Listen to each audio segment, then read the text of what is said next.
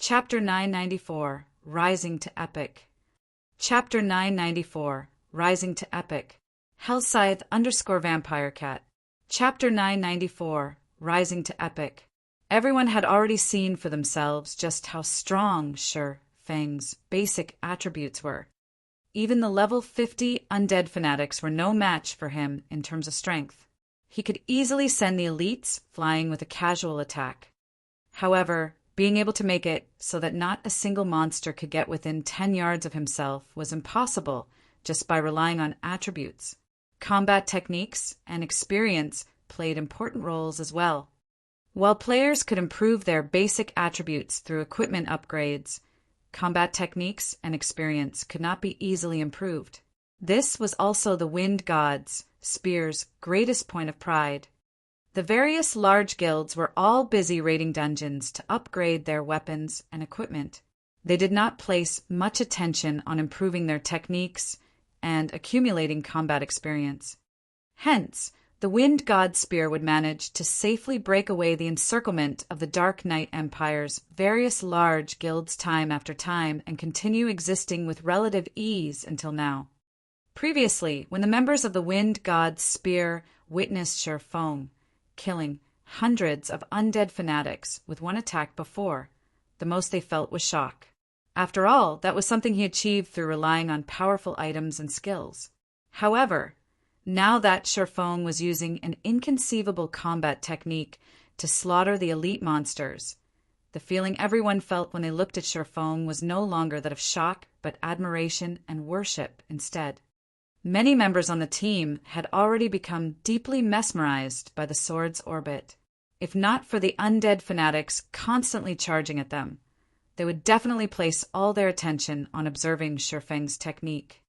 With such a sword technique, I'm afraid that even one sword of the 8 sword heroes can't compare to him. When Fallen Wind looked at Shi Feng, his eyes blazed with the urge to fight. In the entire Dark Knight Empire, the number of experts that received his acknowledgement could be counted with his fingers.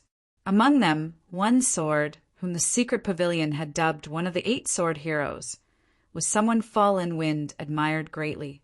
Now, the number of people he admired had increased by one more. If not for the undead fanatics, he really would have wished to fight Shi Feng to his heart's content.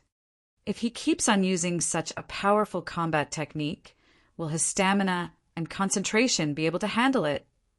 Autumn Goose asked somewhat worriedly as she looked at Shi Feng. She was not an ordinary player. Previously, when she had gone up against the encirclement of the Dark Knight Empire's various large guilds, she had also encountered players wielding special combat techniques. While these special combat techniques were indeed powerful, they also had a fatal flaw. They were extremely taxing to use. Utilizing a special combat technique was akin to sprinting all out. The burden it placed on a person's stamina and concentration was many times greater than jogging.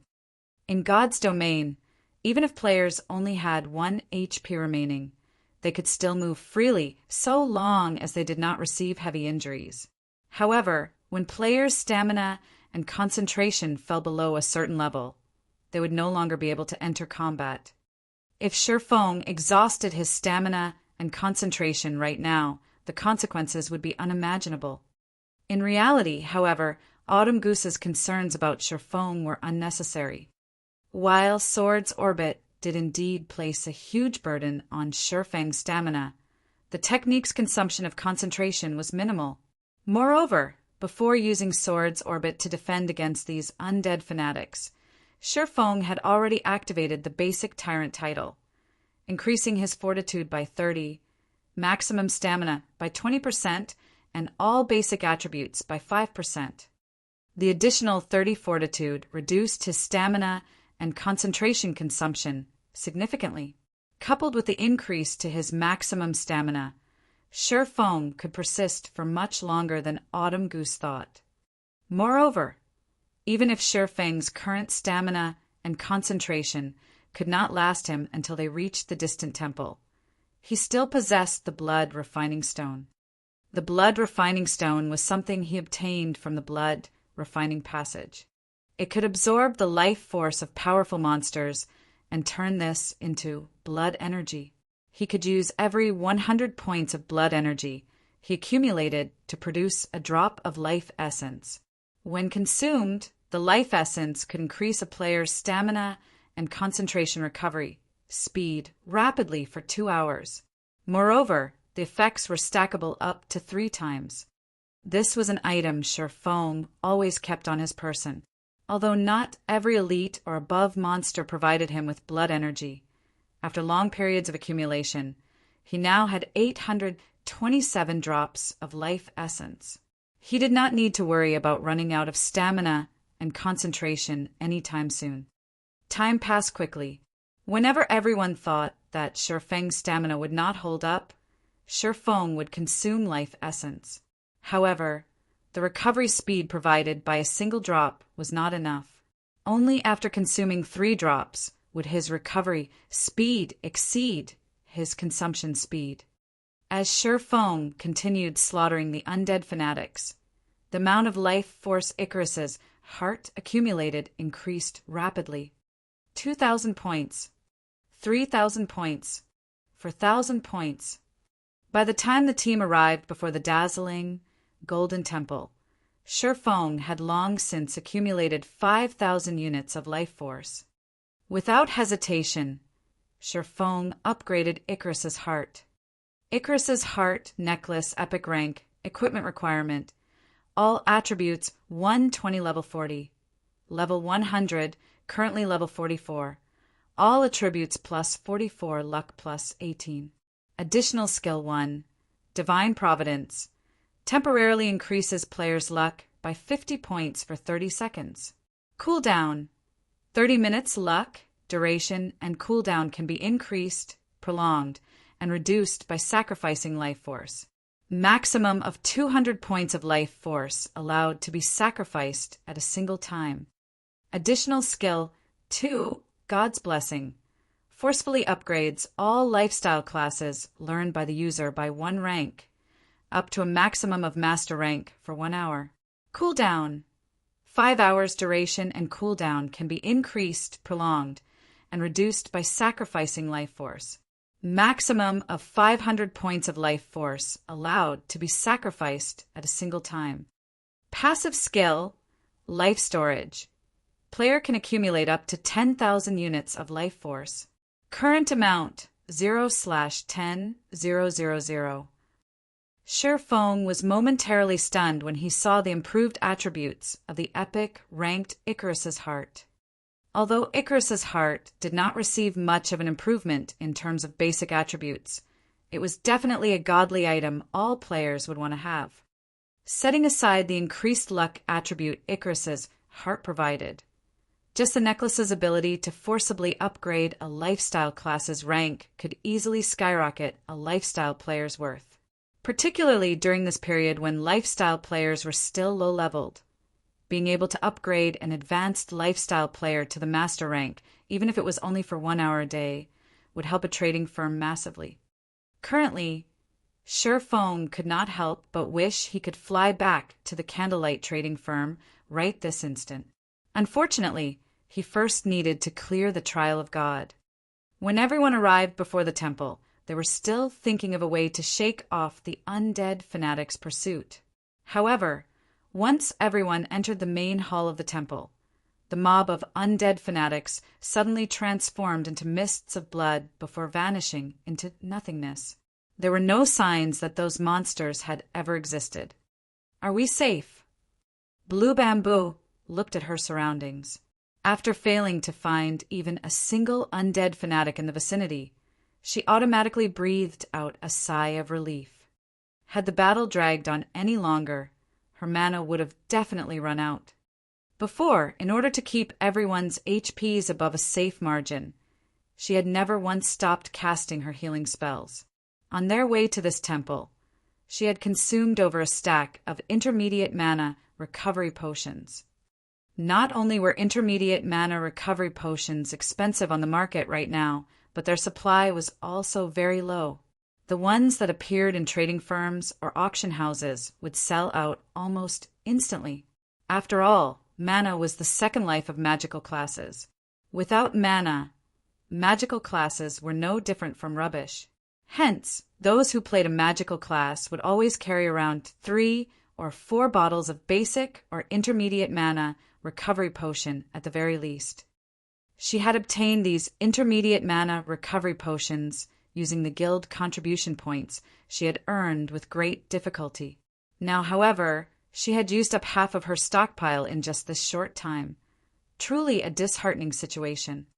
Just when everyone thought that they were finally safe and could obtain the 7-colored treasure chest sitting atop the towering altar located at the very back of the main hall, the steps of the staircase leading up to the altar suddenly released red beams of light, which then formed into 3-meter-tall, fully armored undead guardians. Undead Guardian, Dark Creature, Chieftain, level 50 HP 2, 400, 000/2, 400, 000. Although there were only several hundred undead guardians standing on the staircase, a far cry from the endless flood of undead fanatics from before. Everyone could clearly sense that these undead guardians were many times more powerful than those elite monsters. Currently, 3 undead guardians stood on each step of the staircase, and if the team attempted to lure any one of the chieftains, no doubt the other 2 undead guardians would follow. In other words, the team had to go up against 3 undead guardians simultaneously at the very least. Their team's average level was 10 levels lower than the undead guardians. In addition, each level 50 undead guardian could most likely rival a level 40 High Lord in strength, only their HPs were lower. With so few players on the team, going up against 3 level 40 High Lords at the same time would be extremely difficult. It seems we won't be able to clear this stage without defeating those guardians, Sherfong said. He could not help but wet his lips as he looked at the 7-colored treasure chest sitting atop the staircase. This was not his first time challenging a trial of God. However, having a lucrative reward like the 7-colored treasure chest appearing in the first stage of the trial was definitely a first for him. Chapter 995, Guardian. Chapter 995, Guardian. Hellscythe ____ Fluffy Goblin. Chapter 995, Guardian.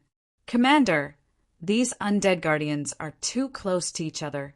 Even if we lure them over, we'll have to fight a minimum of 3 at a time, Deathwind said, frowning.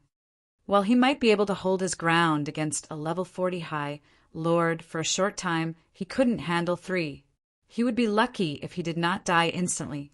Meanwhile, their team only had 2 MTs, himself and the team's leader, Fallen Wind. However, even an expert like Fallen Wind couldn't hold off 2 undead guardians simultaneously. Starfish, can you handle kiting one? Fallen Wind asked as he turned to a lean, muscular ranger. The ranger class possessed high movement speed. In addition, the class had quite a few control skills. Rangers were perfect for kiting monsters. Starfish happened to be one of the top-ranking rangers in Wind God Spear. If Starfish could lure one guardian away from the team, the MTs could handle the rest. If control skills work on these monsters, it should be doable, Starfish said after observing the hall. He had plenty of space to run, so kiting the undead guardian shouldn't be a problem for him. I don't think control skills are effective against them. None of our control skills worked on the undead fanatics. Only the elementalists, ice walls, slowed them down. The stronger undead guardians should have the same settings as the undead fanatics, Autumn Goose said. The other team members agreed with Autumn Goose's deduction. Generally, unless a control skill were very high-tiered, it would have no effect on boss-level monsters. We don't have another choice. Use a Tier 2 summoning scroll, then, Fallen Wind said, gritting his teeth. He had thoroughly prepared to tackle this quest. The Tier 2 summoning scroll was one of his trump cards. Unfortunately, Tier 2 summoning scrolls were rare, and he had only brought 4 with them. Suddenly, Sherfong offered a suggestion. No need. I can handle one of them. However, we will need to prioritize killing mine. Are you sure? That's a level 50 chieftain we're talking about, Fallen Wind questioned. As high as Shi Feng's basic attributes were, they should not be higher than a level 50 chieftains. Moreover, a swordsman was not an MT.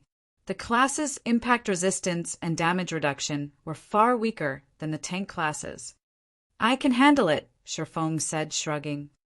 Commander, leave it to Brother Yi Feng. While he might be a swordsman, he is even more capable as a tank than I am, the shield warrior Death Wind piped in. During one of their last meetings, he had watched Shi Feng tank a level 44 Lord ranked Ice Cheetah. A lot of time had passed since that day. Shi Feng's equipment had definitely improved during this period. He should have no problems tanking a level 50 chieftain. All right, I'll have to trouble you with it then, Fallen Wind said. After hearing Death Wind's confidence and witnessing Shi Feng's shocking performance earlier, Fallen Wind could not help but believe in Shi Feng. Once everyone knew their responsibilities, the team began to move. To start things off, the Ranger Starfish stretched his bow into a full moon and fired 3 arrows at the undead guardians patrolling the staircase's first layer. Not only did his arrows hit all 3 undead guardians, but the arrows also struck the 3 chieftains when they were furthest from the second level. As a result, the attacks had not attracted the second level's guardians. The instant the arrows struck the 3 undead guardians, a damage of around minus 500 points appeared above each of their heads. Their defense was frighteningly high. Aside from the high defense, these chieftains were also very fast. When they moved, they were as swift as cheetahs. If not for Fallen Wind using Justice Roar in time, pulling the 3 undead guardians aggro, Starfish would not have been able to escape. As the 3 undead guardians turned towards Fallen Wind, Death Wind used charge from another side. The shield warrior then slammed his sword into the nearest undead guardian. Thor. Pum. Underthor. The sharp sound of clashing metal echoed throughout the hall. The undead guardian had blocked Death Wind's slash with its greatsword, not receiving a single point of damage. On the other hand, the impact forced Death Wind to retreat by 2 steps, and a damage of over minus 5,000 points appeared above his head. The shield warrior instantly lost a quarter of his HP. Everyone watching was appalled. Among the MTs in Wind God's Spear, Death Wind's equipment was only second to Fallen Wind's. He was also a level 40 MT. Yet not only had the undead guardian discovered his sneak attack, but it also had more strength than any of them had expected. Its strength rivals a level 40 strength-based High Lord, and its reaction speed is incredibly high. Melee players, approach it with care. Don't try to fight it head-on. Fallen Wind hurriedly shouted. Understood! The melee players promptly answered, tensing. A level 40 strength-based High Lord could kill any class except for plate armor classes instantly, not to mention a strength-based High Lord with such quick reactions. In their opinion, Death Wind had timed his attack perfectly, yet the Guardian had still blocked his blade. If they crossed weapons with the chieftain, they would lose far more than 5,000 HP. Just before the other 2 undead Guardians reached Fallen Wind, a streak of red light struck one of the chieftain's sides. Minus 3,246. The terrifying critical damage rendered everyone speechless. Starfish's attacks had only dealt around minus 500 damage, yet this attack had inflicted over minus 40,000. Moreover, the impact had sent the undead guardian flying, its body slamming into the ground. Instinctively, everyone turned toward Shi Feng, the source of the attack, mixed feelings filling their hearts as they looked at the swordsman. Underthor. Its magic resistance, sure, is high. Shi Feng frowned at the undead guardian that he had hit. Others might not realize it, but the skill he had used was Flame God's Fury, a sure-kill skill. In addition, his sacred sword doubled his damage against dark creatures, yet his attack, even after achieving a critical hit, had only inflicted over minus 40,000 damage. One could just imagine how high the undead guardian's defense and magic resistance were. Sure Fang's terrifying damage instantly drew the undead guardian's aggro. Raising its great sword, the chieftain leaped into the air and landed before Sure Fang. Suddenly, crimson flames burst from the undead guardian's originally silver greatsword as it swung the weapon at Sure Fang in a horizontal arc. Tier 1 skill, Flaming Cross Slash. Crap, this monster actually knows a sure kill skill. Seeing the towering pillar of fire, the other players realized that this was many times stronger than the Berserker's Flame Slash. They could see how much range the attack had from the height of the flames. This attack was impossible to dodge. Coupling this skill with the undead guardian's horrific strength, even an MT like Fallen Wind would be hard-pressed to survive the attack. You want to compare brute force? Sure Fang chuckled. He then activated Flame Burst. Suddenly, the sacred sword in Sure Fang's hand released a blinding light. As if he wielded a miniature sun, he swung Killing Ray at the incoming pillar of fire violently. Chapter 996, New Guild. Chapter 996, New Guild. Hellscythe _ Fluffy Goblin. Chapter 996, New Guild. Dodge. Fallen Wind shouted when he saw the undead guardian's pillar of fire. The guardian's attributes were no laughing matter. Now that it used Flaming Cross Slash, it had an attack range of at least 30 to 40 yards. With such an attack range, the guardian's attacks could reach over half of the team's members. Even after casting Protection Blessing on himself, Fallen Wind doubted he could survive this attack. Even if he did, he would be very close to death. As for his team members, if they didn't have skills that granted invulnerability or damage immunity, they would not be able to survive the attack at all. We're doomed. Everyone felt the threat of death loom over them. Although they tried to dodge the undead guardian's Flaming Cross Slash, the chieftain's attack speed was simply too high.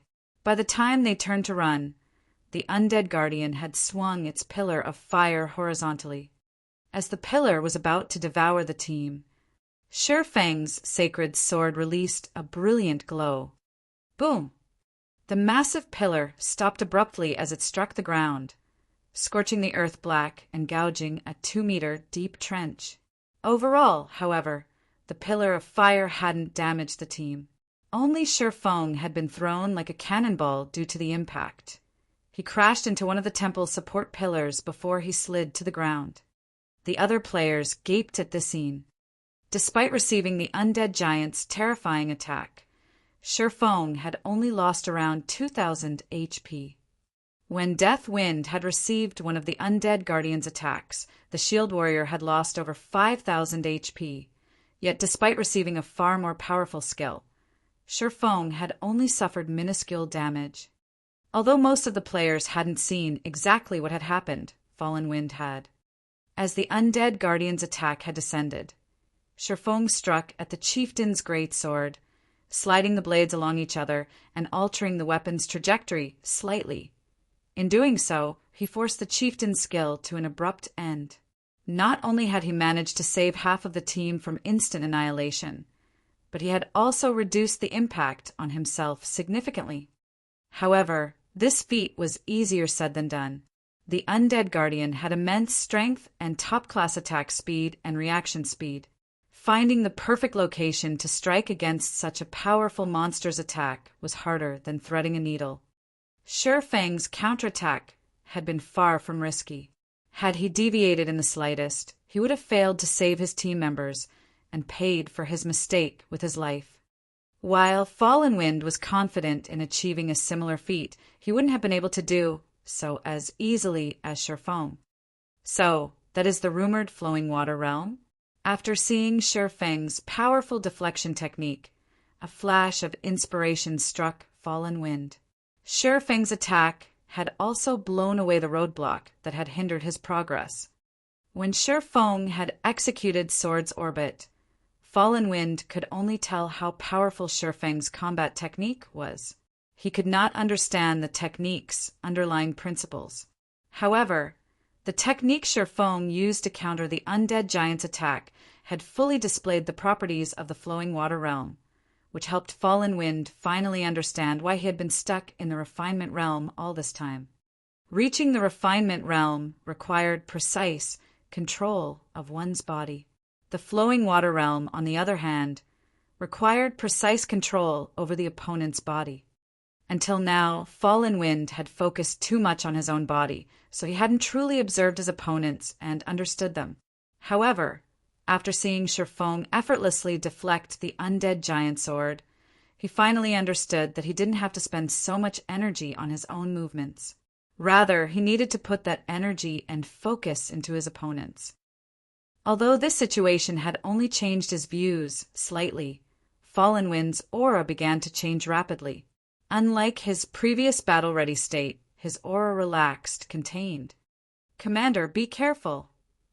Autumn Goose shouted a warning as she noticed Fallen Wind slipping into a daze. There was still an undead guardian looming before Fallen Wind. If the Guardian Knight did not deal with the chieftain properly, it was very likely to kill him.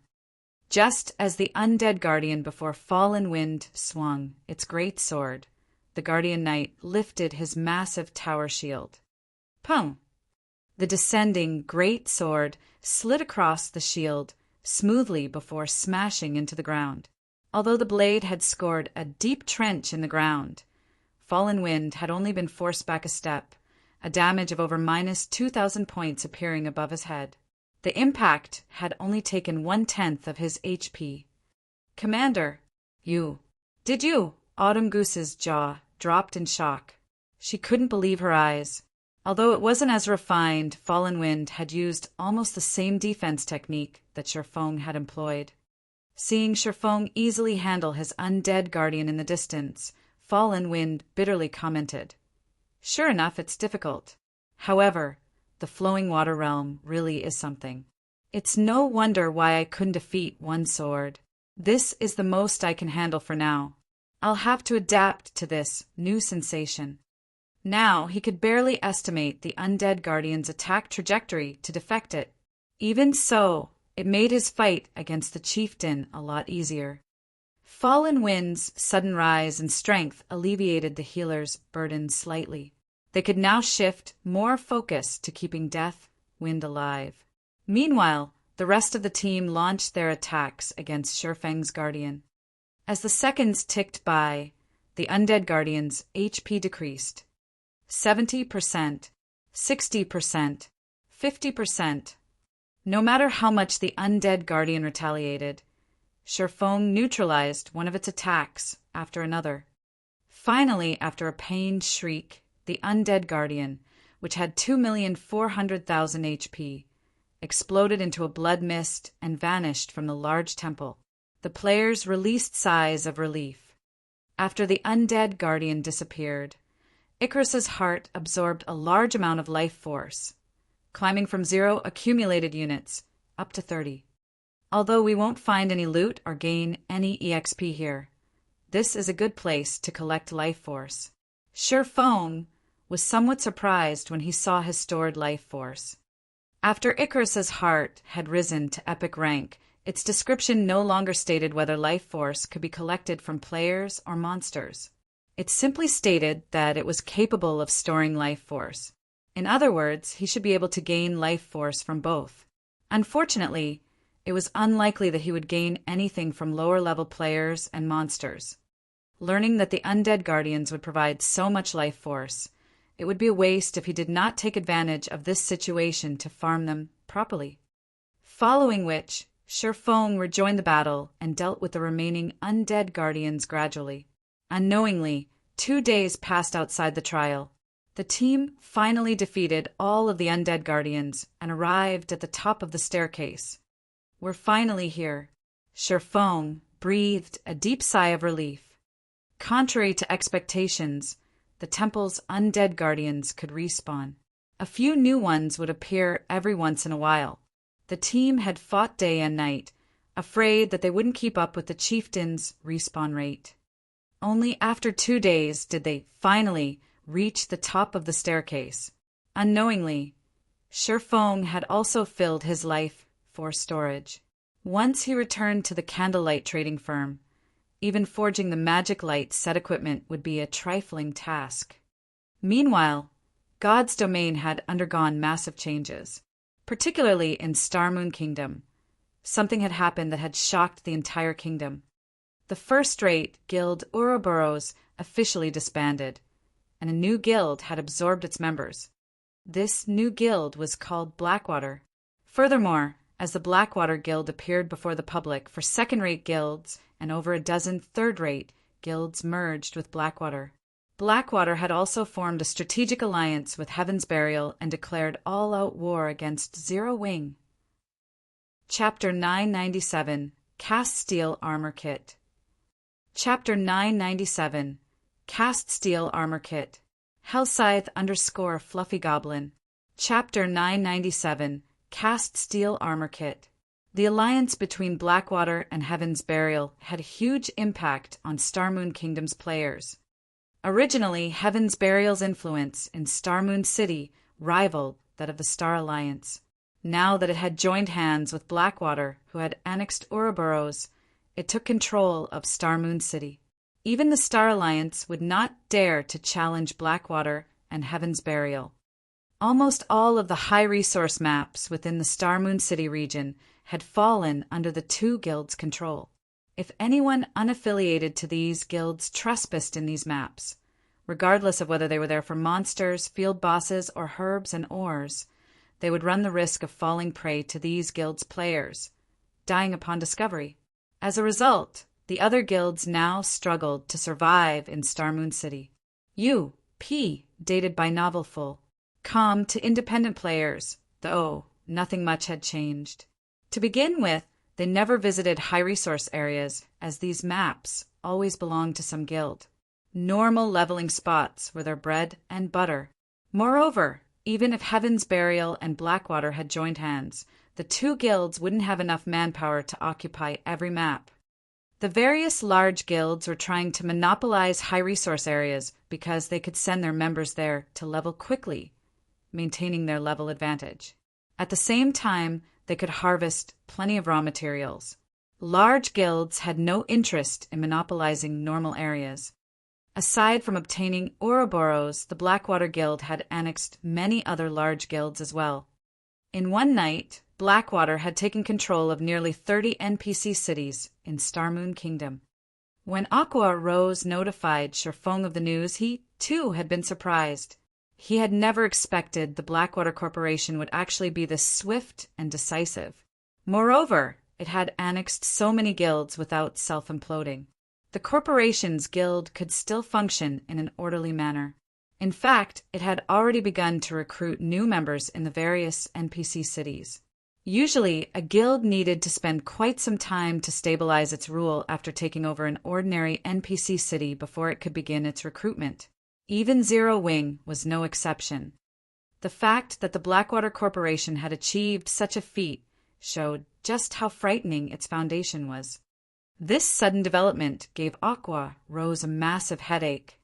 Just when Zero Wing had earned its title as Star Moon Kingdom's #1 guild and was about to expand, in came a giant like the Blackwater Corporation. Blackwater even publicly declared war on Zero Wing, stating that it would not rest until only one of their guilds remained. Sadly, this was only the beginning. Their guild members were dying like flies in the fields. As Blackwater grew stronger, field battles between Zero Wing and Blackwater's members occurred more frequently. This would definitely affect their guild members' leveling speed. However, Blackwater's actions had not particularly surprised Feng.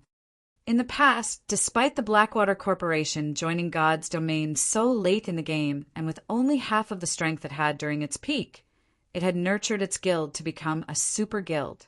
The main reason for its success was its powerful foundation. It also had an advantage that other corporations lacked. Now that the Blackwater Corporation had joined God's domain at its peak, this performance was no surprise. While Feng rested at the top of the staircase, Aqua Rose contacted him again. Guild leader, a short while ago, Blackwater's Blackwater trading firm and Heaven's Burial's Heavenly trading firm have begun to drop their prices. They have also introduced two new, highly competitive products. One is the cast steel armor kit, and the other is the mana mixture. Although they aren't selling these items in high quantities at the moment, many of Candlelight's customers have begun to turn to the two trading firms for products. Aqua Rose reported worriedly. Should we lower our prices as well? After all, we have more advanced lifestyle players than these two firms combined. Our production cost is slightly lower than theirs. Within these 2 short days, the Blackwater Corporation had rendered Aqua Rose speechless. Every move the corporation made disregarded cost. Blackwater was simply using overwhelming force to deal with Zero Wing. Now, it had begun to move on the Candlelight trading firm. If Zero Wing lost this revenue source, it would only be a matter of time before it fell to the Blackwater Corporation. Now that she was in this predicament, Aqua Rose had to admit that, while guilds with starting capital were amazing, guilds with both strength and capital were incredible. Blackwater even produced its own armor kit and potion.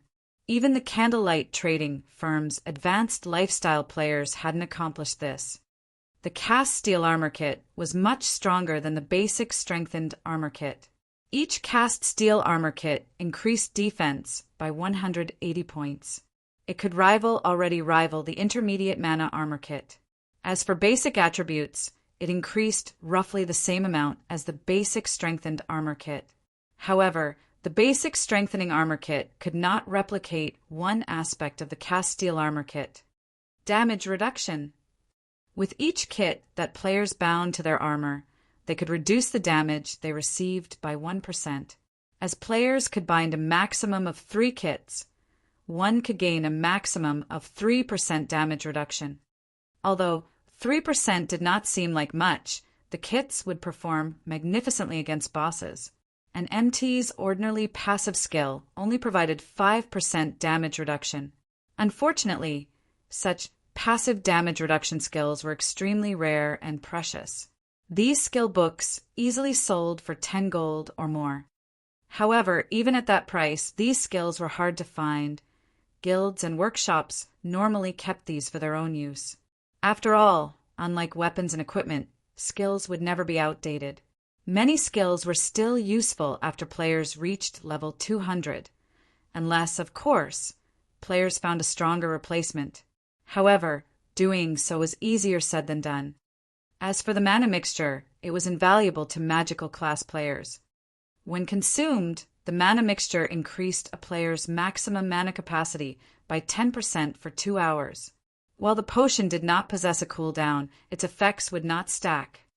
Mana was magical class's second life source. The importance of being able to raise one's mana capacity by 10% went without saying. Healers, in particular, would increase their healing abilities by 10% with a 10% mana boost. They could last longer in dungeons. With the revelation of these 2 products, Candlelight instantly lost nearly half of its customers. The Candlelight trading firm wasn't worried about a price war. The 2 exclusive products, however, posed a huge threat. In addition, with the Blackwater trading firm and the Heavenly trading firm working with each other, their shops covered far more ground than Candlelight. With this, the increase in their market share would be even more frightening. Do you know their prices? Sherfoam asked casually. These 2 items had also appeared in God's domain in the past. However, they hadn't appeared this soon. Heaven's Burial had relied on these items as trump cards to take control of Starmoon Kingdom. In this life, Sherfoam hadn't expected Heaven's Burial create these items so soon. Currently, they're selling each cast steel armor kit at 1 gold, 50 silver, while 1 bottle of mana mixture costs 12 silver. Moreover, as they created these items personally, they can produce as many designs and recipes as they want. As more people learn these designs and recipes, their production volume will increase, Aqua Rose said. They're selling them so cheaply? Sher Feng's curiosity grew. He clearly remembered that these 2 items had sold for a considerably high price in the past. Heaven's Burial hadn't been so consumer-friendly. Chapter 998, Confidence. Chapter 998, Confidence. Hellscythe _ Fluffy Goblin. Chapter 998, Confidence. Cheap. A hint of doubt flashed in Aqua Rose's eyes. Although players could earn more money now, their daily expenditures were increasing just as fast as was their reliance on various tools when grinding monsters. After all, nobody wanted to die, wasting several days of effort in the fields. Ordinary players would have to save for quite some time before they could afford a bottle of mana mixture. The cast steel armor kits, which cost 1 gold and 50 silver, were simply a luxury item. Only fairly powerful teams, independent experts, or those who bought coins with credits could afford the kit. What is their sales volume? Feng simply chuckled at Aqua Rose's confusion, not bothering to explain. Both the mana mixture and the cast steel armor kits were considerably good items at this stage of the game. They were also player creations, so they could be mass-produced. However, how could such valuable items not have drawbacks? If one pointed out these items' greatest drawback, it would have to be the items' required crafting materials. There were also the low production success rates to consider. In the past, although Heaven's Burial had opened the market using the cast steel armor kits and mana mixtures, due to the items' low production volume, the guild hadn't been able to dominate Starmoon Kingdom's market completely. Based on Feng's understanding, both items required rare materials. With the few materials available in Starmoon Kingdom, it was impossible to produce large quantities of these items. In addition, based on the rumors of the past, it seemed that even advanced forgers only had a 20% success rate with the cast steel armor kit. The mana mixtures production success rate was roughly the same. To outsiders, a 20% success rate might seem high, but the lifestyle players involved in producing the items knew how low the success rate really was. With a 20% success rate, they would only have a chance of succeeding once out of 10 tries. Most of the time, they failed to produce anything at all. With lifestyle players' current standards, Blackwater and Heaven's Burial wouldn't even come close to covering the production costs if they sold the cast steel armor kits and mana mixtures at such a low price. In fact, for every item they sold, the firms took a major loss. I've already sent people to investigate. Currently, they're selling roughly 10 cast steel armor kits in minor cities, while there are roughly 30 to 40 kits available in each major city. It's the same case for the mana mixture. Aqua Rose gave Feng a rundown of the situation after glancing through the investigation reports she had received. Based on these numbers, it was obvious that these two items were not easy to produce. Either that or the guilds had very few people who could produce them. Since they want a price war, we'll play along. Reduce the price on everything except for the lightstones. Lower our prices to match theirs. Feng chuckled. Although the Candlelight trading firm had earned plenty from the basic strengthened armor kits and mana armor kits, the lightstones, which were essential items that could be produced in large quantities, were the main reason for Candlelight's position as Starmoon Kingdom's #1 trading firm. The total profits from their other items was just slightly more than what the firm earned from the lightstones. Meanwhile, the designs for lightstones mainly dropped around the level 50 large-scale team dungeon, the Towers of Death. Current guild players had not reached that area yet, so no one else had gotten their hands on the lightstone forging designs. Due to its affordability, the lightstones had a competitive edge. Unless the two trading firms got their hands on a lightstone forging design or an exclusive product that they could mass produce, Candlelight's position would be hard to shake. Furthermore, the Candlelight trading firm was no longer Zero Wing's main revenue source. Now, the guild relied on the teleportations houses leading to the Twin Towers Kingdom. Due to the monster repellent scroll, monsters tried to invade Raven's town more frequently, now invading the town once per day. In 2 short days, Zero Wing had earned a total of 12,000 magic crystals. With the teleportation houses, These magic crystals easily transformed into a mountain of shiny gold coins. Even after deducting the cost of the magic crystals, they earned close to 6,000 gold every day. The candlelight trading firm's current income was nowhere near to catching up with the teleportation houses. I understand. Also, guild leader, when will you be returning? I've already found several companies who wish to meet with you to discuss our cooperation. After all, you are asking for a large investment. They could easily establish their own guilds or invest into multiple large guilds with that kind of money. They're also not very optimistic about Star Moon Kingdom's current state of affairs. Now that Stone Forest Town's protection period has ended, other guilds could attack and capture it at any time. They have expressed their concerns, and they hope that you can provide some assurance. At the moment, they are only willing to consider your offer until they have a clearer view of the situation. When the Sun and Moon Group had taken the lead, many major companies were desperate to cooperate with Zero Wing, even after hearing Shifeng's conditions. However, due to the Blackwater Corporation's sudden appearance and Stone Forest Town's protection period ending, these companies had become cowardly. At this point, she could only name a few companies that were willing to work with Zero Wing. Moreover, this was only due to the revelation that the Sun and Moon Group had joined hands with the guild, insinuating that there were profits to be gained. Otherwise, these companies would have long since ghosted them. They want assurance. Shifeng smiled disdainfully. Sternly, he commanded, "Tell them this. If you want me to reassure you, sure, but you must sign the cooperation agreement first. Otherwise, don't bother." The Star Moon Kingdom City building order was a core secret. Aside from himself, only Aqua Rose knew of its existence. If this information got out to the public, the consequences would be unimaginable.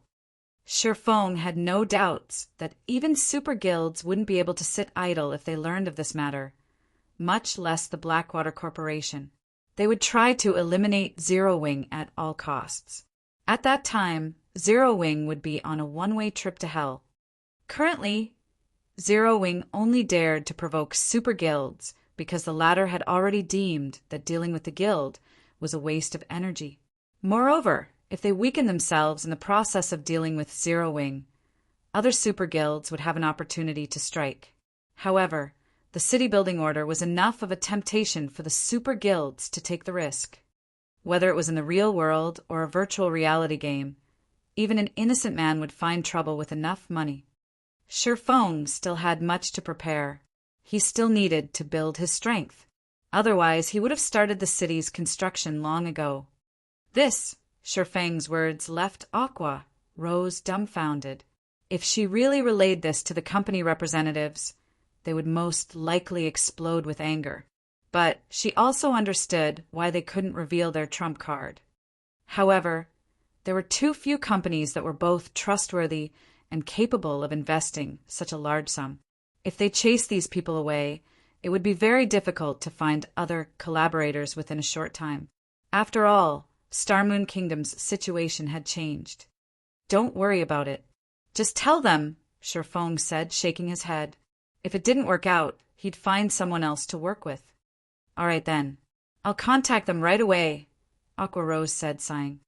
She had to admit that Blackwater's timing was truly horrendous. Had the corporation established its guild a few days later, Zero Wing would be in this predicament. Following which, Aqua Rose contacted the representatives of the several major companies. Inside a certain high-class restaurant's VIP room, "Miss Aqua, our companies understand your current predicament. Hence, we have thought of another method. If Zero Wing is willing to hand over 60% of its shares to our management, our companies will invest 2 billion credits. What do you think?" A tall, thin man proposed. The upper echelons of the other companies nodded their agreement. With the Blackwater Corporation's sudden appearance, Zero Wing wasn't as attractive as it had been. Regardless, it was Star Moon Kingdom's #1 guild, so it still had some value. Aqua Rose was stunned. She had not expected these companies to change their minds so quickly and try to strike at Zero Wing while the iron was hot. 2 billion credits was a lot of money. It was enough to purchase prime corporate real estate in a major city center in the real world. One could even establish a large guild with plenty to spare. However, Zero Wing was no ordinary large guild. It was a large guild capable of challenging super guilds. Currently, its foundations and number of lands were only slightly inferior to first-rate guilds. It was also the ruler of White River City, Starmoon Kingdom's most populated city, and controlled the strategic stone forest town. Zero Wing was worth far more than 2 billion credits. Including its potential, even an offer of 20 billion was an insult. I think you have misunderstood something. Zero Wing is not selling any of its shares. Here is our previous proposal. If you are not willing to sign it, Zero Wing won't force you. If that is all, I'll be taking my leave, Aqua Rose said, smiling. After placing the agreement on the table, she turned and left the VIP room without hesitation. Aqua Rose's extraordinarily calm performance stupefied these company representatives. The Blackwater Corporation had already allied with Heaven's Burial to deal with Zero Wing. Just where did Zero Wing find the confidence to speak to them like this? Aqua Rose's behavior is out of line. She dares to treat us like this. Has she forgotten that she approached us, not the other way around? Now, she isn't even willing to offer any guarantees. Does she think Zero Wing is a super guild? I want to see just how long Zero Wing will last. Once Zero Wing's funds run out, it will come running back to us. That's right. We're not in a rush. I refuse to believe that anyone other than fools or spendthrifts would be willing to work with Zero Wing. When the time comes, we only need to spend a little money to take over Zero Wing. The several representatives sneered. In their opinions, Zero Wing only behaved as such because of its pride. Once the Blackwater Corporation gave Zero Wing a beating, the guild would crawl back to them, begging for help. Chapter 999 Divine Treasure Chest. Chapter 999 Divine Treasure Chest. Hellscythe _ Fluffy Goblin. Chapter 999 Divine Treasure Chest. Starmoon City. After dismissing Ouroboros, Blackwater took over the guild residence. Compared to Ouroboros' residence, Blackwater's was far more lively. Among the players moving about the residence, quite a few were only between level 10 and level 20. However, not a single person looked down on these low-level players. These players' auras were different from ordinary players. They all felt hostile. Their bodies were also tall and robust.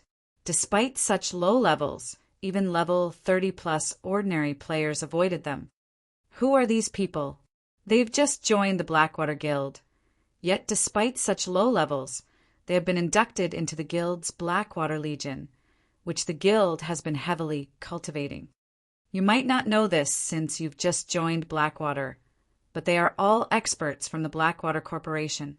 Although their levels are low, their combat standards are very high. A few elite members even challenge them to a level-adjusted match. In the end, these people defeated the elites in 2 or 3 moves. A few of them are even stronger than Ouroboros' original experts. What? They're actually stronger than Ouroboros' experts. Of course. In Ouroboros, I was also an elite member. To convince us that joining the Blackwater Guild was the right decision, the Blackwater Corporation had allowed Ouroboros' experts, who were displeased by the change, to challenge its experts. In the end, Blackwater's experts won every match. Afterward, Ouroboros' experts were demoted from core members to elite guild members. Elite members, like myself, were demoted to normal members. If we want a promotion, we have to take Blackwater's new test. And here I thought that the Blackwater Guild lacked experts after forcefully taking over Ouroboros. I never thought that it would have so many experts so soon. Once these experts catch up in levels, won't the Blackwater Guild easily become the #1 guild in Starmoon Kingdom? I know, right? Initially, I had been rather worried about the sudden change. Now, however, it seems that remaining in the guild was the right decision. Blackwater has more potential than Ouroboros ever did. Even the Star Alliance's members avoid us in the fields. Many Blackwater members discussed their guild situation as they relaxed in the residence. They were quite confident about Blackwater's future. Blackwater's residence, guild leader's office. Entering the guild leader's office, the bald, middle-aged man greeted Abandoned Wave respectfully before reporting. Guild leader, there's movement in Zero Wing. Aside from the Lightstones, they've lowered their prices to match ours. Moreover, not long ago, I've received news that discussions between Zero Wing's vice guild leader, Aquarose, and several major companies have failed. With this, Zero Wing won't receive any major funding. Only the Sun and Moon Group remains a problem. There is nothing to worry about with the Sun and Moon Group. They have their hands full with Twilight Echo. Furthermore, now that more players are reaching level 40, guilds are in urgent need of funds to supply their members with mounts. Sun and Moon doesn't have much to spare for Zero Wing. What we need to focus on now is exhausting Zero Wing's funds and forcing the guild to take the first swing. After that, we will deal Zero Wing a fatal blow, Abandoned Wave laughed. He then asked, "How is the material delivery going?" The Dragon Phoenix Pavilion has already sent the materials. They will last us a relatively long time. In addition, the pavilion sent an additional 20 advanced lifestyle players, stating that these people can help us mass-produce the cast steel armor kits and mana mixtures. Should I reject their offer? The bald man asked. No need. Isn't it just a few designs and recipes? They can have them. It won't affect our operations in any way. In fact, I have been trying to figure out how to obtain more advanced lifestyle players. Blood Dragon is simply helping the Blackwater trading firm. With this, it will be much easier for the Blackwater trading firm to corner more of Star Moon Kingdom's market. Abandoned Wave shook his head and laughed coldly. However, we can't let the pavilion learn those designs and recipes for nothing. Have the pavilion sign an agreement. After learning the designs and recipes, they have to remove Zero Wing's branch guild from Lake Heart City immediately. I don't want Zero Wing to have any chance of making a comeback. Understood. I'll get it done right away. The bald man bowed before leaving. Inside the Trial of God's Temple, Sherfong and the players from Wind God's Spear were trying to think of a way to deal with the undead commander that had suddenly appeared before the 7-colored treasure chest. The undead commander wore exquisite golden armor. 2 long swords radiating cold area hung from the commander's waist. Despite standing quite a distance away from the undead commander, the team members could feel the chill from the 2 swords. As long as the team came within 100 yards of the undead commander, they immediately gained the debuff Chilling Field, which reduced their movement speeds by 50% and their attributes by 20%. In addition, their stamina consumption and the frost damage they received doubled. Undead Commander, Dark Creature, Great Lord, level 50 HP 27, 000 000/27 000. For a level 50 Great Lord, the Undead Commander's HP was relatively low. However, the Great Lord's Chilling Field gave everyone a headache. Their levels were already lower than the Undead Commander's, but now that their basic attributes had decreased by 20%, they were even less of a match for the Great Lord. They also had to deal with double the frost damage. Even a level 40 MT, like Fallen Wind, couldn't tank the Great Lord. If nobody could tank the Undead Commander, they would have no way of clearing this trial. Sure enough, a 7-colored treasure chest isn't easy to obtain. Sherfong smiled bitterly as he observed the Undead Commander. In the Trial of God, every stage would provide rewards. This reward came in the form of treasure chests. However, depending on the trial's rank, the treasure chests would differ. Generally, the best that would appear in a 4-colored trial was a 5-colored treasure chest. The best in a 6-colored trial would be a 7-colored chest. Based on rumors Sherfong had heard a 7-colored trial's top reward was a yin-yang treasure chest, also known as the Divine Treasure Chest. According to the official forums, the Divine Treasure Chest was even superior to a legendary treasure chest. Unfortunately, no one had ever managed to open a Divine Treasure Chest, even after a decade in God's domain. The 7-colored treasure chest before him was definitely the highest-ranking treasure chest Sher Fong had ever encountered. "Commander, should we use a Tier 2 summoning scroll and give it a try?" Autumn Goose suggested as she watched the 3-meter-tall Great Lord. No matter how she thought about it, they could not handle the undead commander without a Tier 2 summoned creature. With their current level, the Tier 2 creature they summoned would also be level 50. In other words, they would have a level 50 Lord tank. Although she did not think that a Lord could survive against the undead commander for long, they had 4 Tier 2 summoning scrolls. Fortunately, if they died here, they wouldn't lose an entire level like they would in the outside world. Like dungeons, they would only lose 10% experience if they died in the trial of God. They could afford to try. "I guess that's our only choice. I'll use the summoned creature to test the undead commander's strength first. If it seems doable, we'll start the raid immediately," Fallen Wind said after giving it some thought. Otherwise, they would have to give up on the trial and pray for a lenient punishment. Chapter 1000 Near Invincible Skill. Chapter 1000 Near Invincible Skill. Hellscythe_Fluffy Goblin. Chapter 1000 Near Invincible Skill. "May I know what brother Yi Feng thinks of this plan?" Fallen Wind turned to ask Sher Fong, who quietly observed the undead commander. Although they hadn't spent much time together, the strength and leadership abilities Sher Fong had displayed during the past 2 days had earned him Fallen Wind's respect. If not for Sher Fong, they wouldn't have reached this point. They might have been forced to use up their summoning scrolls against the undead fanatics. Hearing Fallen Wind's query, Wind God Spear's members stared in shock, looking like they had seen a ghost. What? The commander actually knows how to ask others for their opinion.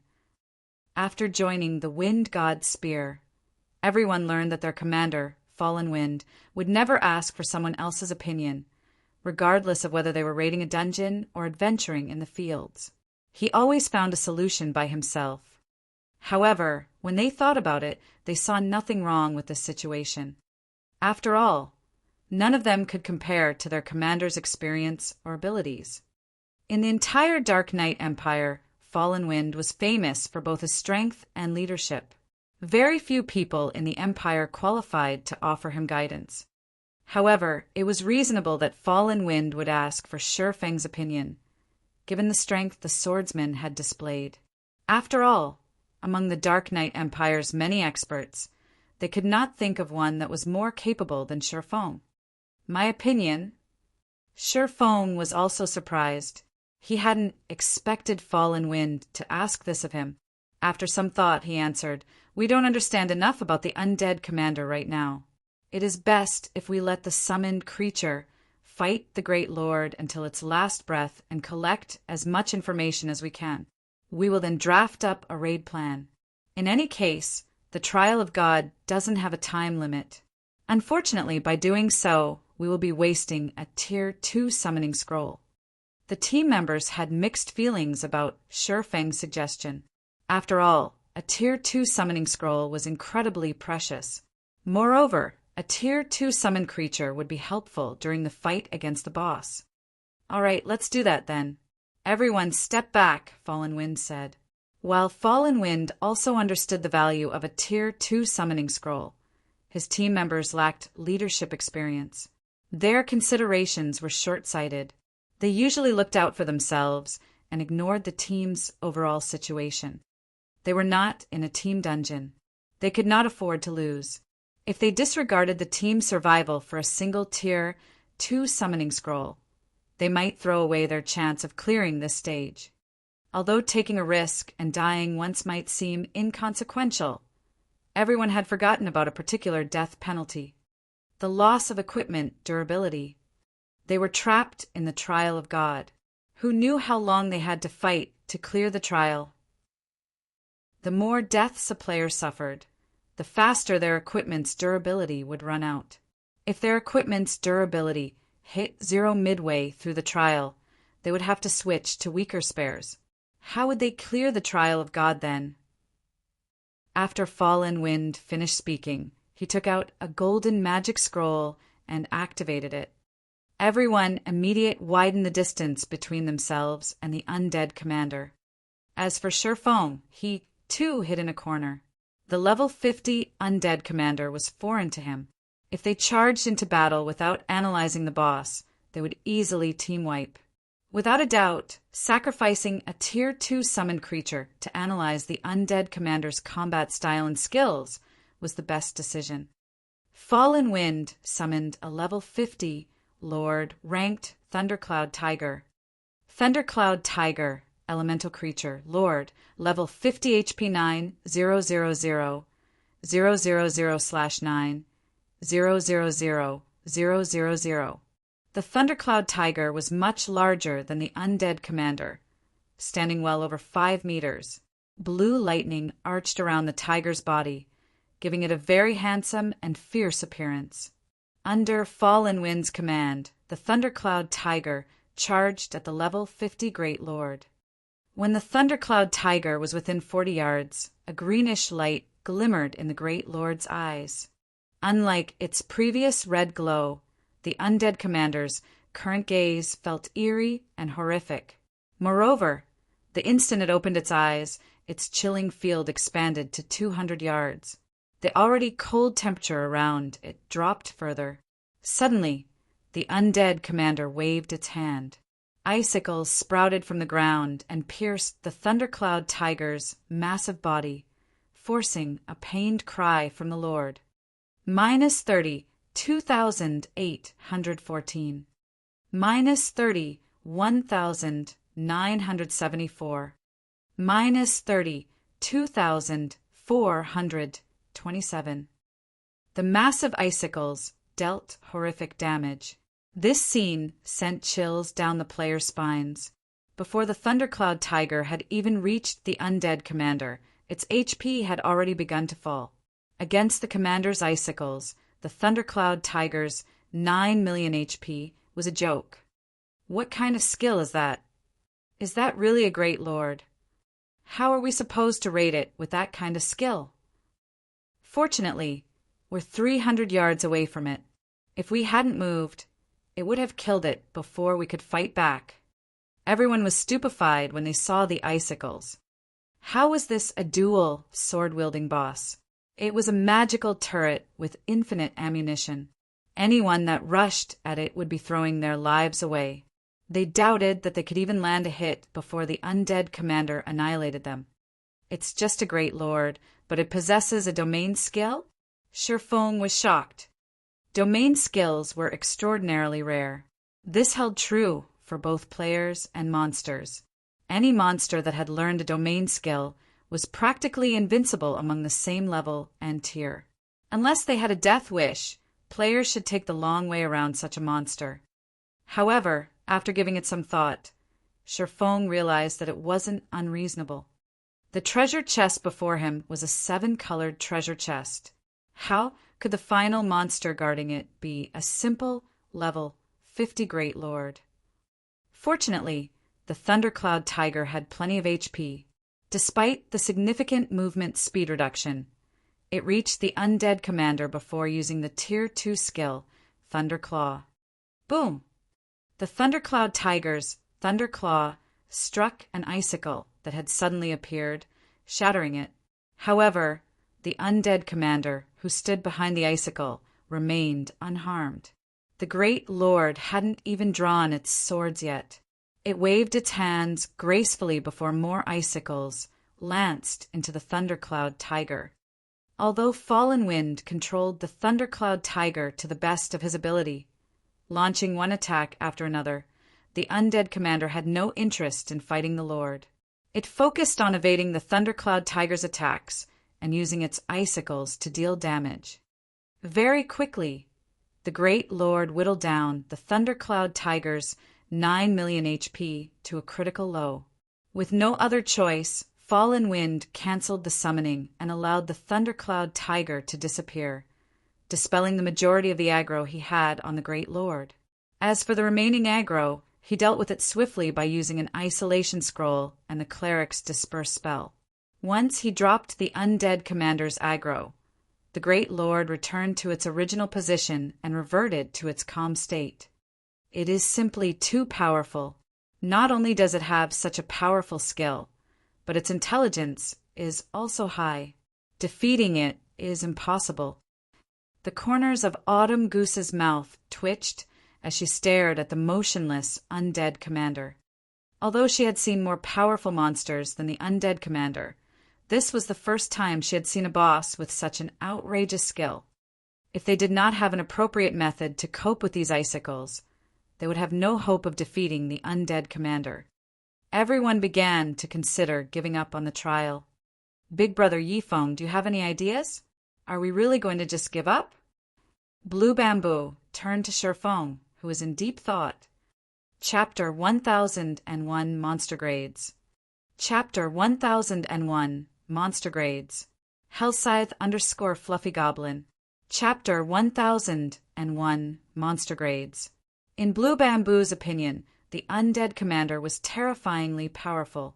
However, for reasons unknown, she felt an indescribable sense of security whenever she stood beside Shifeng.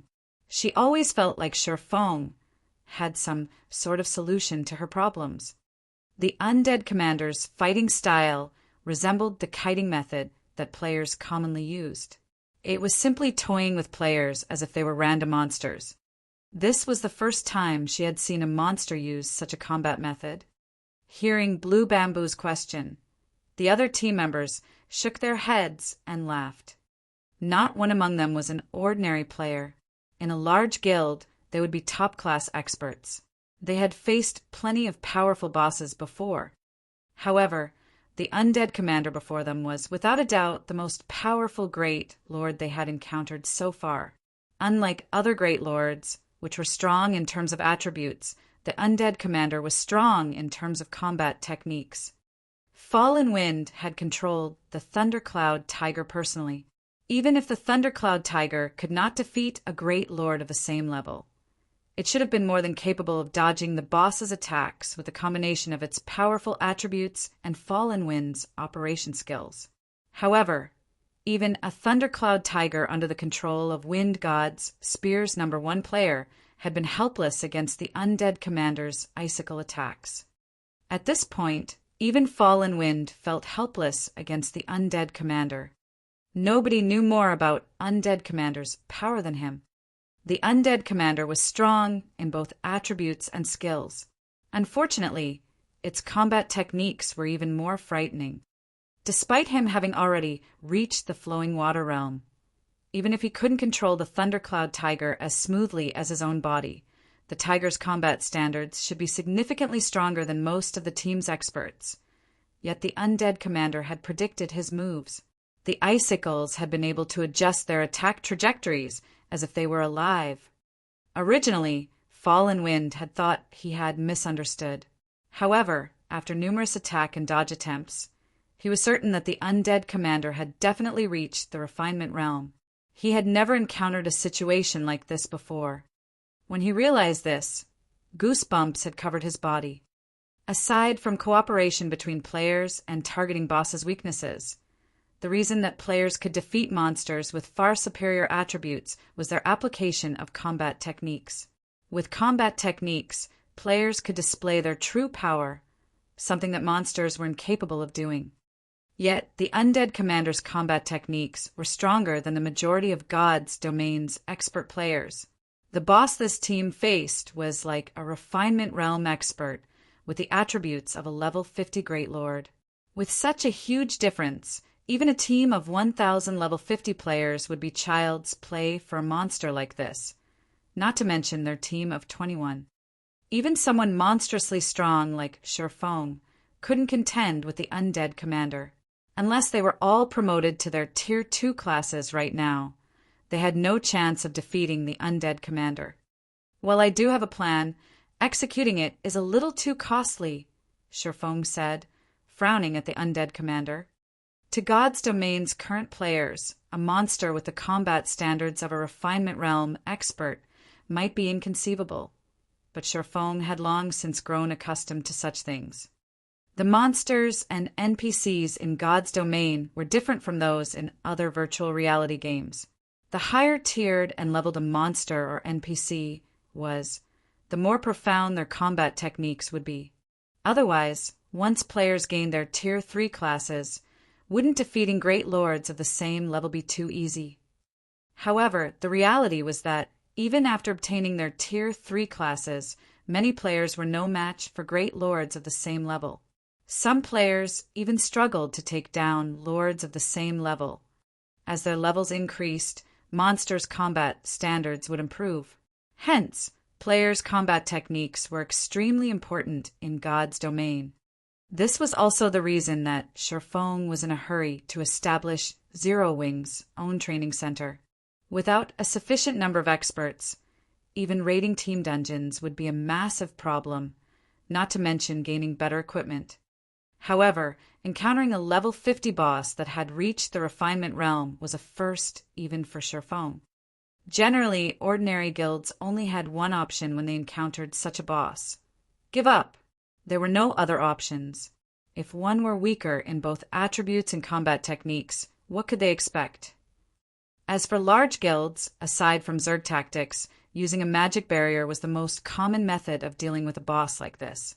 After suppressing the boss with a magic barrier, guilds would bombard the boss with all sorts of precious tools. Brother Yifeng, do you have a plan?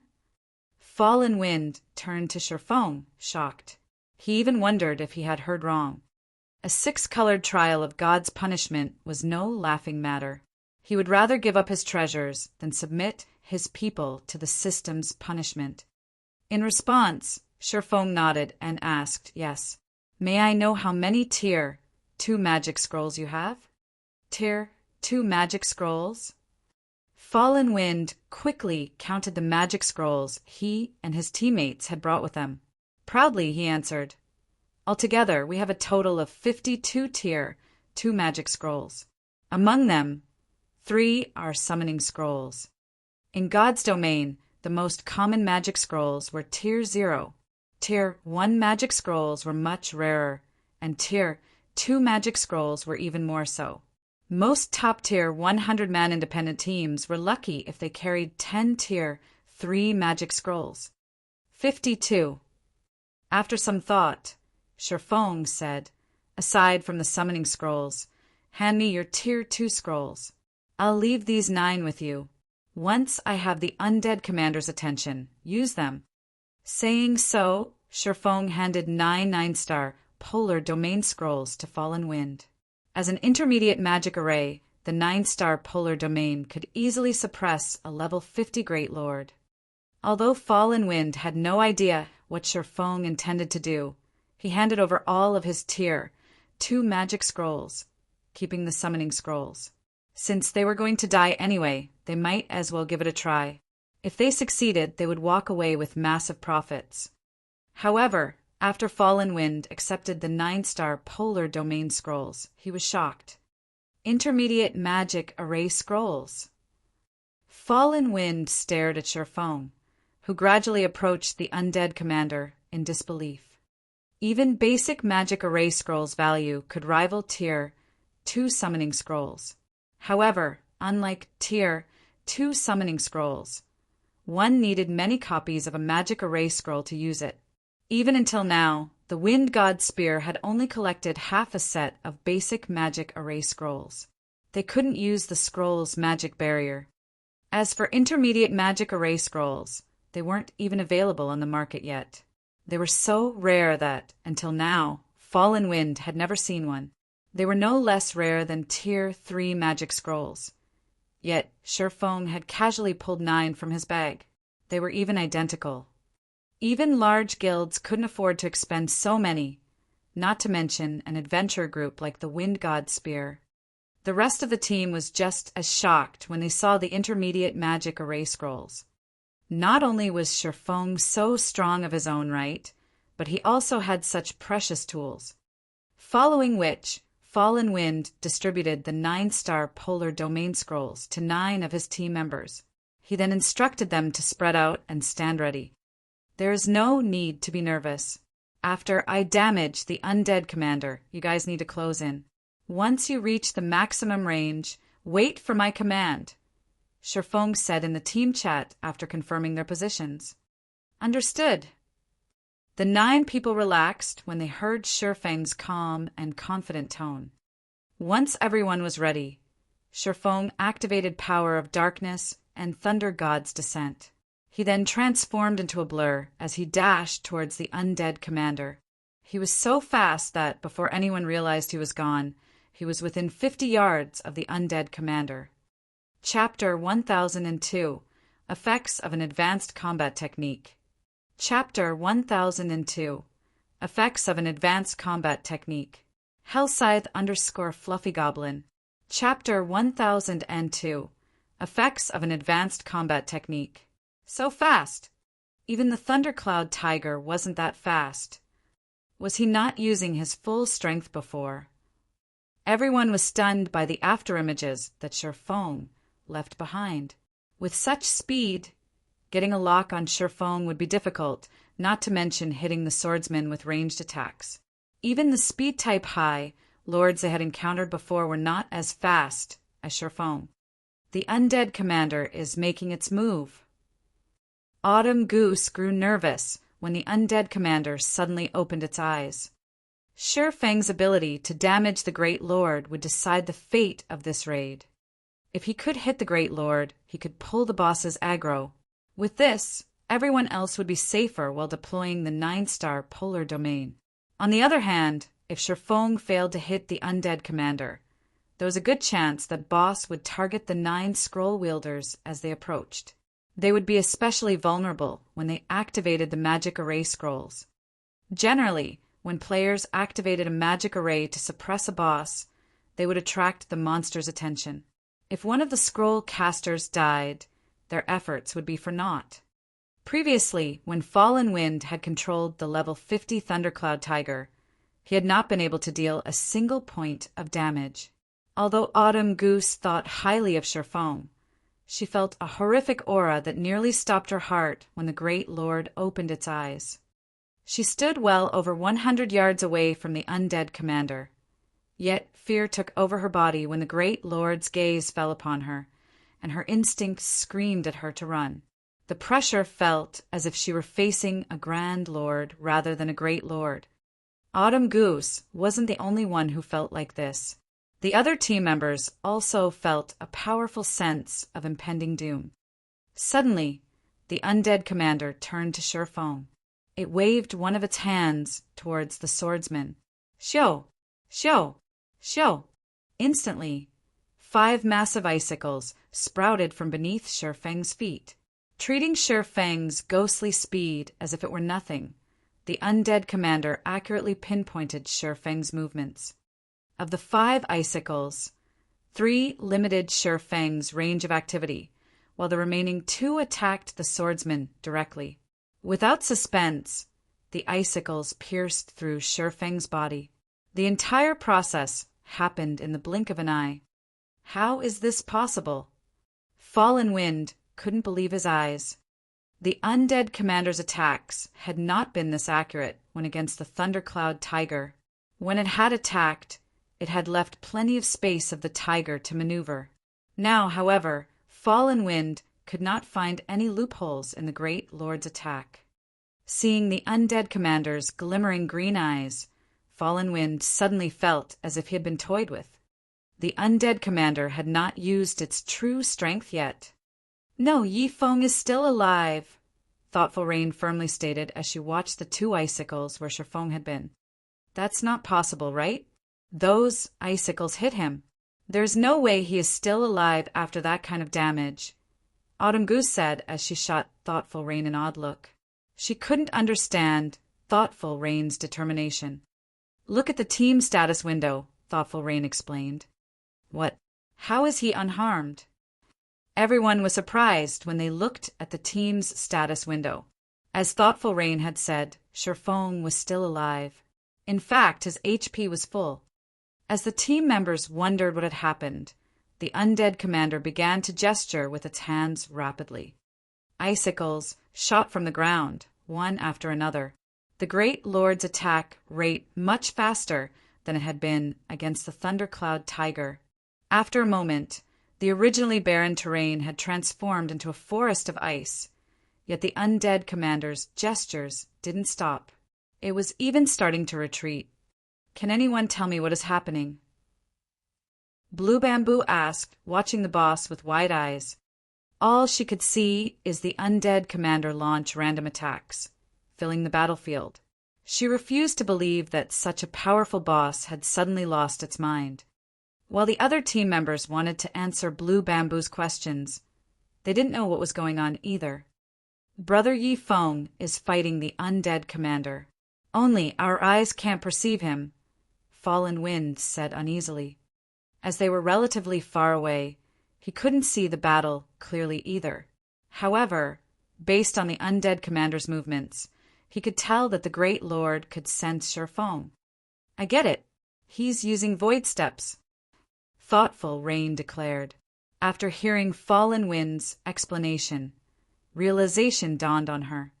Void steps was a footwork technique that only Zero Wing's core members had an opportunity to learn. It was also the specialty technique of Zero Wing's guild leader, Black Flame. However, this advanced footwork technique was complex. Even now, she didn't even understand a fraction of the technique. Void steps. Thoughtful Rain's explanation confused the players from the Wind God's spear. Even Autumn Goose felt as if she and Thoughtful Rain lived in different worlds. Hadn't she been the one to guide Thoughtful Rain in the past? Following which, Thoughtful Rain explained the footwork technique as best as she could. What? Zero Wing's core members get to learn an advanced technique like that? Wind God's Spear's members were flabbergasted.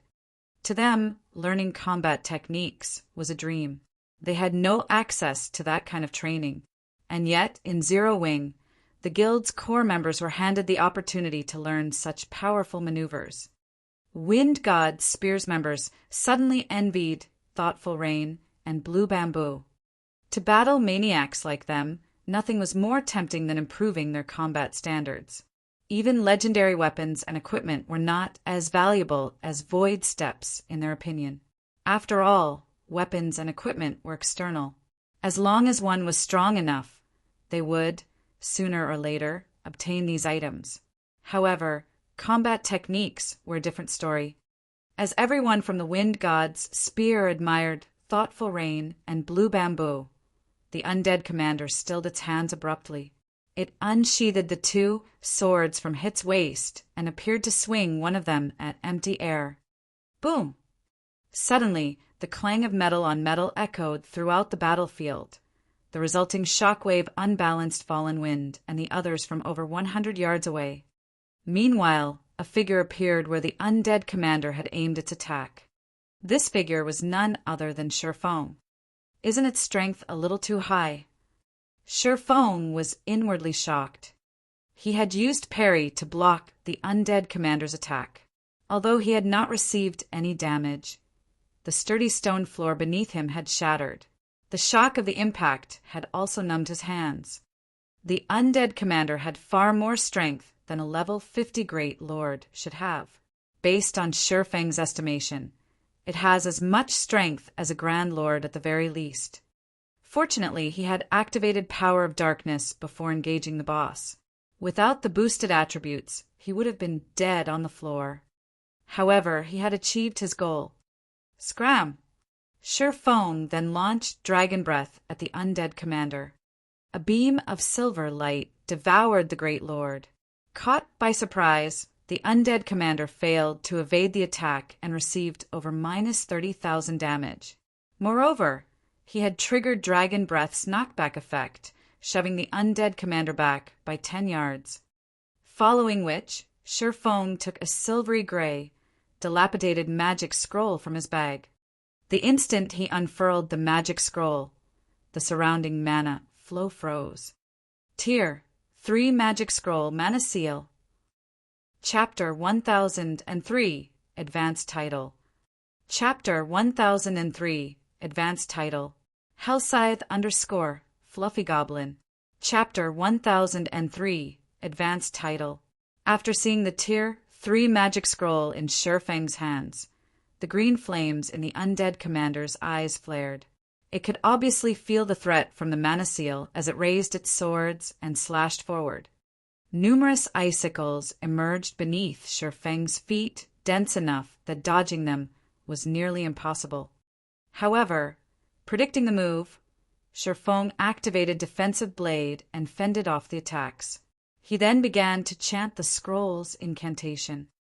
As Shurfang finished the final verse, more than a dozen small, silver magic arrays appeared around the undead commander, surrounding the Great Lord. Although the undead commander tried to escape the encirclement, silver chains shot out from the magic arrays that bound the undead commander. As the chains tightened around the undead commander, its chilling field vanished. "Move!" Shurfang shouted in the team chat. The Tier 3 spell, Mana Seal, could only silence one target. Although its effects wouldn't last long against a Great Lord, it should be able to hold out for 4 or 5 minutes. At Shurfang's command, everyone snapped out of their daze. The 9 people wielding the 9-star polar domain scrolls rushed to surround the undead commander before activating their scrolls simultaneously. Immediately, the surrounding mana surged towards these 9 people, forming a purple-gold magic array beneath each player's feet. Roar! Sensing the battle's shift, the flames in the undead commander's eyes raged. It turned to charge towards the closest caster. "You're too late!" Shurfang smiled as he pointed the abyssal blade at the undead commander. Abyssal bind. 9 pitch-black chains emerged from the ground and bound the boss. Although the Great Lord tore the chains like paper, they still managed to delay the undead commander. The brief moment allowed the magic arrays to merge, forming a golden magic barrier. Seeing the 9-star polar domain, the undead commander released an angry roar. However, no matter how much it struggled, its attributes decreased rapidly under the magic barrier suppression. In the blink of an eye, the undead commander's maximum HP had fallen from 27 million to 12 million. The Great Lord's attributes had been reduced by more than half. Isn't this magic array a little too strong? These players were nearly speechless. They had seen large guilds use magic arrays to suppress field bosses before. Generally, a basic magic array was considered relatively powerful if it could reduce a Great Lord's attributes by 20%. However, the 9-star polar domain had weakened the undead commander by over 50%. Moreover, this magic array only required 9 people to activate. Compared to the 9-star polar domain, the magic arrays they had seen before were nothing but garbage. Although their team had sacrificed 9 members to maintain the magic array, the undead commander was now significantly weaker. Even the shield warrior Deathwind could tank the Great Lord, not to mention the Guardian Knight Fallen Wind. Use all of your Tier 2 summoning scrolls. Have the summoned creatures tank the boss. Everyone else attack from the sides. Shurfang hurriedly commanded while he dodged and blocked the boss's attacks. Although the undead commander had lost over half its attributes, it still had a Great Lord strength. Even after activating a Berserk skill, Shurfang received over minus 1,000 damage when he blocked the attacks. Moreover, this was after he had redirected a portion of the attack's power. Otherwise, he would have taken over minus 2,000 damage. We're using the scrolls now. Isn't that wasteful? Some of the team members were reluctant. Stop talking nonsense and use them. Fallen Wind shot his team members a glare. Some had begun to think that they could rest easy. However, Fallen Wind knew that this was far from true. The real battle was just beginning. The undead commander's attributes and skills were indeed powerful. However, what made this boss truly powerful was its combat standards. Even though the Great Lord's attributes had been reduced, its basic attributes were still far higher than players. It was more than capable of relying on its techniques to slaughter them. Following which, 3 Tier 2 summoned creatures were summoned and charged at the undead commander. Despite all 3 summoned creatures being level 50 lords, when they reached the undead commander and launched their attacks, the undead commander dodged 2 of them effortlessly. As for the third, the undead commander struck its vital points and sent it flying, devouring over 20,000 of the summoned creatures' HP instantly. Everyone's jaws dropped. Why is it still so strong? Autumn Goose was a little dumbfounded. Not only had the 3 summoned creatures failed to damage the undead commander, but one of them had also taken damage. At this point, she started to doubt that they're summoned creatures' lords. Although the 3 summoned creatures hadn't inflicted any damage, they had affected the Great Lord's actions slightly. This gave Sherfong an opportunity to strike the undead commander's joints, dealing a critical blow. Minus 12,216. It seems that this is quite effective. Sherfong smiled when he saw this damage. Although the summoned creatures hadn't performed as well as he had expected, they still alleviated his burden. In addition, the other team members bombarded the undead commander, whittling down the Great Lord's HP. 80%, 70%, 60%. Everyone's attacks were well organized. The more they fought, the more confident they became. Time passed quickly. When the undead commander's HP fell to 30%, the Great Lord's wicked laugh echoed in the players' ears. Green flames then covered its body, and the mana sealing chains binding it shattered, one after another. Sensing the mana leaking from the Great Lord's body, everyone shuddered. The undead commander's chilling field once again flooded the battlefield. Unfortunately, the chilling field was also more powerful than it had been. Everyone's attributes instantly fell by 30%, increasing the gap between the players and the monster before them. Give it everything you've got. Fallen Wind knew that this was the crucial moment. Immediately, he used the Berserk skill Power of Judgment. Power of Judgment was a Berserk skill unique to Guardian Knights. Upon activation, it increased the user's defense by 200% and strength and endurance by 100%. However, it only lasted 90 seconds and had a long 10-hour cooldown. The rest of the team also activated their Berserk skills, using this opportunity to close the gap. Unfortunately, their actions bore minimal effects. As the undead commander madly brandished its swords, one icicle after another exploded from the ground. With one wave of attacks, the Great Lord had claimed a life. The players maintaining the 9-star polar domain also received splash damage. Nobody could get near the undead commander. At this moment, Sherfong activated Windrider, dodging the undead commander's icicle attacks as he retrieved Tier 2 magic scrolls, activating them swiftly. Unlike the other team members, he wielded a sacred sword. His damage with magic scrolls doubled against dark creatures. As the Tier 2 magic scrolls activated, horrific damages in the tens of thousands appeared above the undead commander's head. Unfortunately, the Great Lord also claimed one player's life after another. By the time Sherfong had used all the Tier 2 magic scrolls Fallen Wind had given him, the undead commander only had around 1 million HP remaining. However, aside from the members maintaining the 9-star polar domain and Sherfong, only 4 players still lived. These 4 were Fallen Wind, Autumn Goose, Thoughtful Rain, and Blue Bamboo. All 4 had very little HP left. If not for Blue Bamboo activating Power of Darkness and increasing her healing capacity, they, too, would have long since succumbed to the icicle attacks. Suddenly, Sherfeng's Power of Darkness came to an end. Possibly because it had realized the players were at their wits' end, the undead commander began to chant an incantation. A giant magic array then appeared above the battlefield. Isn't this the Tier 3 curse, Frozen Hell? Seeing the magic array in the air and sensing its power, Sherfong recognized the undead commander's spell immediately, his expression darkening. Why does it know a Tier 3 curse? When Fallen Wind and the others sensed the magic array's power, they knew that they were doomed.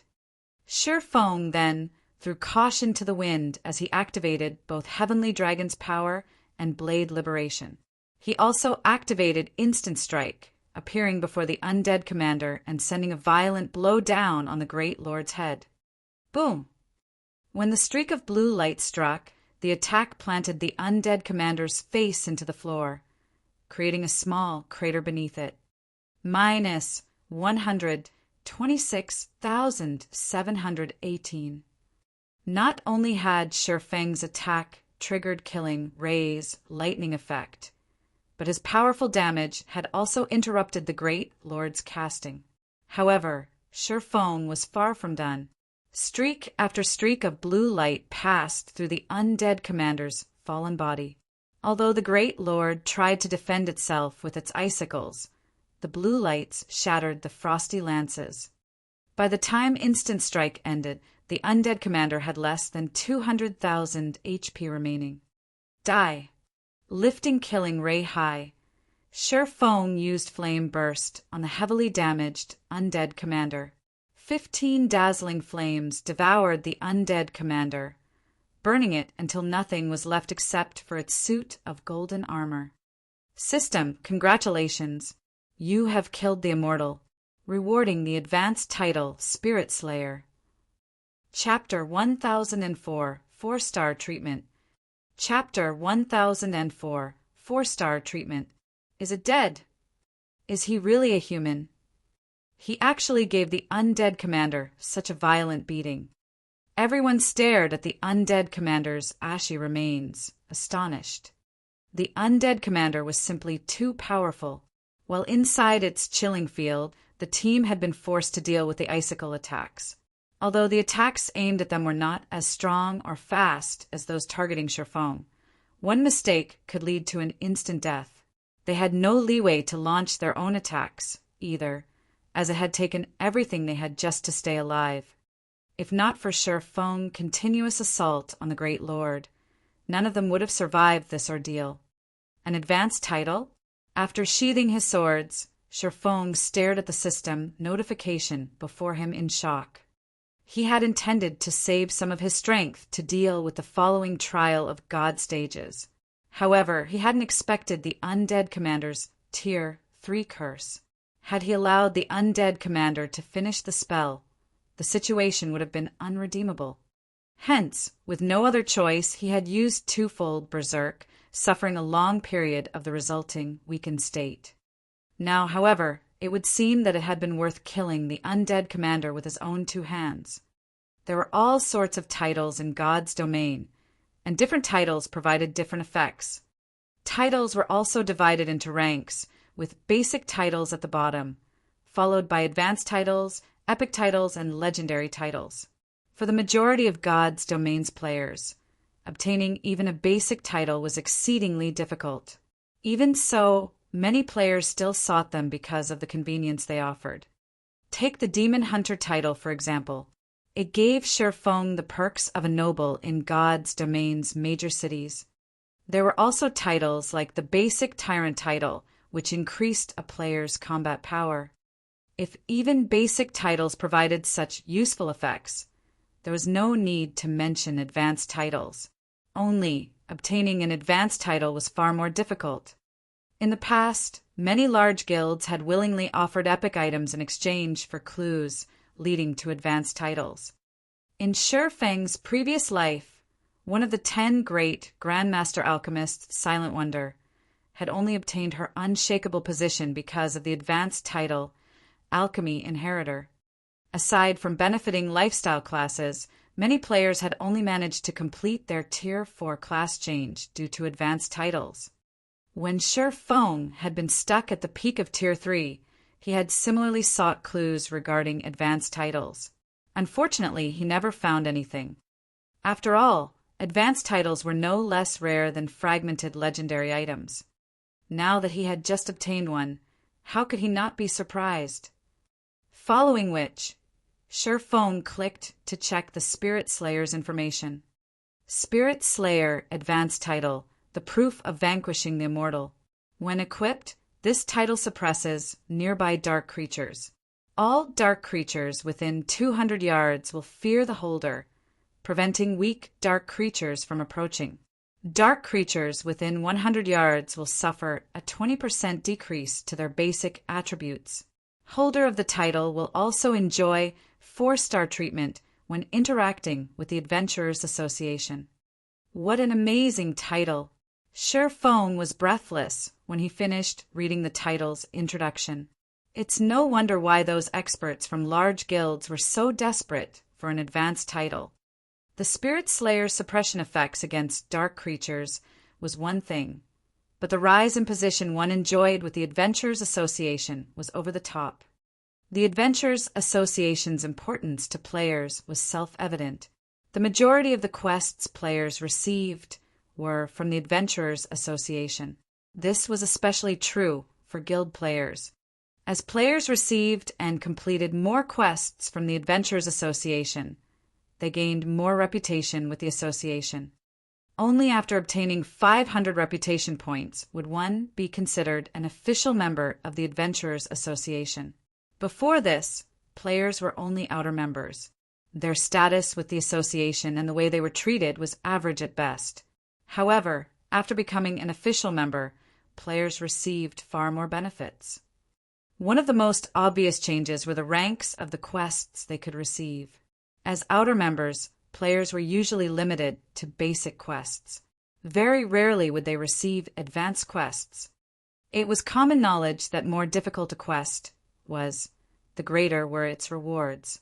After becoming official members, players received plenty of advanced quests. This was also why many independent players had been able to manage in God's domain relatively well without joining a guild.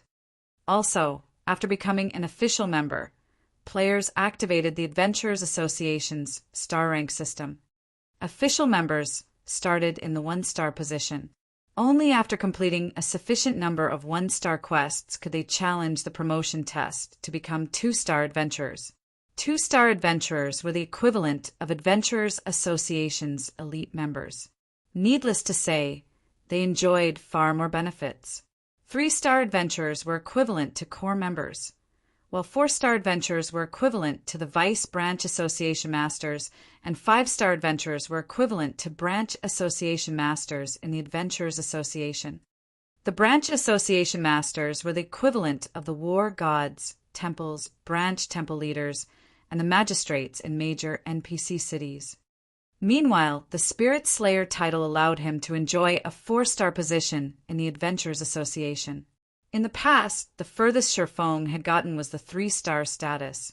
After all, gaining a rank promotion in the Adventurers Association took more than completing quests. One also needed to be strong enough to pass the association's test. Now that he was considered a 4-star adventurer, even NPC cities' major nobles would have to treat him with great respect. He could even enter a palace freely. Sure Phone was inspired, thinking of new plans for the future. Although he knew many of God's domain secrets, uncovering these secrets required sufficient standing and special conditions. Now that he had the Spirit Slayer title, he could do more. As the battle with the undead commander came to an end, Blue Bamboo and the other healers began to resurrect the dead. In the trial of God, players would not be sent out of the trial upon death. If no healers were available to resurrect them, the system would respawn them at the trial's starting point after 30 minutes. While Sure Phone carefully considered his future plans, Blue Bamboo walked over and asked eagerly, "Big Brother Yifeng, we've mostly recovered. Should we activate the treasure chest now?" Now that the guardian boss was dead, the magic barrier protecting the 7-colored treasure chest had vanished. After the long fight to defeat such a powerful boss, the team was eager to learn what rested in the treasure chest that this boss guarded. Sure Phone had contributed the most to the boss's defeat. The team had also relied on sheer foam to get this far. Hence, the honor of opening the treasure chest fell to sheer foam. No one disagreed with the decision. "I'll open it then," sheer foam laughed. In reality, it did not matter who opened the treasure chest, as the trial of God tested all of them. Unlike ordinary treasure chests, which only provided a few items that players were required to share, the treasure chests at the end of each stage rewarded each player based on their contribution. Following which, Sherfong approached the 7-colored treasure chest and slowly lifted its lid. A golden light escaped the treasure chest. A 7-colored stone tablet then floated up from the chest. As the golden brilliance dissipated, words appeared on the 5-meter-tall, 7-colored tablet. This tablet would evaluate players' performances in the stage. Everyone stared, entranced, as the first name appeared on the stone tablet. Team Leader, Fallen Wind Evaluation, B rank reward. 1 basic strength fruit, 1 secret silver mastery book, and 1 fine gold treasure chest. Chapter 1005, Divine Artifact. Chapter 1005, Divine Artifact. Hellscythe _ Fluffy Goblin. Chapter 1005, Divine Artifact. Holy crap! As expected of the commander. Everyone gasped when they saw their team leader's evaluation. Aside from the rarity of a fine gold treasure chest, the secret silver mastery book alone was a treasure that many experts dreamed of. Players usually only obtained 8 mastery points every 5 levels. Meanwhile, if players wished to raise their basic weapon damage, they could only do by increasing their weapon mastery. However, aside from the few points they earned when they leveled, there were very few means to obtain mastery points. Even Wind God Spears members, who frequently accepted all sorts of dangerous quests, could only earn 1 or 2 mastery points from super rare quests or unique quests, or by obtaining a bronze mastery book if they were lucky. Hence, even now, they possessed few mastery points. Only a few among their adventure team had reached the advanced standard, which allowed them to deal 20% more weapon damage. Meanwhile, the majority of the team's level 35 players were only at the intermediate standard. If their weapon mastery reached 150 points, they would reach the basic master standard, increasing their weapon damage by 30%. A bronze mastery book provided anywhere from 5 to 25 points. In reality, however, most of the books only awarded mastery points in the single digits. Very few awarded more than 10 points. A secret silver mastery book gave between 20 and 100 points. Even if Fallen Wind were unlucky, he should earn at least 30 or so points. If he were lucky, he might get enough points to raise his weapon mastery from the advanced standard to the basic master standard, gaining a 10% boost to his damage. Commander, what are the strength fruit's effects? Autumn Goose asked curiously.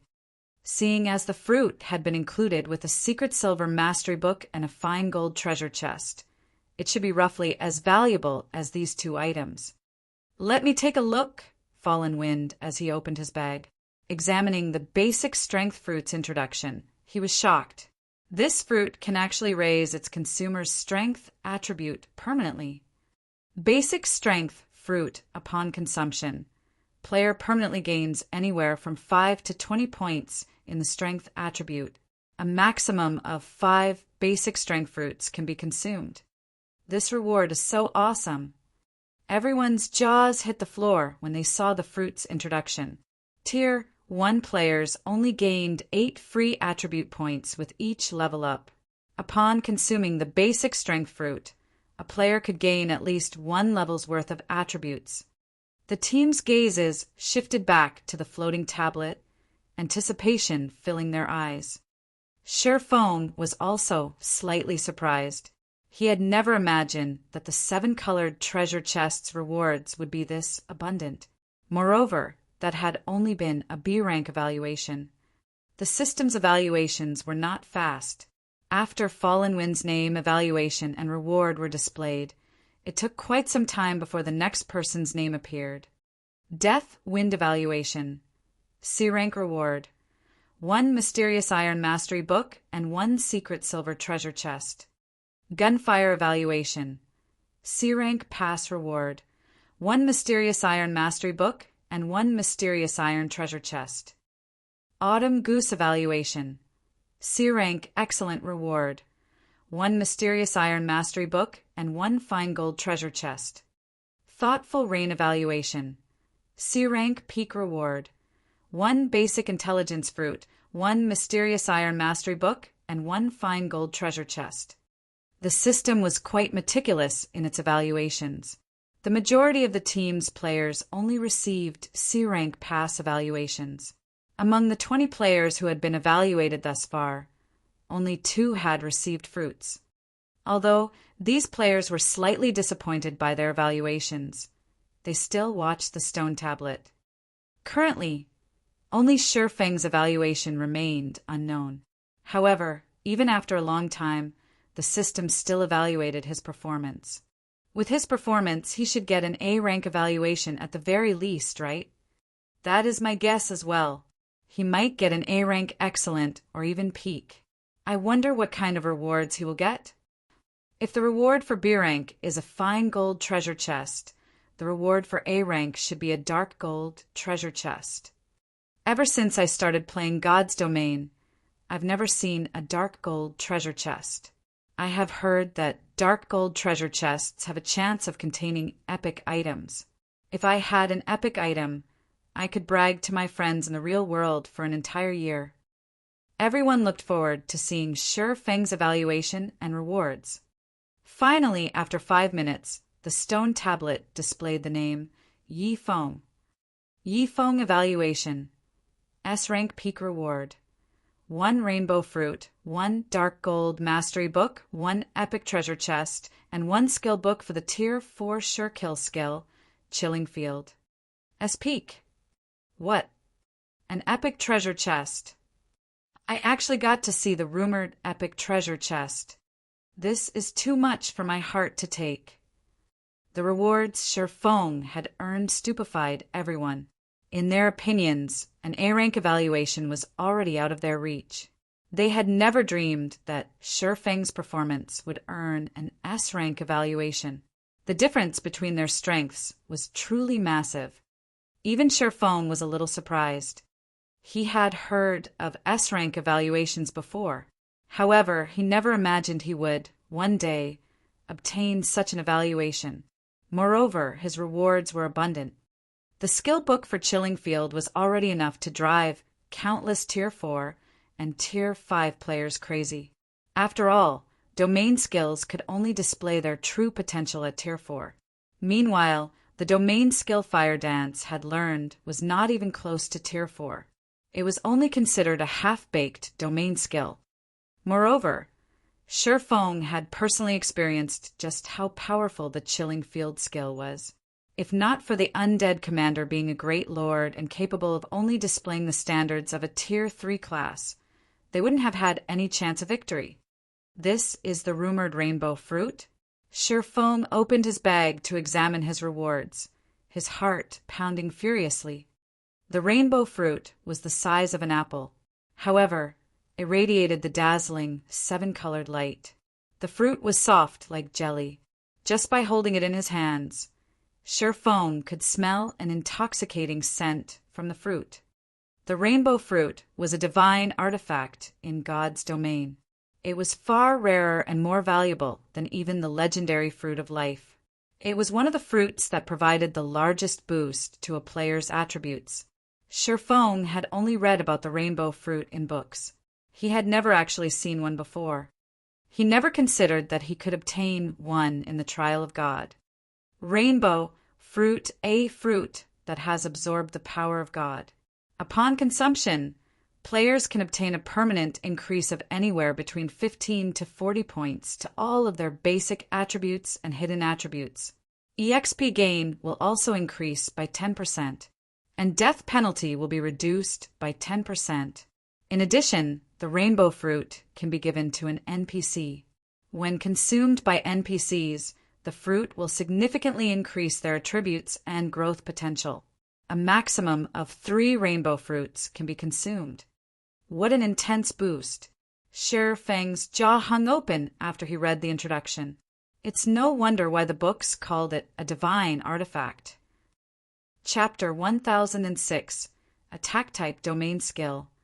Chapter 1006, Attack Type Domain Skill. Hellscythe _ Fluffy Goblin. Chapter 1006, Attack Type Domain Skill.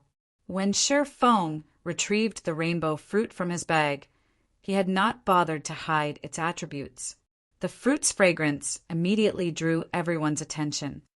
After the team members read the rainbow fruit's description, they were rendered speechless. Compared to the rainbow fruit, the fruit's fallen wind and thoughtful rain had obtained were nothing. In God's domain, there were other items capable of permanently increasing a player's basic attributes as well. However, even now, none of them had ever heard of items that could permanently increase a player's hidden attributes. Players could not put points into the 4 main hidden attributes by simply leveling up. Yet, the 4 main hidden attributes happened to be extremely important to expert players. The Wind God's Spear had gathered in Lake Heart City because of a dangerous quest that might reward a weapon or piece of equipment that would increase a hidden attribute. I'm afraid that even an above-average epic weapon won't be enough for this rainbow fruit. What are you even saying? If I had a rainbow fruit, I wouldn't trade it for an entire set of epic equipment.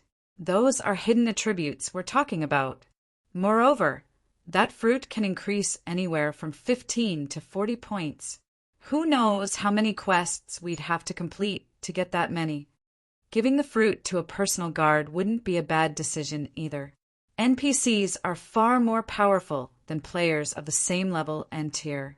If you can increase an NPC's growth potential to Dark Gold rank, you'd basically have a boss monster that could grow. Wouldn't that be even more awesome? Promoting your class to the next tier is always going to be more difficult than the last. For the sake of one's future, no matter how I think about it, one should consume the fruit themselves. After all, if you are strong enough, would you ever need to worry about getting good items in the future? The team discussed the rainbow fruit enviously. Using the fruit on oneself or giving it to their personal guard were both good options. If they tried to claim that they weren't jealous, they would be lying. However, Shi Feng had already proven that he qualified to own the rainbow fruit. Following which, Shi Feng stored the rainbow fruit. He had no intentions of deciding how to use the fruit right now. After all, he was still in the trial of God.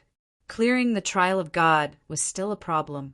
On the off chance that they failed, wouldn't he have wasted the rainbow fruit?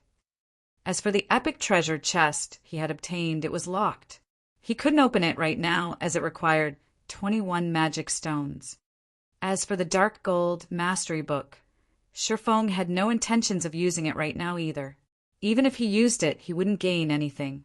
The Dark Gold Mastery Book provided anywhere from 50 to 300 mastery points. Unless he gained over 100 mastery points from the book, he couldn't upgrade his one-handed sword mastery from the basic Sword King standard to the intermediate Sword King standard.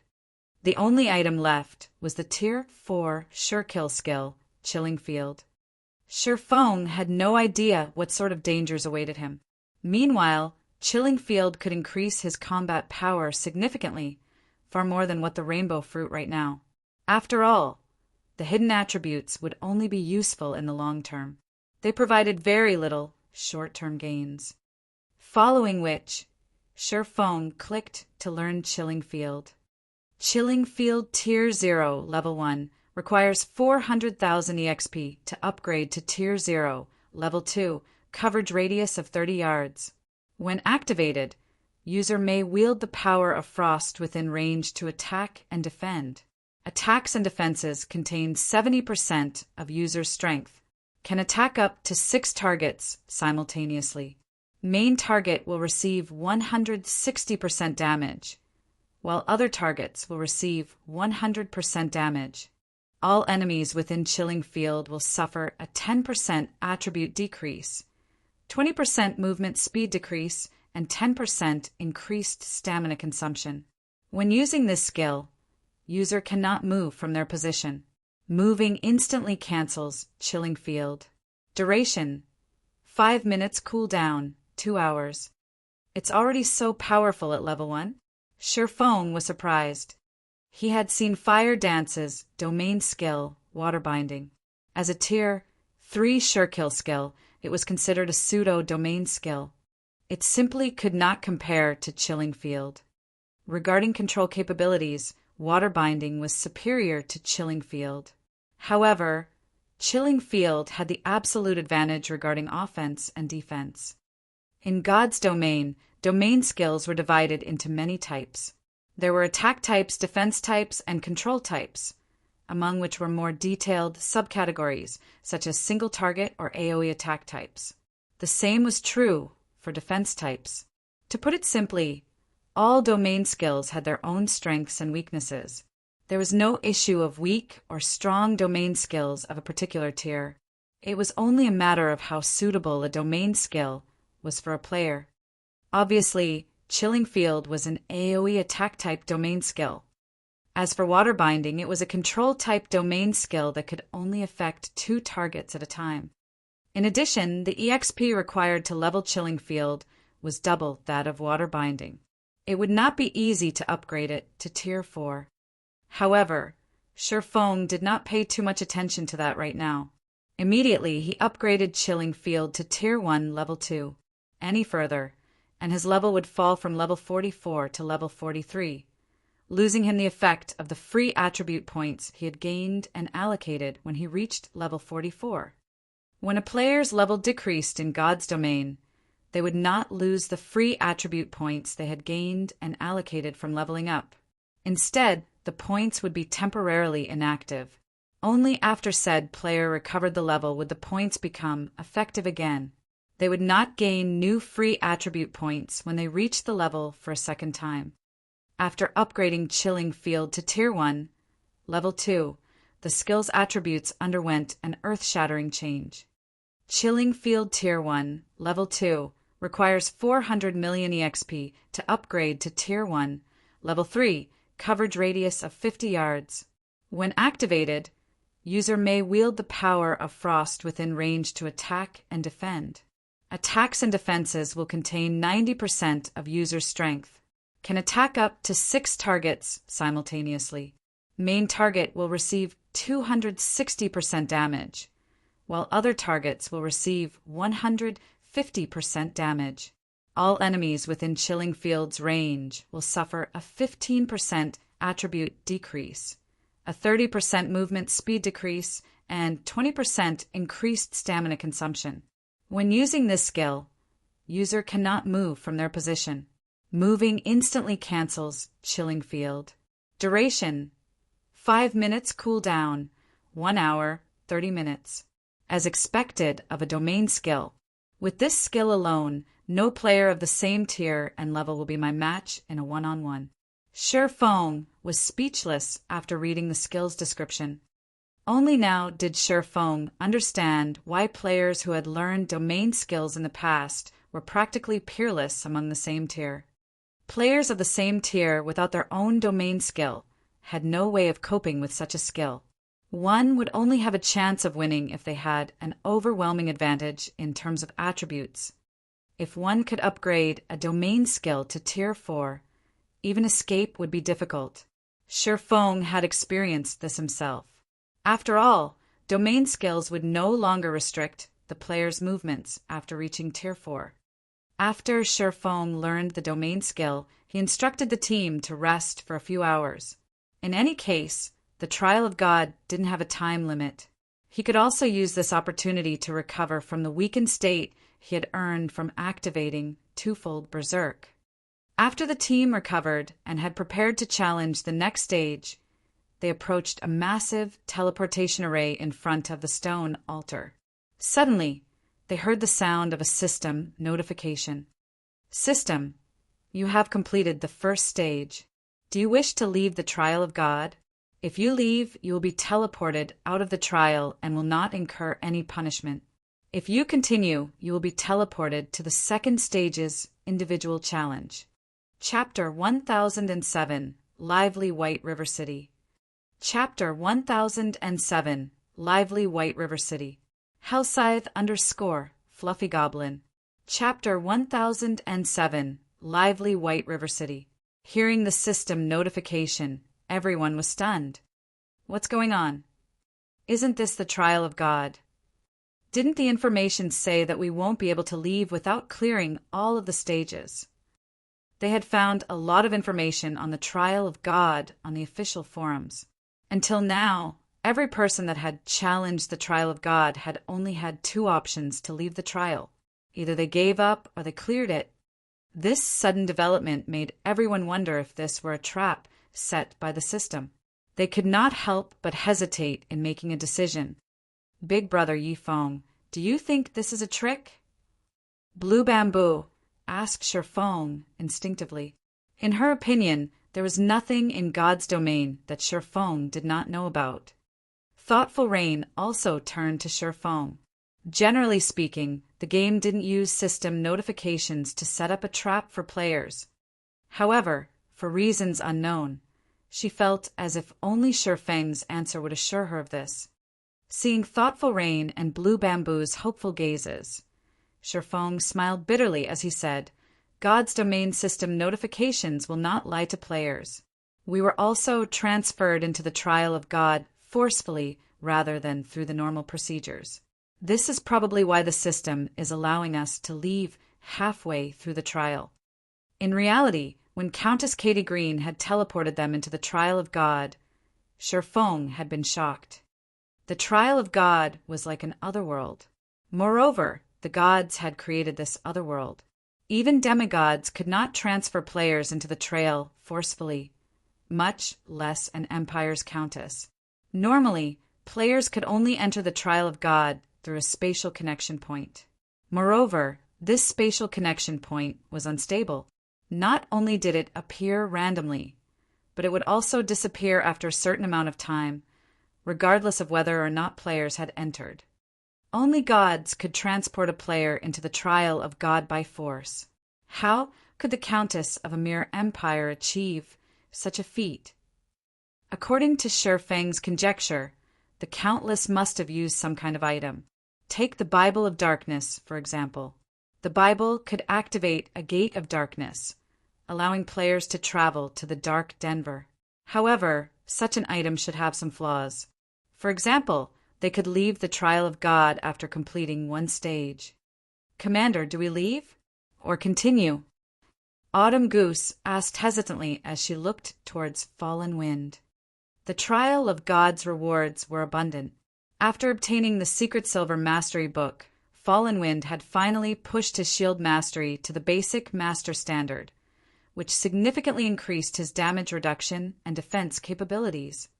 If they continued clearing this 6-color trial, they would emerge transformed. At that time, no one within the Dark Knight Empire would be able to afford to underestimate the Wind God's spear. Even those super guilds and super first-rate guilds would have to be cautious when dealing with the adventurer team. We're leaving, Fallen Wind declared. If not for Brother Yifeng's help, we wouldn't have even cleared the trial's first stage. We are lucky that it's giving us the chance to leave. Although the trial of God awarded more with each cleared stage, the same was also true for the stage's difficulty. Accurately determining one's strength was one of the basics of being an expert. Moreover, the system had clearly stated that the next stage would be an individual challenge. They would not find any more loopholes to exploit and would have to rely on their own strength. If he had to guess who on his team could clear the second stage, he was sure that only Shifeng was capable of doing so.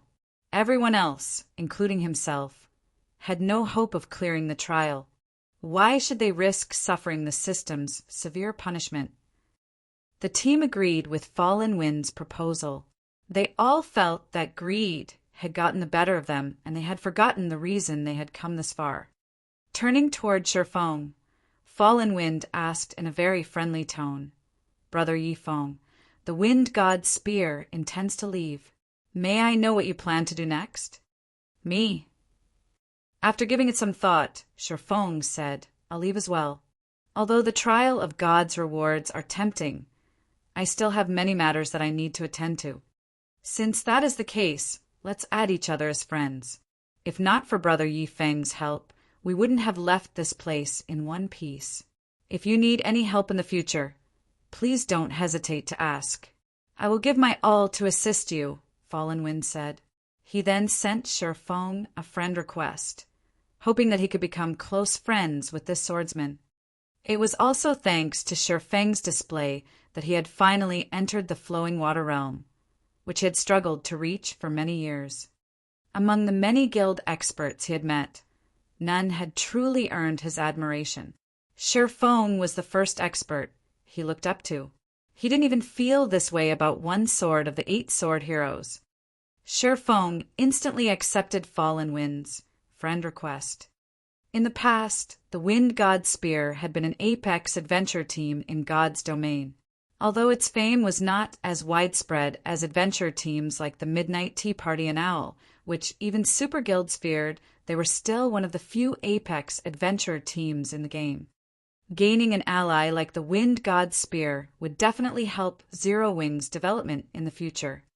If those super guilds found out that Zero Wing had formed a deep relationship with 2 of God's domain's future apex adventure teams, they would most likely try to annihilate Zero Wing at all costs. Although the fact that Shi Feng possessed a city-building order in his hands was already enough of a reason for super guilds to target his guild. Following which, with Shi Feng taking the lead, everyone teleported out of the Trial of God. He then returned to White River City with Thoughtful Rain and Blue Bamboo. After seeing Shi Feng's group off, Fallen Wind glanced at his team members, addressing them seriously. You witnessed today's situation for yourselves. Following this, Wind God Spear must work even harder. None of us can afford to be cocky anymore. God's Domain is a far more amazing game than we assumed. Nobody knows just how many hidden experts are here. Although the Wind God Spear fared relatively well in the Dark Knight Empire, in the end, the Dark Knight Empire was only one of many empires in God's domain. It was truly laughable that they took pride in their current achievements. The adventuring players nodded in response to Fallen Wind's words. Setting Shi Feng aside, they could already see how powerful Zero Wing was as a guild based on Thoughtful Rain's strength. Moreover, Zero Wing's core members had the opportunity to learn advanced combat techniques. This was not something their Wind God Spear could hope to compete with. Before this, they had all been proud of their ability to pick fights with large guilds. Starmoon Kingdom, White River City. Ever since Blackwater and Heaven's Burial had declared war on Zero Wing, the atmosphere in White River City had become somewhat tense. Blackwater and Heaven's Burial's members roamed the city. There were also plenty of players hidden under black cloaks. These people had a predator's gaze when they looked at Zero Wing's members. If not for the severe consequences of attacking another player within the city, there was no doubt that these people would have already made their move. Zero Wing's guild residents. These red players are getting increasingly brazen.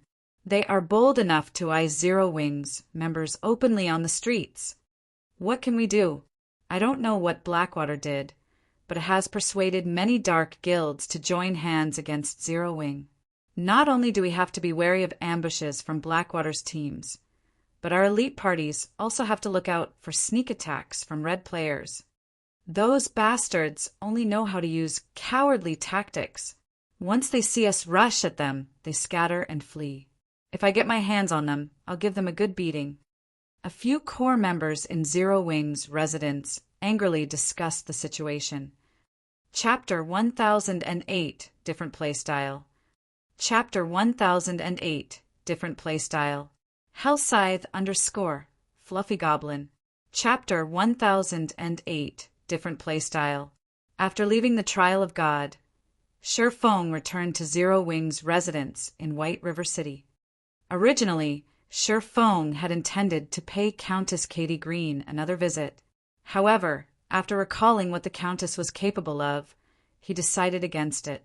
He did not have the time or energy to risk getting sent into the trial of God once more. In any case, if the Countess didn't expect his return, she wouldn't have a reason to flee.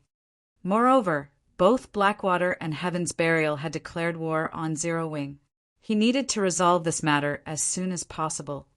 Upon returning to the guild residence, however, Sir Fong was greeted by a depressing atmosphere.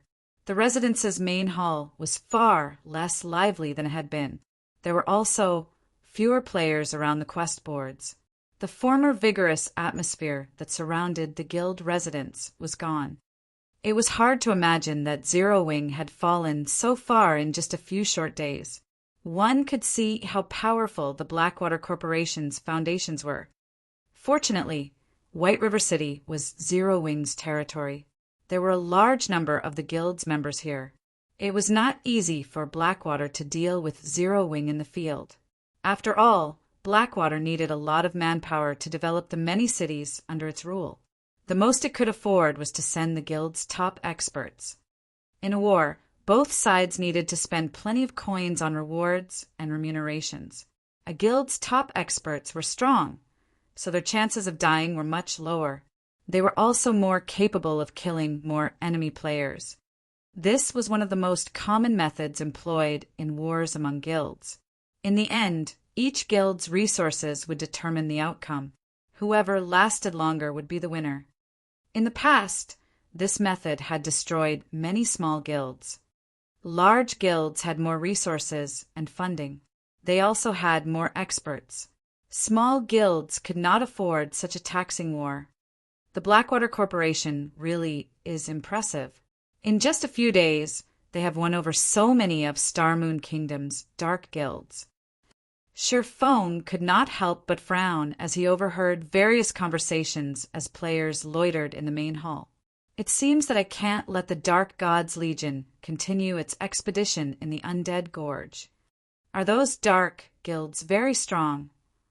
Thoughtful Rain asked curiously. The Dark Gods Legion was Zero Wing's strongest legion. If he recalled the Dark Gods Legion, it would impact the legion's development. Wars between guilds generally lasted a very long time. Having the Dark Gods Legion waste its time on skirmishes around White River City wasn't a good idea. They're very strong. Unlike regular guilds, dark guilds have an abundance of battle maniacs who love PvP and plundering weapons and equipment from other players. They're very familiar with field battles. Moreover, the skills they learn, the weapons and equipment they wear, and the techniques they possess all focus on PvP. Most importantly, the conditions to join a dark guild are far stricter than regular guilds. To join a regular guild, you only need to pass the guild's test. However, dark guilds are different. Not only do you need to pass the guild's test, but you also need to complete the systems test. The systems test. Thoughtful Rain was even more confused now. This was her first time hearing about such a thing. The systems test to join a dark guild isn't exactly difficult. You are only required to kill 10 players who are no more than 3 levels lower than you. However, remaining in a dark guild is far more difficult. The system will periodically task you with killing a certain number of players and NPCs. By doing so, you will gain a large amount of EXP and various weapons, equipment, and tools. If you fail, however, you will be expelled from the dark guild. Because of that, players who remain in the dark guilds are incredibly strong. In addition, unlike regular players, dark guilds members are very discreet. They are not easy to deal with. This is also why regular guilds usually avoid provoking them, Sir Fong explained slowly. In the past, many guilds had been forced to disband because they had provoked powerful dark guilds. Unlike regular players, dark guild players did not kill monsters to earn EXP, weapons, equipment, money, and other necessities. Instead, they earned EXP from the players they killed. They also earned kill points, which could be traded for weapons, equipment, various tools of slaughter, money, and such. Dark guilds could easily afford prolonged wars between guilds. It was just another day at the office. This was how these guilds continued to exist in God's domain, despite so few dark guilds in the game and so few members. Following which, Sherfong notified Aqua Rose and called for a war meeting. As soon as Sherfong announced for the meeting, every Zero Wing member burst with excitement. Yes, our guild's upper echelons are finally going to make a move. I wonder what the guild plans to do this time. I've been waiting for this moment for so long. It would be awesome if the guild leader leads us into a decisive battle. It won't be easy to find a battle like that. Haven't you seen that the other party has no intentions of starting a head-on fight? They're trying to whittle us down bit by bit. Moreover, thanks to those dark guilds, it is becoming more difficult to start a team battle in the fields. Zero Wings members expressed their opinions as they discussed Sherfang's call for action. Some were hopeful, while others worried. In a level 40 desert map near Starmoon City, large groups of level 20-plus players engaged in battle. Every one of these players wore the Blackwater emblem. Surrounding these level 20-plus players was over 100 level 35-plus players. Currently, roughly 30 level 35-plus MTs stood side to side, blocking an advance of demonic ants and great demonic ants. At the rear, groups of elementalists, cursemancers, and summoners launched AoE attacks at the monsters. The scene was spectacular. Demonic Ant Common. Level 45. HP 50 000/50 000. Giant Demonic Ant Special Elite. Level 46. HP 550 000/550 000. One demonic ant was not much of a threat. However, demonic ants never acted independently. They generally swarmed with hundreds, sometimes thousands of their companions. Moreover, demonic ants didn't offer much loot, and the EXP they gave was average at best. Ordinary teams usually avoided them rather than wasting their time. However, demonic ants were one of the best monsters to grind for levels. The leveling speed here is not bad. Continue luring monsters.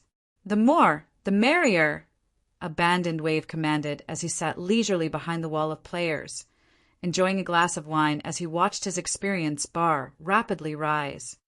A short moment later, the level 20-plus players behind him leveled up again. Their leveling speed was so fast that it could render elite players speechless. Suddenly, an indifferent man in a black cloak, with most of his face covered in black bandages, appeared beside Abandoned Wave. The few level 40 experts guarding Abandoned Wave instantly tensed. Glancing at the indifferent man, Abandoned Wave raised his hand and said, "No need to panic. He's one of ours." Hearing this, the level 40 experts relaxed slightly. However, fear filled their gazes as they looked at the indifferent player. After all, none of them had sensed the man before he revealed himself. If he had come here with ill intent, the consequences would have been unimaginable. "Why are you here?" Abandoned Wave asked the bandaged man, curiously. "My side's preparations are almost complete. I'm here just to give you these items. When the time comes, your men won't need to worry about friendly fire." Chapter 1009 Moon God's Robes. Chapter 1009 Moon God's Robes. Hellscythe_Fluffy Goblin. Chapter 1009 Moon God's Robes. A large group of independent players had gathered before Heaven's Burial's majestic guild residence in Starmoon City, everyone quietly waiting to take the guild's entrance exam. In the past, such a situation would have been unthinkable for Heaven's Burial. Now, however, this had become a regular scene, and the city's inhabitants were used to it. Suddenly, these waiting players heard loud neighing. Everyone turned towards the sound. "Wow, so many mounts. Are those common mounts?" "Those are war horses. I heard that war horses are bronze rank at the very minimum. Heaven's Burial is so amazing.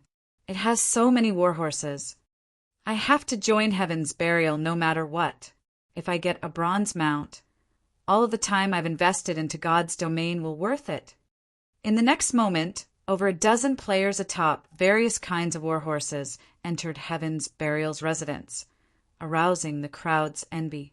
Particularly, the sight of the valiant, heroic beauty leading the group etched itself into everyone's minds.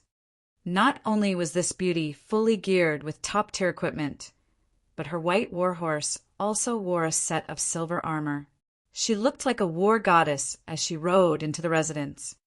All throughout Starmoon City knew this goddess's name, the Ice Witch Daybreak Fog.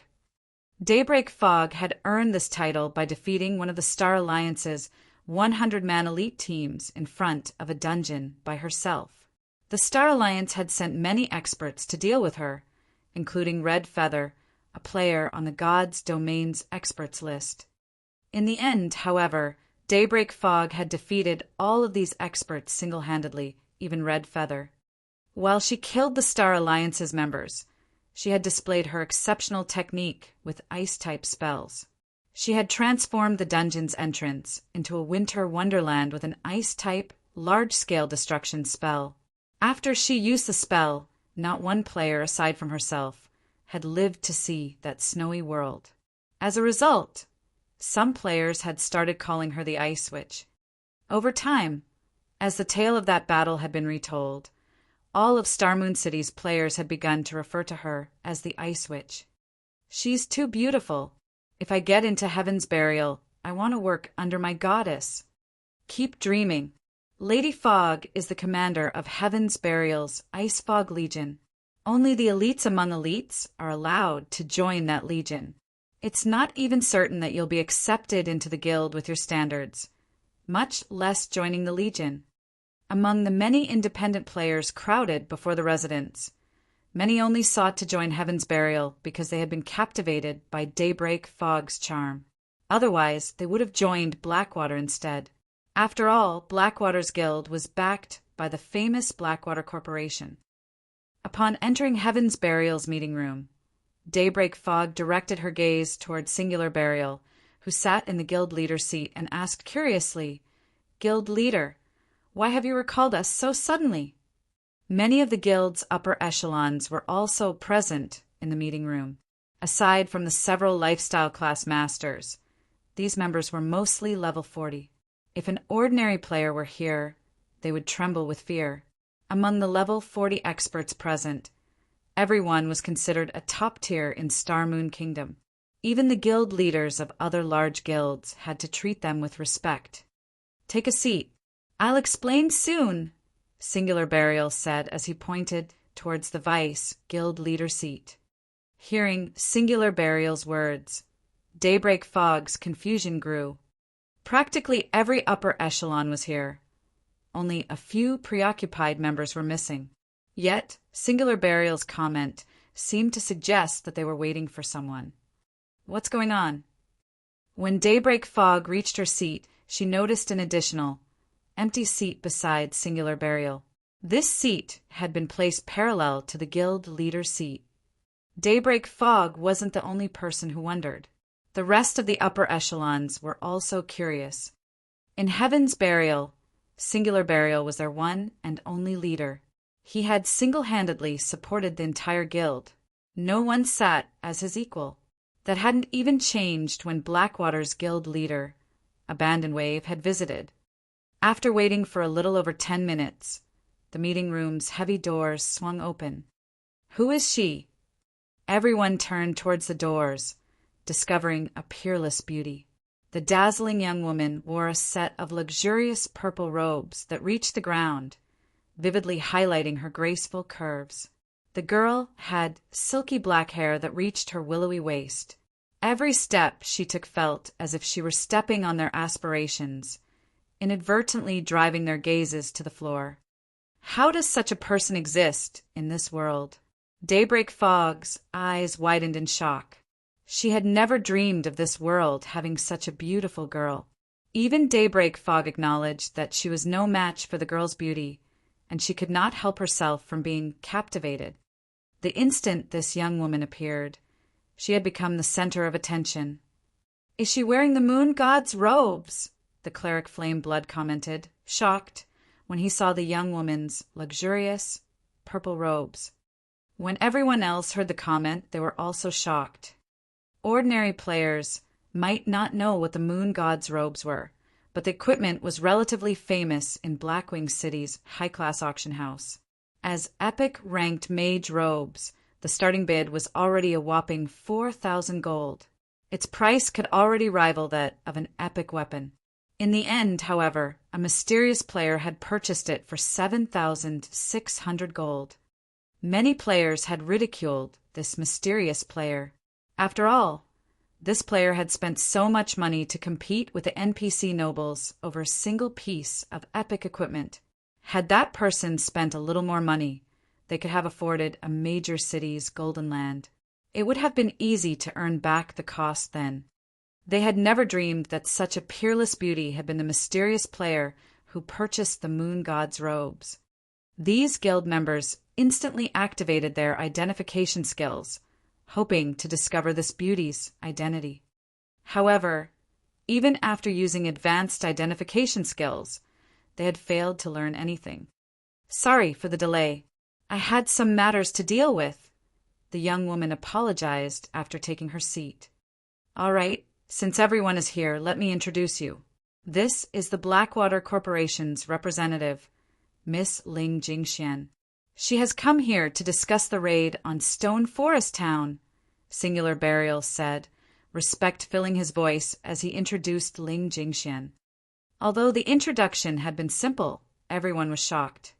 Singular Burial's respect for Ling Jingxian was one thing, but they had not expected that their discussion would involve raiding Stone Forest Town. Chapter 1010, High-Profile War Declaration. Chapter 1010, High-Profile War Declaration. Hellscythe _ Fluffy Goblin. Chapter 1010, High-Profile War Declaration. Guild Leader, are you really planning to do this? Flame Blood asked, slightly confused. There were no NPC towns close to Stone Forest Town. If they attempted to raid Stone Forest Town, they wouldn't be able to dispatch reinforcements quickly. On the other hand, Zero Wings members could utilize the guild transfer scroll to reach the town in an instant. Even when they died, they would revive inside the town. To put it simply, this town was easily defensible. Although Stone Forest Town's protection period was over, players could hire NPC guards. Although the levels of the enlisted NPCs would not be as high as the level 150 NPC guards hired during the protection period, recruited NPCs were still 10 to 15 levels higher than current players. With Stone Forest Town being one of Zero Wing's primary revenue sources, after its protection period had ended, Zero Wing had hired 500 level 50 and above tier 1 NPC guards to defend it. In addition, many of Zero Wing's members were garrisoned in the town. Zero Wing had also constructed basic mana pulse cannons, which the guild had used in its war against the Star Alliance around the town. In the last war, Zero Wing had introduced everyone to the weapon's attack range and destructive power. Hence, raiding Stone Forest Town would not be easy. It was likely that they would have to sacrifice a significant number of players to take the town.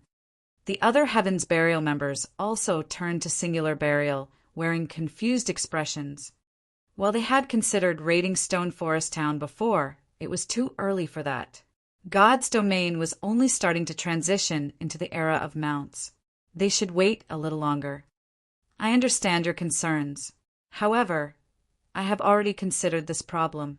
Since we are going to make a move, I am confident in our success. Singular Burial chuckled. However, I would like to invite Miss Ling to elaborate on this point. Everyone shifted their gaze towards Ling Jingxian, questioning looks filling their eyes.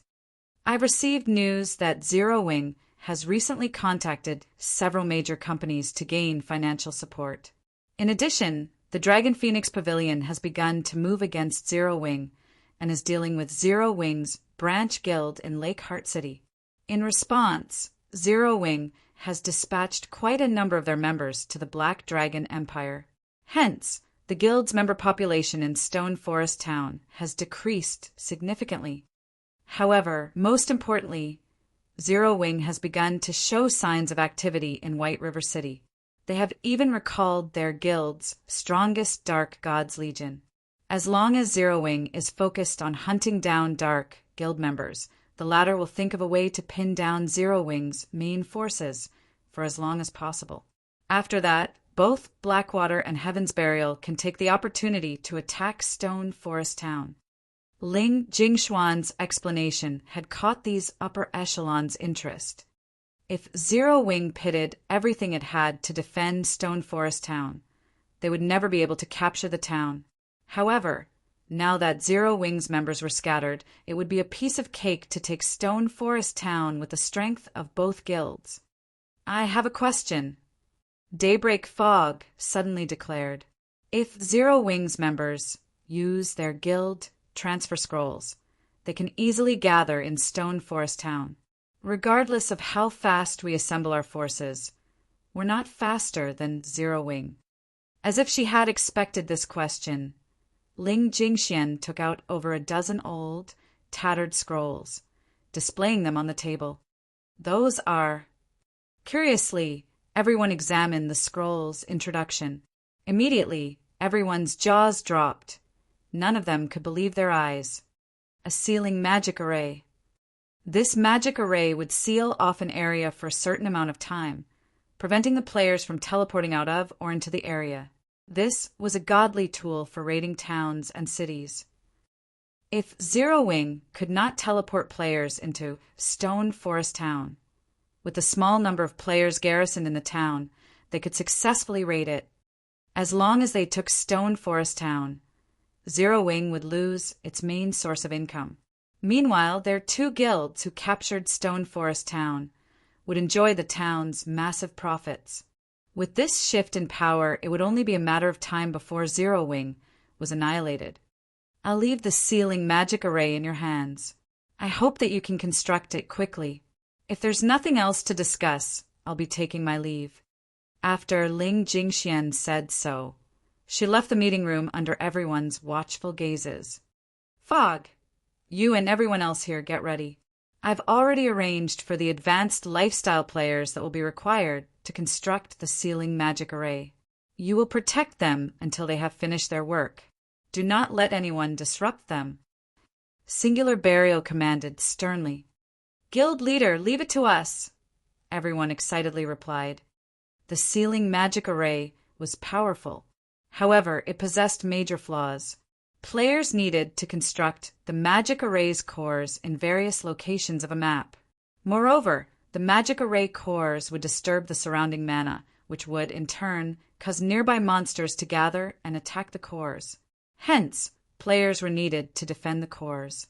This was why Singular Burial had called Heaven's Burial's upper echelons back.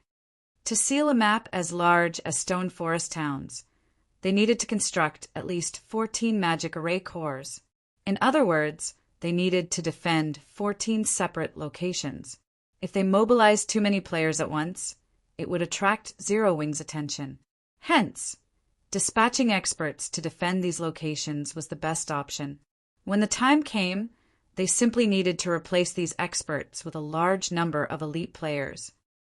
Meanwhile, inside Zero Wing's residence in White River City, after Sherfong recalled the Dark Gods Legion, he had fired Dance rally the guild's experts and elites, officially announcing their crusade against the dark guilds in Starmoon Kingdom that targeted their guild.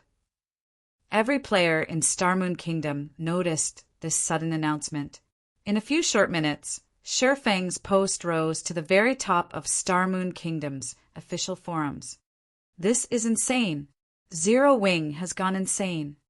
Zero Wing is awesome. It has openly declared a crusade against Starmoon Kingdom's dark guilds. With their temper, these dark guilds won't let this rest. All hail Zero Wing. Zero Wing's latest declaration dazzled God's Domain's ordinary players. Not only was Zero Wing at war with two of the kingdom's giants, but it had also declared war on the dark guilds, which most players tried to avoid. Only a lunatic would make a move like this. The various guilds were even more shocked by Zero Wing's declaration of war. Ordinary players might not realize the truth about dark guilds, but they were perfectly aware. Although dark guilds had very few members, these people were extremely obstinate. Dealing with large guilds like theirs was just another day at work for these people. Moreover, even if these players died, their dark guilds wouldn't compensate them for any losses. They would only have themselves to blame for not being strong enough. Speaking of the survivability of dark guild players, they were much stronger than regular guild members. Most importantly, unlike regular guilds, dark guilds did not possess a permanent base of operations, such as a guild residence. Instead, they operated like independent players. A simple bar was enough of a base for them. They could easily move between towns controlled by the forces of darkness. Hence, it was very difficult to launch a concentrated attack against dark guilds. Regarding sustainability, regular guilds were even less of a match for their dark cousins. Dark guilds players could level up by killing other players. This was not an option for regular guild players. If an extended war occurred between a regular guild and a dark guild, the latter would only exhaust their enemy to death. Hence, regular guilds generally overlooked dark guilds as none of them wanted an unnecessary confrontation. Logically, Zero Wing should have been more focused on dealing with Blackwater and Heaven's Burial after it realized that its enemies had hired dark guilds to take action. After all, dark guilds were merely hired guns. It was easy enough to hold them at bay.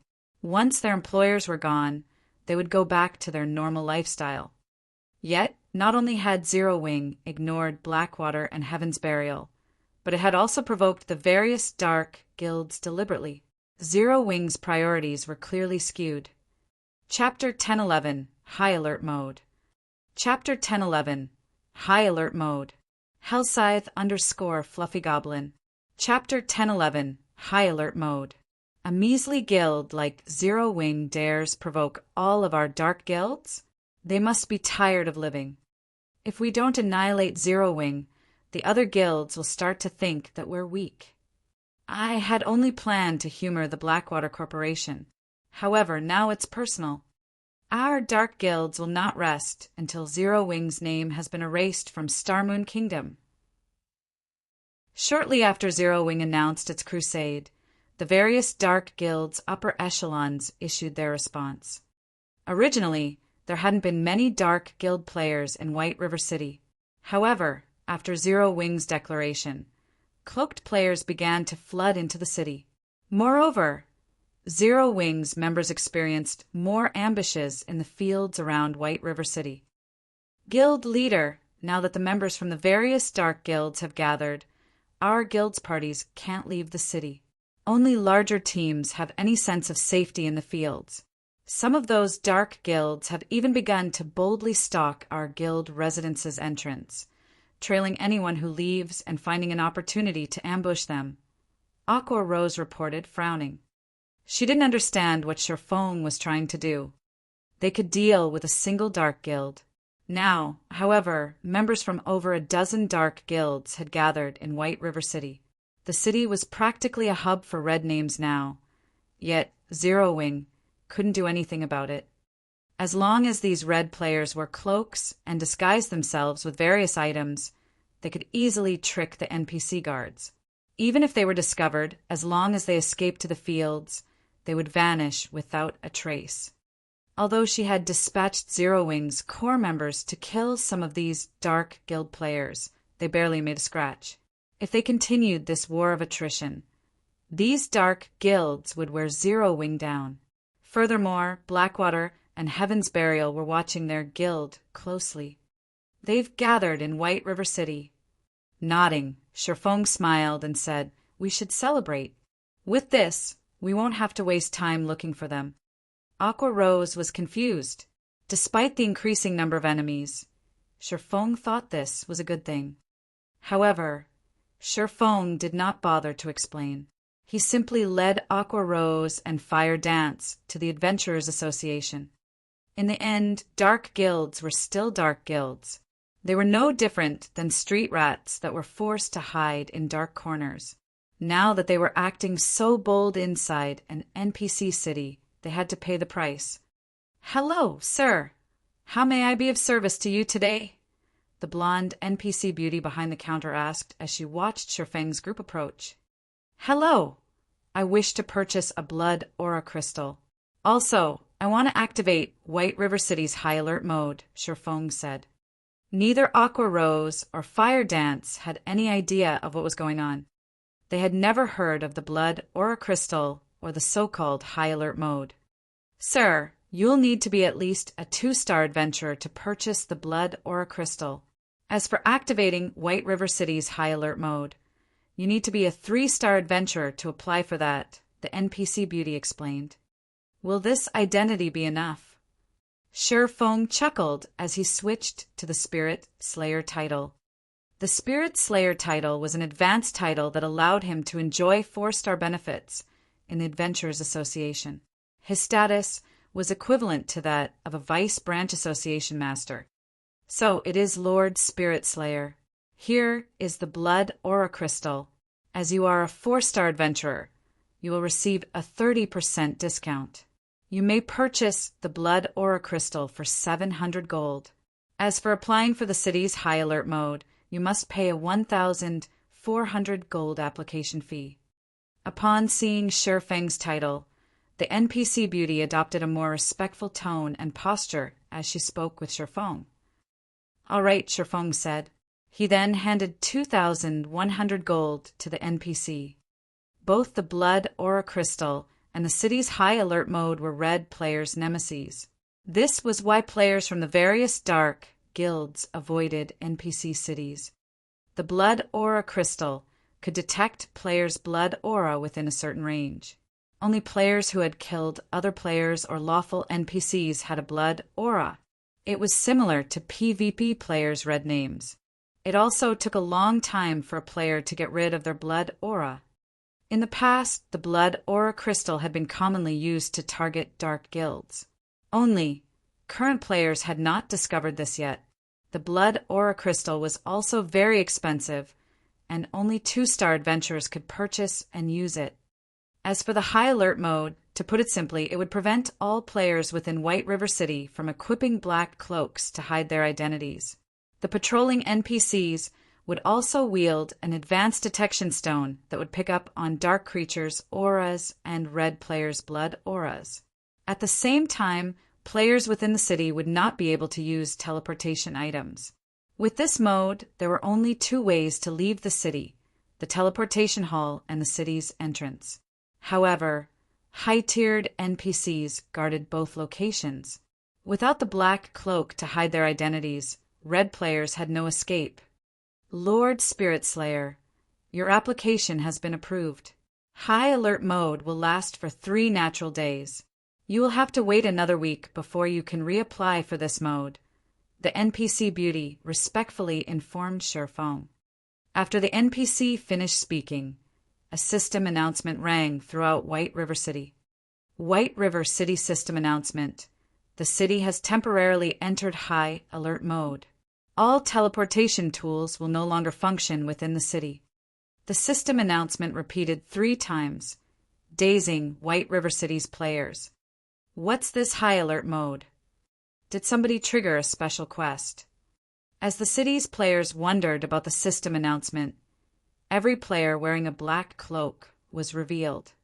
What's going on? Why isn't my black cloak working? The Dark Guild players camping outside Zero Wing's residence panicked at this sudden development. Without their black cloak's hide effect, the high-tiered NPCs would easily see through their disguises. As red players, they were as good as dead if they were caught inside an NPC city. "Guards are coming. Don't worry, they're only patrol guards, not high-tiered NPCs. We just need to be careful. Once this high alert mode ends, we can leave the city safely." "You're right. Only advanced identification skills can see through our disguises." Just as these red players started to relax, the patrol guards over 200 yards away charged towards them. Without hesitation, the NPC guards began to slaughter these dark guild players. For a time, battles broke out across White River City, shocking the city's ordinary players. After a few minutes, all Dark Guild members within White River City were dead. Not one had survived the NPC guards' onslaught. However, this was not the worst part. It was common knowledge that in White River City, the punishment for attacking another player was quite severe. If the city's NPCs caught these Dark Guild members who had killed countless players, these players' only real option was to delete their accounts and start all over. Chapter 1012 Profitable Investment. Chapter 1012 Profitable Investment. Hellscythe _ Fluffy Goblin. Chapter 1012 Profitable Investment. Ha ha ha. Now that Zero Wing has provoked so many dark guilds, I can't wait to see how the guild gets out of this. Even I am starting to pity Zero Wing. Gentle Snow can't get her priorities straight, either, refusing to join Underworld. I wonder how much she's regretting that decision. Young Master Fong, should we head to White River City and take care of Zero Wing's members too? That's a nice idea. Now that so many guilds are targeting Zero Wing, we can disguise ourselves and use this opportunity to rake in some profit. If we can get rid of 10 or so Zero Wing core members, we can upgrade everyone's equipment. If we're lucky, we might even get a cut of White River City. My position in the organization will rise again, and I won't have to listen to that damnable woman anymore. Currently, Feng Xianyang led a team to grind level 42 mine gnomes, using them to power level to level 40. However, as his team lacked good equipment, they couldn't afford to venture too far into the mine. If they could upgrade their equipment, they could increase their grinding speed. However, when Feng Xianyang thought about how he had been forced to lead this team personally, he was indescribably frustrated. He had been one of Underworld's middle managers. Now, however, he had been reduced to leading a team to grind monsters. This was all due to Underworld's upper echelon's sudden focus on Yulan. They had even transferred Maple City's management, as well as 5 other major cities, to Yulan. This was a nightmare. Just you wait. When Zero Wing falls, I'll poach Zero Wing's top players and regain possession of Overwhelming Smile. Feng Xianyang inwardly chuckled. Zero Wing's elite members and experts were extraordinarily strong. If Zero Wing were defeated, these people would refuse to join guilds like Blackwater or Heaven's Burial. At that time, he simply needed to offer an appropriate price to recruit them. After making these people his own, Underworld's upper echelons would have no choice but to focus on him. When Feng Xianyang and his team reached White River City, they were astounded by what they saw. The NPC guards were slaughtering numerous players inside the teleportation hall. In the face of the level 180 guards, level 40 expert players were infants. The NPCs only needed one hit to defeat each player.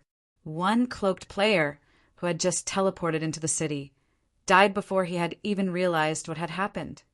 What's going on here? Chills ran down Feng Xianyang's spine as he looked down at the Dark Guild player corpse beside him. Feng Xianyang wasn't the only player who wondered what was happening. Many other guilds that had teleported to White River City to take advantage of Zero Wing's predicament were stupefied. Inside the spacious teleportation hall, several hundred disguised red players had died. The scent of blood lingered in the air. White River City had become a forbidden ground for red players. Previously, everyone had thought that these Dark Guild players were too arrogant in the city. Now, however, they pitted these players. Any red players the NPC guards killed would be jailed in White River City's confinement room to await their punishment after they resurrected. With the crime values these Dark Guild members possessed, it would be a miracle if they were not locked up for over a month. Rescuing these players from White River City's confinement room was nothing more than a dream. Level 200, Tier 3 NPCs guarded that room, and they would instantly kill any and all players that didn't belong. However, if these players weren't rescued, mainstream players would have long since surpassed these players' levels and equipment by the time their prison sentence was over. It would be very difficult to catch up. At the very least, they would need to spend several months grinding endlessly. As for deleting their accounts and starting all over again, although they could level up quickly if high-level players power-leveled them, they would never catch up to mainstream players in a month without some leveling secret. Of course, regaining their levels was one issue, but what about their reputation? What about their weapons and equipment?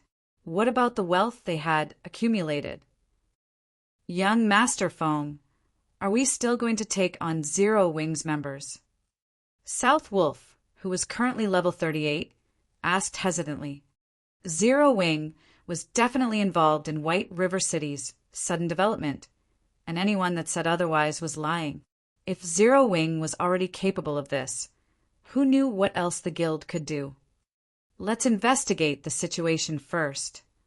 Fong Xianyang felt somewhat unsteady at this moment.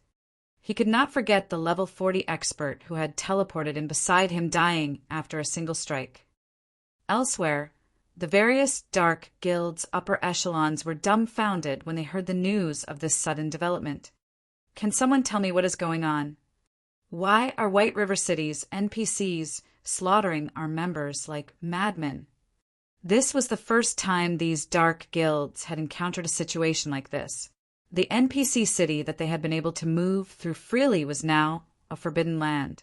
Over half of the members they had dispatched to White River City were dead. Only a small minority were still active in the fields near White River City. This was an unprecedented blow to their dark guilds. The death of their members was nothing to them. However, if their members were confined for over a month, this would severely wound their guilds. Damn it! Zero Wings set us up. Contact the other dark guilds immediately. From now on, we cannot let anyone from Zero Wing survive. If they show themselves, kill them all. Starmoon Kingdom's various dark guilds swore to fight Zero Wing until the bitter end. What did you say? Over half of the dark guild members have been locked up in White River City's confinement room. How is that possible? Didn't they have their disguise tools? Abandoned Wave's expression froze when he received the news. He could not bring himself to believe it. While dark guilds were not strong in a head-on battle, their survivability and ambushing capabilities in the fields were top-notch. This was precisely the reason that he had paid a massive price for these dark guilds to whittle down Zero Wing's strength. Yet now, over half of them had been killed and jailed in White River City. With this, it had become far more difficult to deal with Zero Wing's members. Guild leader, what should we do now? Now that over half of the Dark Guild players have been locked up, the threat on Zero Wing has been reduced significantly. Moreover, some of the regular guilds that intended to strike Zero Wing have decided on the wait-and-see approach. The middle-aged bald man asked. After some thought, Abandoned Wave commanded, "This development has affected our plans slightly, but no matter. Contact the Dark Guilds immediately. Tell them that we'll send some of our top players to assist. If they can delay Zero Wing's top players, we'll reward them." Heaven's Burial had already begun to construct the ceiling cores around Stone Forest Town.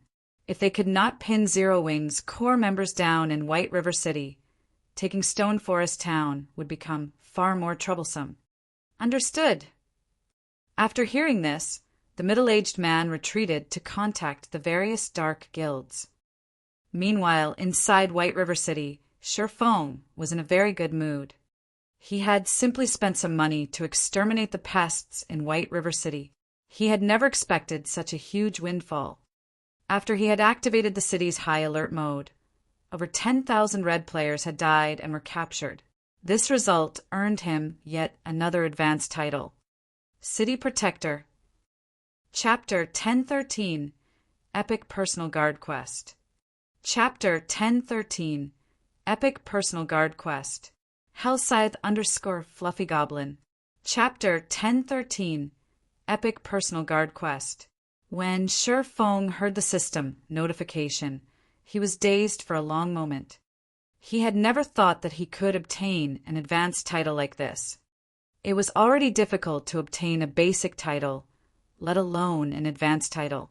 Now, just by spending 1,400 gold, not only had he dealt with the eyesores in the city, but he had also earned himself an advanced title. No one would believe this. In the past, many large guilds had willing spent over 10,000 gold for an accurate clue that led to an advanced title, not to mention the method of obtaining one. City Protector? While Sherfong was relatively familiar with the basic titles throughout God's domain, his understanding of advanced titles was quite shallow. After all, advanced titles were extraordinary. Nobody would casually reveal information about them. City Protector, advanced title, a hero that has protected the city from the dark forces' influence. Wielder enjoys the benefits of a major noble in every human city. At the same time, personal guards can accept one epic quest per week. In addition, personal guards receive a 5% increase to quest success rate. As expected of an advanced title, it actually allows my personal guards to pick up one epic quest each week. Sherfong could not help his surprise. Personal guards' development speeds depended on the quests they accepted from the Adventurers Association. The higher the quest's rank was, the better the EXP and items it would award. However, there were not many personal guard quests to choose from in the Adventurers Association.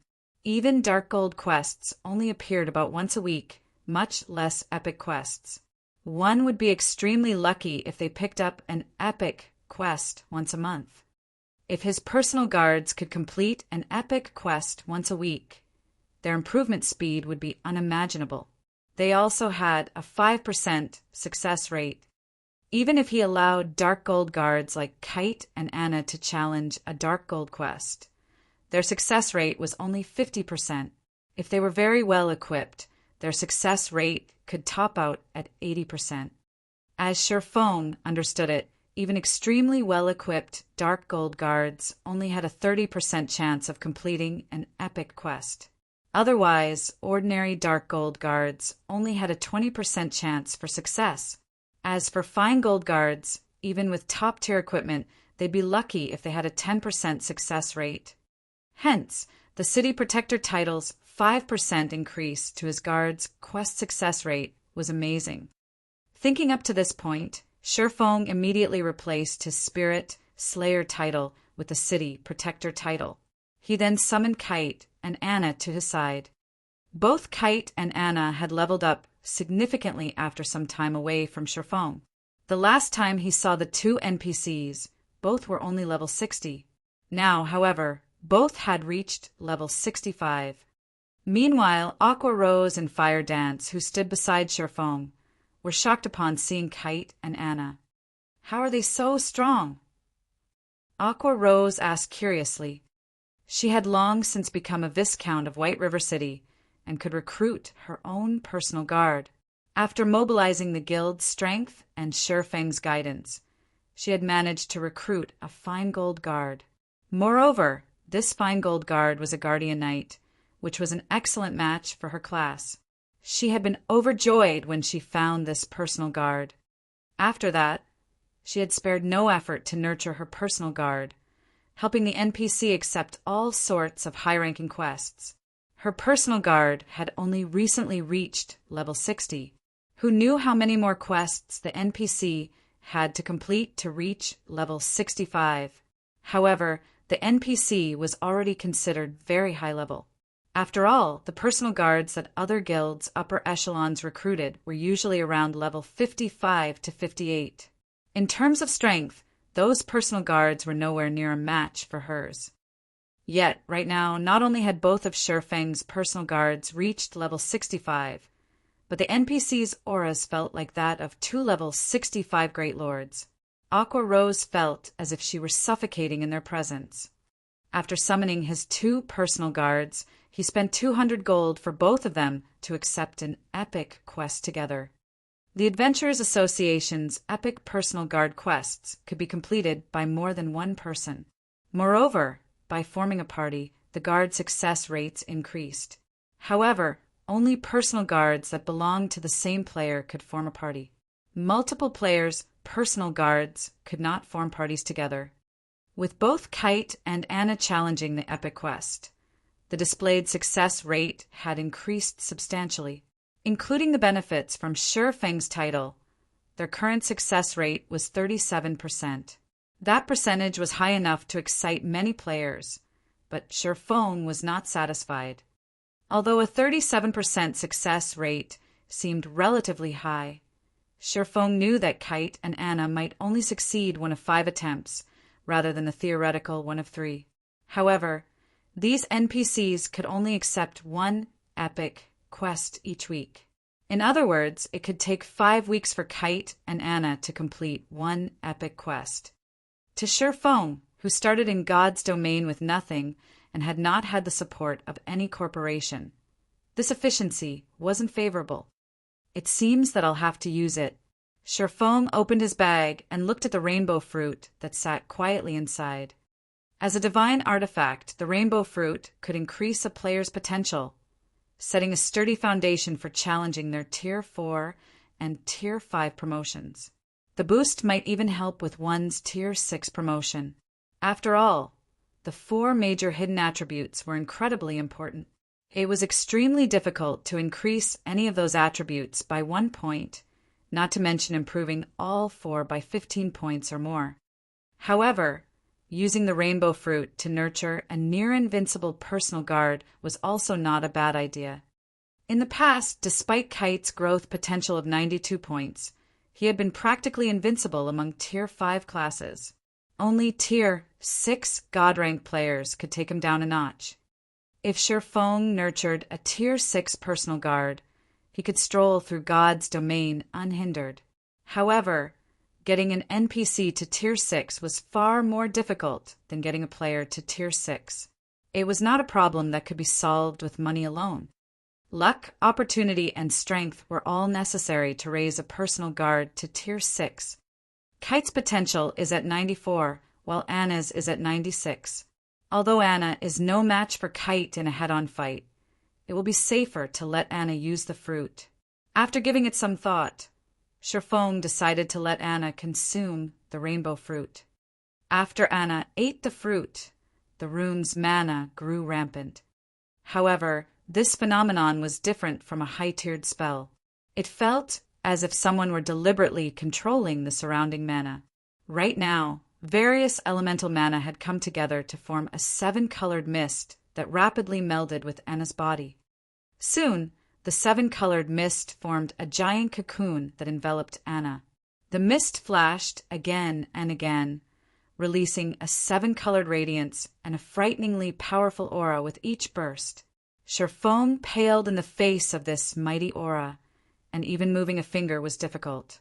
As for Aqua Rose and Fire Dance, they were as stiff as statues. They could not move whatsoever.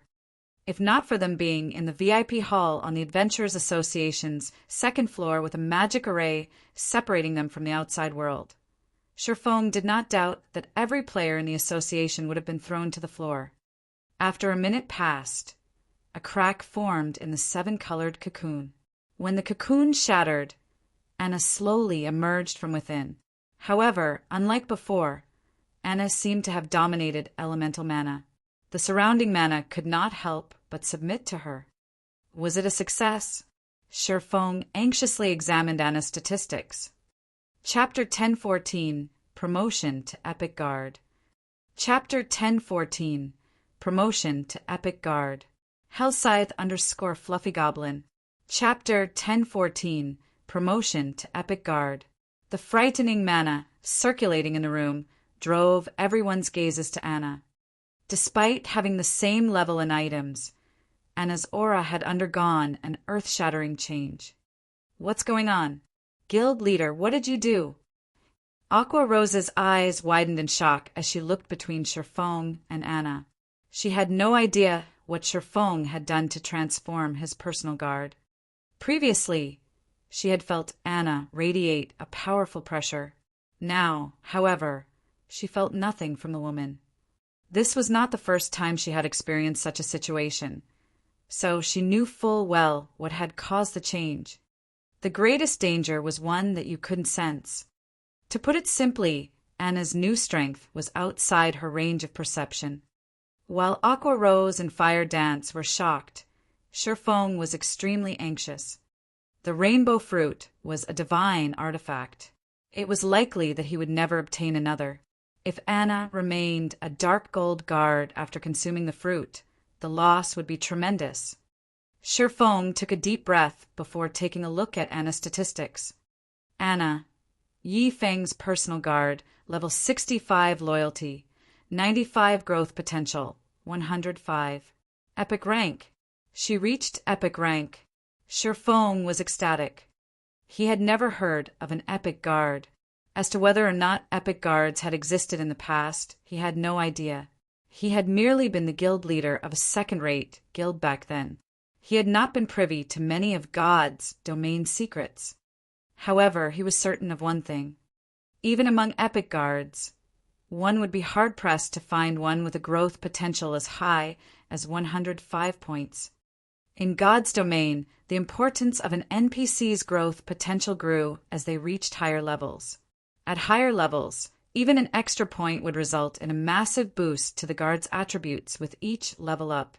Hence, even personal guards of the same rank and level could have drastically different attributes. Take Kite, for example. Although his growth potential was only 2 points higher than it had been, after he reached the same level and tier that he had been in the past, his strength would surpass his past self by a minimum of 10%. If it came down to a battle, the present Kite could easily suppress and defeat the past Kite within a short time. Moreover, this was only a 2-point difference for Dark Gold rank. There was even less need to mention Epic rank. There had not been any clear standards in the past for Epic guards. Any NPC whose growth potential exceeded 100 points was considered an Epic guard. Currently, Anna's growth potential exceeded Kite's by a whopping 11 points. By the time Anna reached level 70 or 80, he had no doubt that she would defeat Kite even in a melee battle. In terms of combat power, even the current Anna could defeat Kite. As both NPCs continued to level, the gap between them would only grow wider. In the end, even Kite would have to look up to Anna. Amazing! Anna's promotion to Epic rank has raised the Epic Quest success rate to 67%. I doubt even a full party of Dark Gold guards could achieve such a percentage. Shifeng was speechless.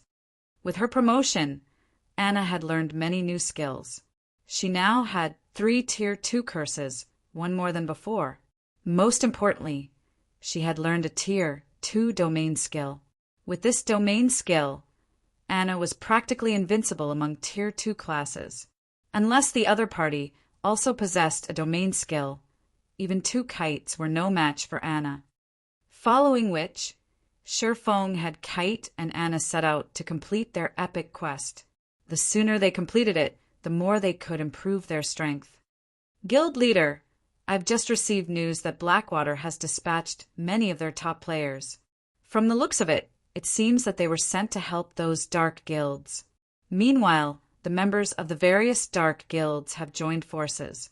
Not only are they targeting parties, but they've also begun ambushing 100-man teams. Aqua Rose reported once she received this information. In addition, Blackwater has opened another shop in White River City and is selling cast steel armor kits and mana mixtures in large quantities. They've even reduced their prices. They've already lured a lot of players to their shop.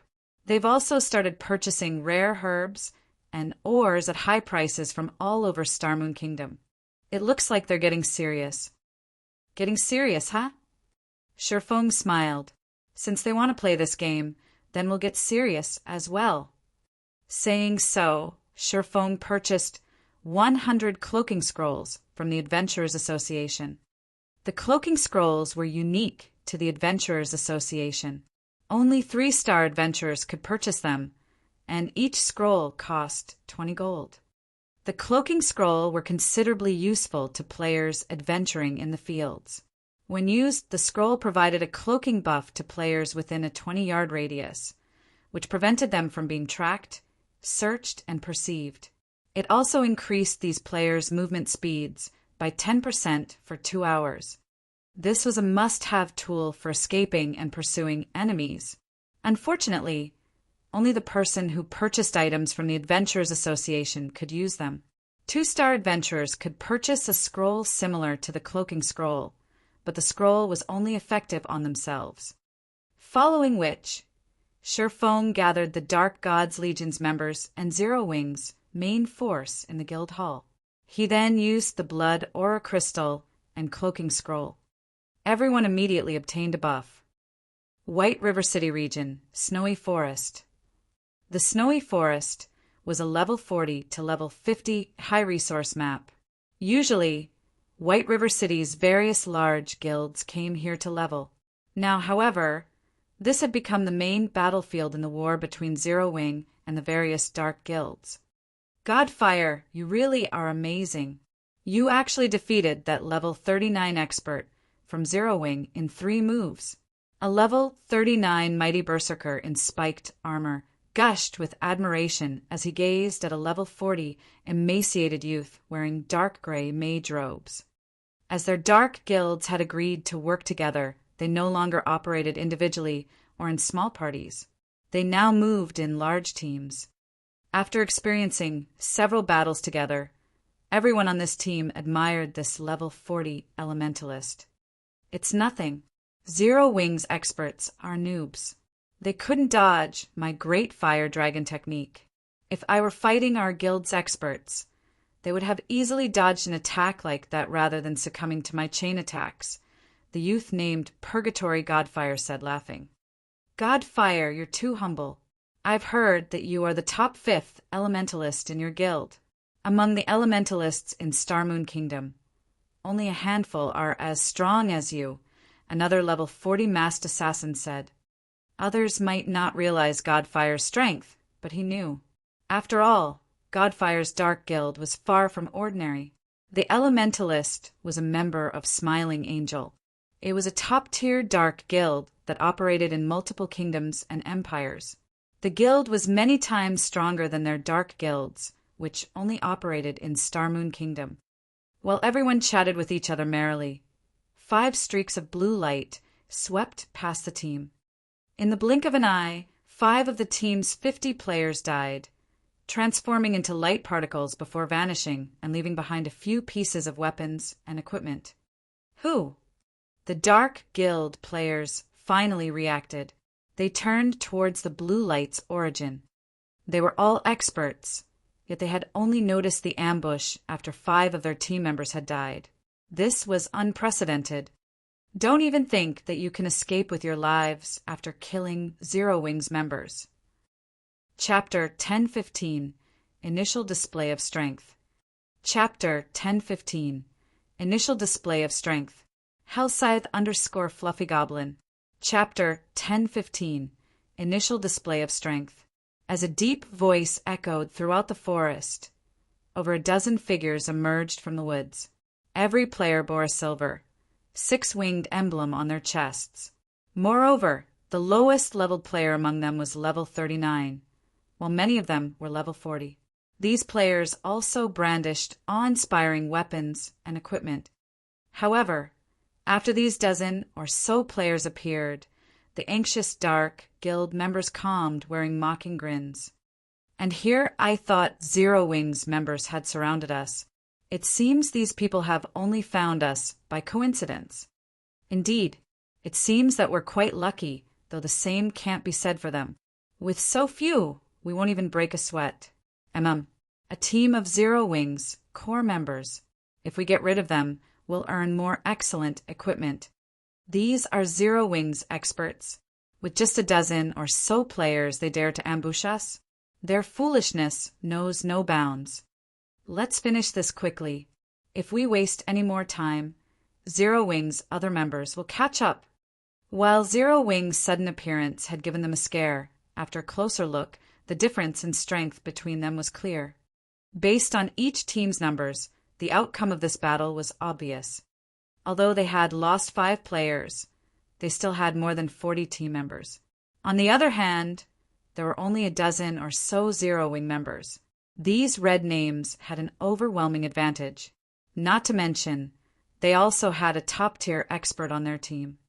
Leader, leave that ranger to me. I'll use him as practice for killing Black Flame. I'll leave the others to you, Purgatory Godfire said, smiling as he focused on Minor Wind, the ranger that had fired the first 5 arrows at their team. He could sense that, among these dozen or so players, Minor Wind was undoubtedly the strongest. He was even stronger than the Zero Wing core members he had already killed. Minor Wind was the best practice target. All right, leave the rest to us, the mighty level 39 Berserker who led the team replied. He realized that even he could not take down the level 40 Ranger, Minor Wind. Leaving the Ranger to Purgatory Godfire was definitely the best choice here. However, as soon as this mighty Berserker finished speaking, his expression darkened. Before anyone realized it, a figure had appeared behind Purgatory Godfire, a snowy white dagger sinking into the elementalist's head and forcing him into a fainted state. Immediately, the player thrust another dagger towards Godfire's back. This sudden development even stunned the elementalist. He had failed to notice the sneaking assassin. However, Purgatory Godfire was no ordinary expert. In the moment of extreme peril, he activated Blink. Not only did he avoid the backstab, but he also cancelled the fainted state and appeared 15 yards away from his enemy. Unfortunately for him, as soon as Purgatory Godfire used Blink, the black figure followed by using shadow steps and appeared behind him once more, the gleaming dagger resuming its attack. Scram! Panicking, Godfire used Flame Blast in an attempt to knock back his opponent. However, when Flame Blast struck the black figure, contrary to Godfire's expectations, the black figure stood steady. His Flame Blast had passed through the figure's body harmlessly. Crap! An afterimage! Godfire immediately realized that he had been fooled. Although he tried to rectify his mistake by casting Ice Wall to guard his back, the black figure landed a kidney strike, forcing him back into a fainted state before his Ice Wall could even take shape. The figure instantly followed up with an absolute strike, transforming into a shadowy streak that passed through Purgatory Godfire's body. When the figure reformed, it spun in the air and launched backstab on Purgatory Godfire's side, stealing the elementalist's last strand of HP. How are you so fast? Could you be Zero Wings #1 expert? Fire Dance. It seems that I truly have rotten luck. As Godfire's HP was about to reach 0, his eyes focused on the black-robed assassin. As far as he could remember, only Zero Wings Fire Dance possessed this kind of ability.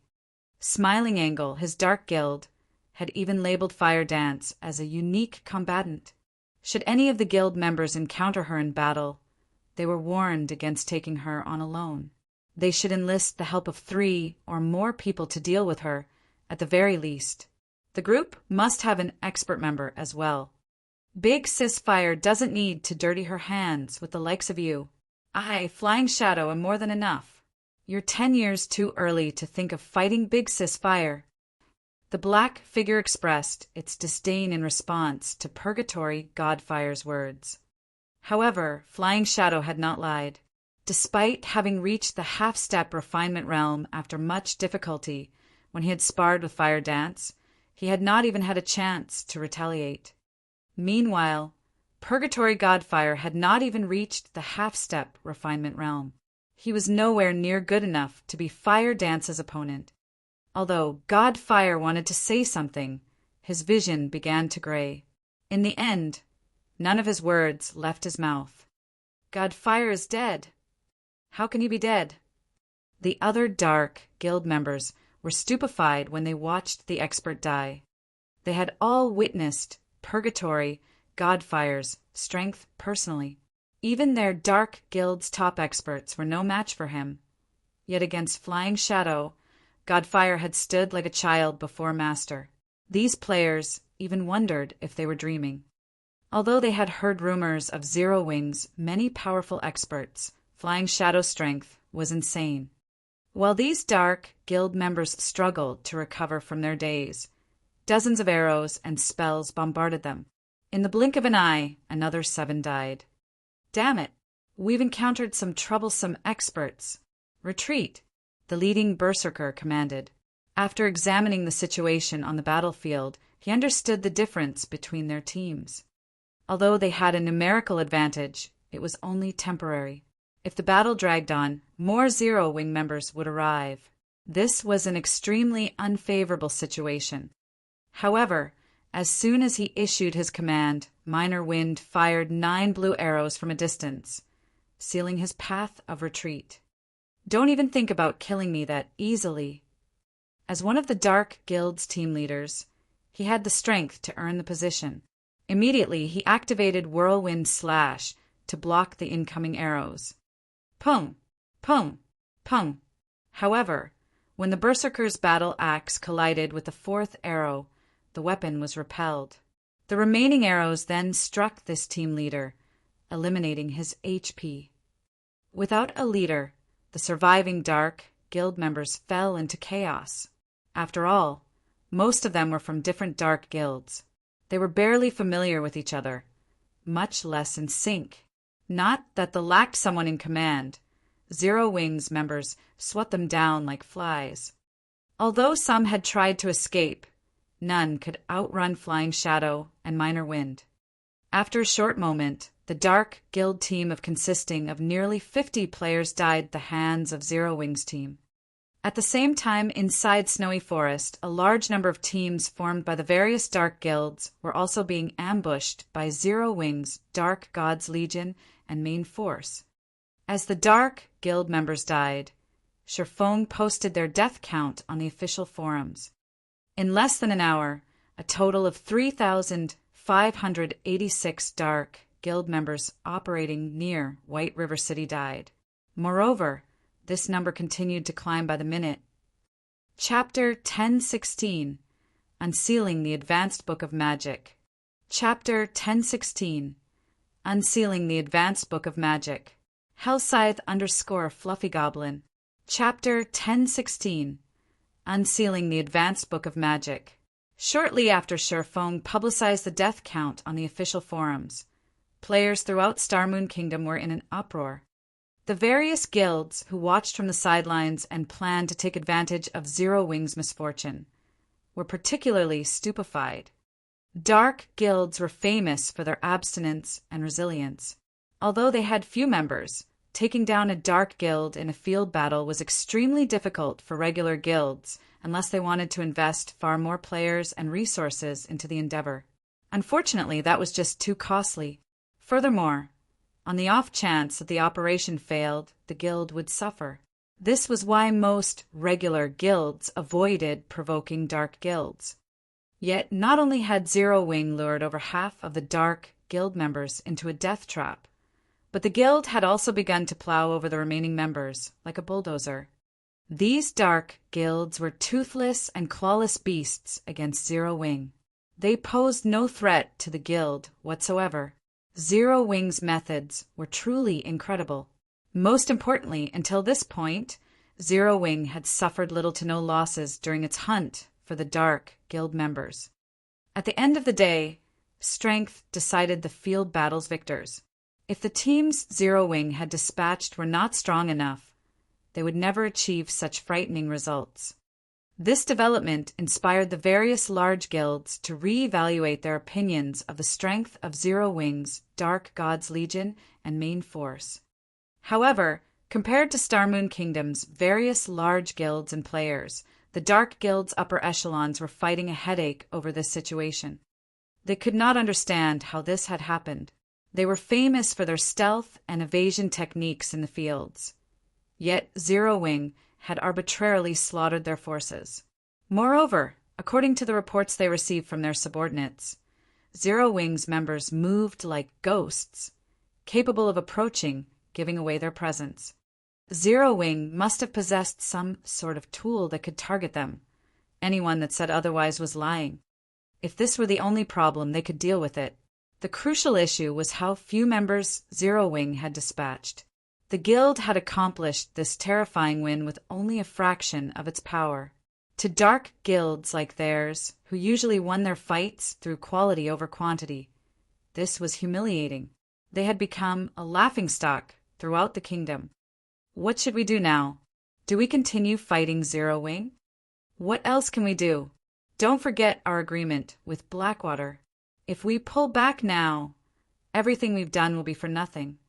Indeed, our only choice is to continue the operation. However, we don't actually need to fight Zero Wing. Our job is simply to keep them busy. As long as we pin down Zero Wing's Dark God's Legion and main force, we will have fulfilled our part of the bargain. When the time comes, we simply need to watch as Zero Wing loses Stone Forest Town. Without Stone Forest Town, Zero Wing can't afford to sustain its development. We can strike then. I want to see just how they plan to fight our dark guilds. That's right. We'll let Zero Wing maintain its arrogance for now. I want to see their faces when they realize we're only bait. The various dark guilds' upper echelons held a secret meeting to discuss their current predicament. As for facing Zero Wing head-on, that was just a dream. Although Blackwater had dispatched quite a few expert and elite players to assist them, White River City was Zero Wing's territory. A direct confrontation with the guild here was suicidal. Even if the Blackwater Guild were willing to pay the price for such a confrontation, it would only result in heavy damage to Zero Wing's strength and reputation. If Zero Wing wanted to stage a comeback, it had everything it needed. However, if Blackwater captured Stone Forest Town and severed Zero Wing's main source of income, Blackwater would only need to suppress Zero Wing financially, and it would eventually collapse into itself. When the Dark Guild representatives concluded their meeting, the various Dark Guild members around White River City split up, acting independently. With this, Zero Wing would have a harder time dealing with them. After the Dark Guild's weak behavior, the various large guilds that had watched the situation began to withdraw to their own territories, afraid that they would suffer the same circumstances as these dark guilds. Despite Blackwater clearly being the mastermind behind all of this, Zero Wing had deliberately chosen not to target Blackwater's members. Rather, it had decided to teach the assisting dark guilds a vicious lesson. After realizing this, they had no desire to take that risk. Guild leader, your plan is brilliant. The guilds that have been watching from the shadows are too afraid of becoming our next target and have withdrawn, Aqua Rose said. She hadn't been able to hide her smile when she received the report. The players from the various large guilds have split up, although they are somewhat more bothersome to deal with now. If we invest a little more time, we'll eradicate them sooner or later. Even if the dark guilds intend to oppose us, I'm afraid they won't be able to. Not only had the Dark Guild's defeat increased Zero Wing's morale, but it had also improved the world's evaluation of Zero Wing. Some major companies, which had been pessimistic about Zero Wing's chances, had begun to express their interest in cooperation. Only, Shifeng rejected all of these offers. However, he had not done so because he no longer lacked money. Rather, these corporations demanded a cut of Zero Wing's shares in exchange for their cooperation. Shifeng would not tolerate that. Crap, Zero Wing is too arrogant. Do they really think that a small guild like Zero Wing can stand against the Blackwater Corporation? Without our support, the Blackwater Corporation will, sooner or later, reduce Zero Wing to nothing. The various corporations' representatives were enraged when they received the blatant rejection.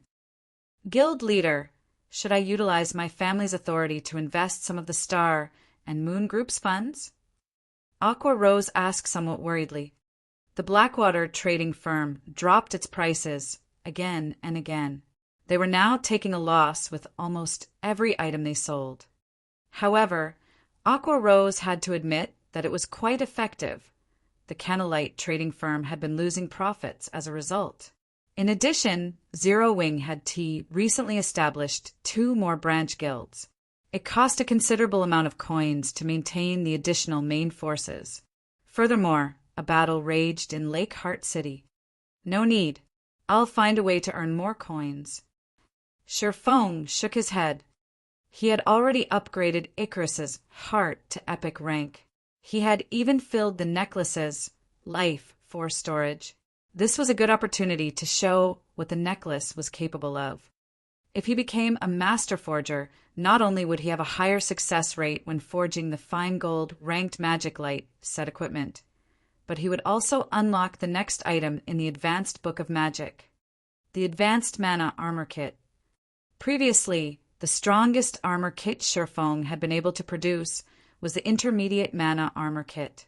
One of these kits could increase the wearer's attributes by over a dozen points. With 3, the total attribute boost was the equivalent of an additional piece of dark gold equipment. However, the Advanced Mana Armor Kit was more astounding. It was also the strongest item one could learn from the Advanced Book of Magic. In the past, countless players had gone crazy over the Advanced Mana Armor Kit. This kit was precisely the reason that a small guild had risen in the massive world of God's domain. Chapter 1017, Advanced Mana Armor Kit. Chapter 1017, Advanced Mana Armor Kit. Hellscythe _ Fluffy Goblin. Chapter 1017, Advanced Mana Armor Kit. Star Moon City, Heaven's Burial's residence. Although the Dark Guild's defeat had significantly increased Zero Wing's prestige in Starmoon Kingdom, this outcome had not affected Heaven's Burial in the slightest. There was still a long line of players queued up outside the guild's residence. Rather, things had become even more lively outside the guild residence. After the majority of the Dark Guild members had been confined in White River City, Heaven's Burial announced its recruitment for a large number of lifestyle players. It had even publicly announced that lifestyle players who joined the guild could receive guidance from a few of the virtual gaming world's well-known lifestyle masters, easing the difficulty of reaching the master rank in the future. The master rank was every lifestyle player's goal. It was also an opportunity for countless lifestyle players to get rich overnight. After God's domain joined the virtual gaming world, the various large guilds had begun to place greater importance on lifestyle players. After all, many things in God's domain required lifestyle players. This increased the value of well-known lifestyle players in the virtual gaming world. In God's domain, some lifestyle player status could even rival that of top-tier experts. Many super guilds even began to compete to recruit lifestyle players who had a list of achievements in previous virtual reality games. Among them, the Super Guild Battlewolves had paid an astronomical price to recruit one player who had been known as one of the top 5 Grandmaster lifestyle players in the virtual gaming world. Moreover, the Battlewolves had made this Grandmaster their chief forger. Becoming one of a Super Guild's forgers was already quite difficult, much less becoming the chief forger. A chief forger status was the equivalent of the vice guild leaders. Although they did not dream of such a lofty position, if they could become master lifestyle players in God's domain, they would be set for life. However, reaching the master rank in God's domain was easier said than done. If they were guided by someone with experience, though, it would be easier to become masters in the future. This was precisely the reason that Starmoon Kingdom's lifestyle players had flocked to join Heaven's Burial. Not only that, but other kingdoms' lifestyle players also began to rush towards the guild after hearing about its recruitment. Uncle Seven, why are you in such a hurry to meet me? If you had something urgent to say, couldn't you have just called me? Why make the trip back? Singular Burial asked, chuckling as he looked at the 50-plus-year-old man as he frantically rushed into the guild leader's office. If this were something that could have been conveyed in a call, I would have done so. This is important enough to make the trip. I also have a surprise for you, Seven Treasures said, laughing. A surprise? Singular Burial responded, skeptically. I knew you wouldn't believe me. Here, take a look. What do you think this is? Seven Treasures retrieved a design from his bag and placed it on the table. This is... Singular Burial was stunned after reading the design's introduction. Although the design was very common, the words light stone attracted Singular Burial's attention. As the guild leader of Heaven's Burial, not much surprised him. Even an epic weapon wouldn't faze him. However, he had to admit that the light stone forging design that 7 treasures had laid before him had been a surprise. The light stone was practically the candlelight trading firm symbol. Despite Heaven's Burial and Blackwater working together, neither of their guilds had been able to damage the candlelight trading firm overmuch. This was due to the light stones, who in God's domain did not want to level up faster. However, when darkness fell over God's domain, the fields became much more dangerous. If one were not an elite or expert player, they would struggle. And if one were unfortunate enough to lose their life, their progress would go to waste. Hence, light stones were a must-have item to level up at night in God's domain. In addition, as the light stone's price was quite low, it became a must-have tool for ordinary players. This secured the candlelight trading firm's position, leaving no room for competition. However, now that Heaven's Burial had the light stone forging design, the candlelight trading firm would no longer hold the monopoly over the light stones. "Uncle Seven, where did you find these?" Singular Burial asked. Only one forging player could learn from a single forging design, and the number of light stones one person could produce was limited. The Heavenly Trading Firm still wasn't a threat to the Candlelight Trading Firm. This would barely impact Candlelight's business. In the Towers of Death, one of our guild's teams obtained one by accident while grinding monsters there, 7 treasures said, laughing merrily. After obtaining this design, I immediately notified the guild's elite teams to grind in the Towers of Death. Soon, we'll have far more light stone forging designs. Wonderful. This is simply wonderful. Uncle Seven, I'll leave the rest for you. If you lack manpower, just say the word. Singular Burial was ecstatic. As long as they knew which monsters dropped the design with Heaven's Burial strength, it would only be a matter of time before they had a stockpile. Once we have enough designs, we will extinguish Candlelight. Without the financial support from both the Candlelight Trading Firm and Stone Forest Town, Zero Wing will be finished. Isn't that why I'm here, trying to borrow some of the Funeral Legion's members? The monsters are too high-leveled. Our ordinary elite's grinding speed is too slow. They need experts to lead them, 7 treasures explained, nodding. The Funeral Legion was Heaven's Burial's strongest player force.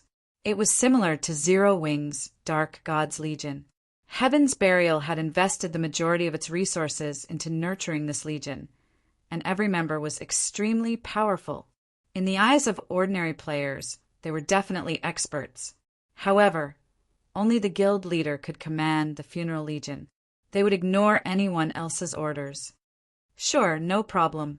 I'll give you command of 400 members. Without hesitation, Singular Burial notified the Funeral Legion's commander, instructing him to dispatch 400 members to the Towers of Death immediately. Inside one of the Candlelight Trading Firm's special forging rooms in White River City, after sacrificing 500 units of life force to activate Icarus's Heart's God's Blessing skill, Shurfong began forging advanced mana armor kits, one after another.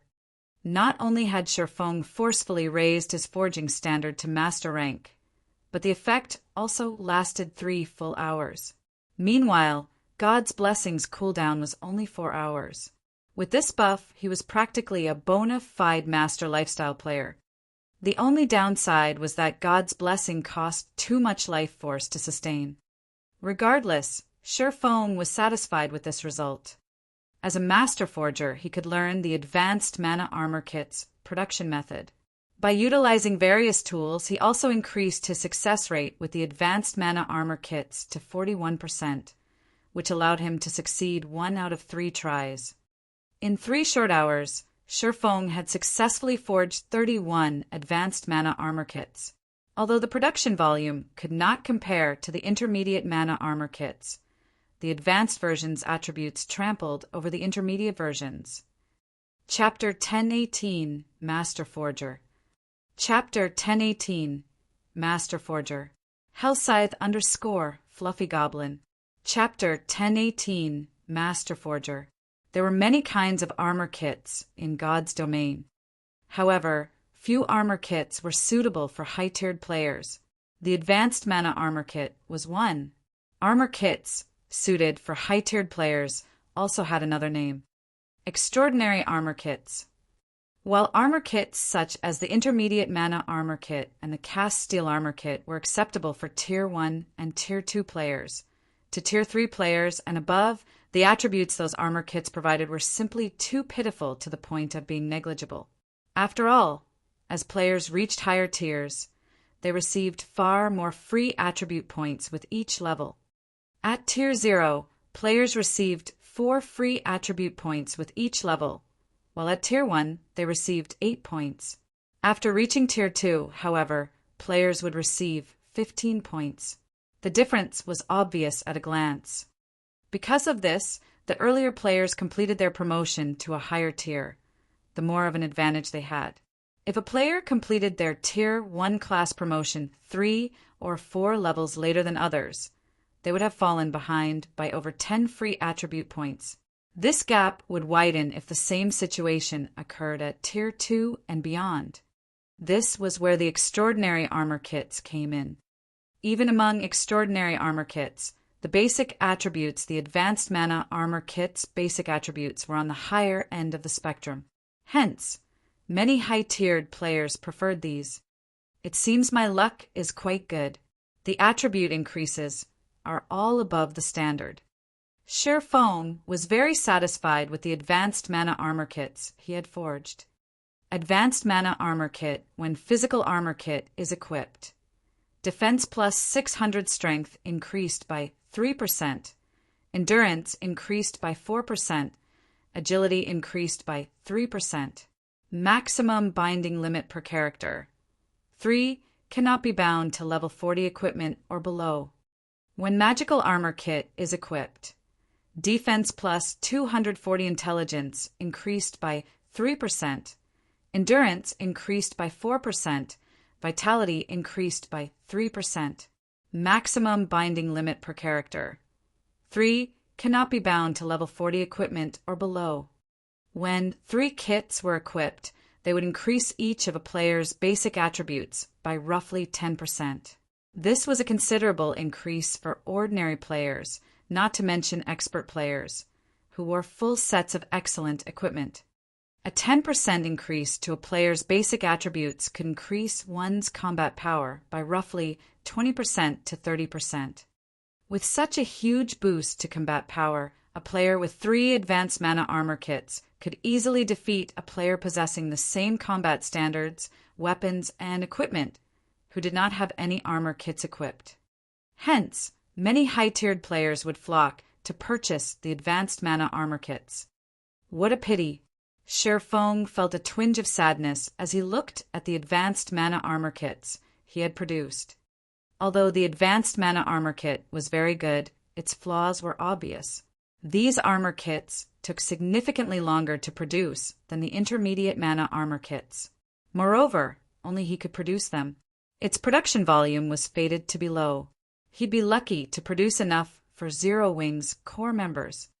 At most, he could use the Advanced Mana Armor Kits to attract players to the Candlelight trading firm. These kits were not profitable products right now. Following which, Sher Fong waited for an hour to pass before he used another 500 units of life force to activate God's Blessing, continuing to craft the Advanced Mana Armor Kits. Once Sher Fong had made 100 armor kits, he switched to forging the Magic Light set equipment. While the Advanced Mana Armor Kit provided a powerful increase to a player's attributes, its true purpose was to help high-tiered players. To current players, its increase was extremely limited. After all, current players' basic attributes were still relatively low.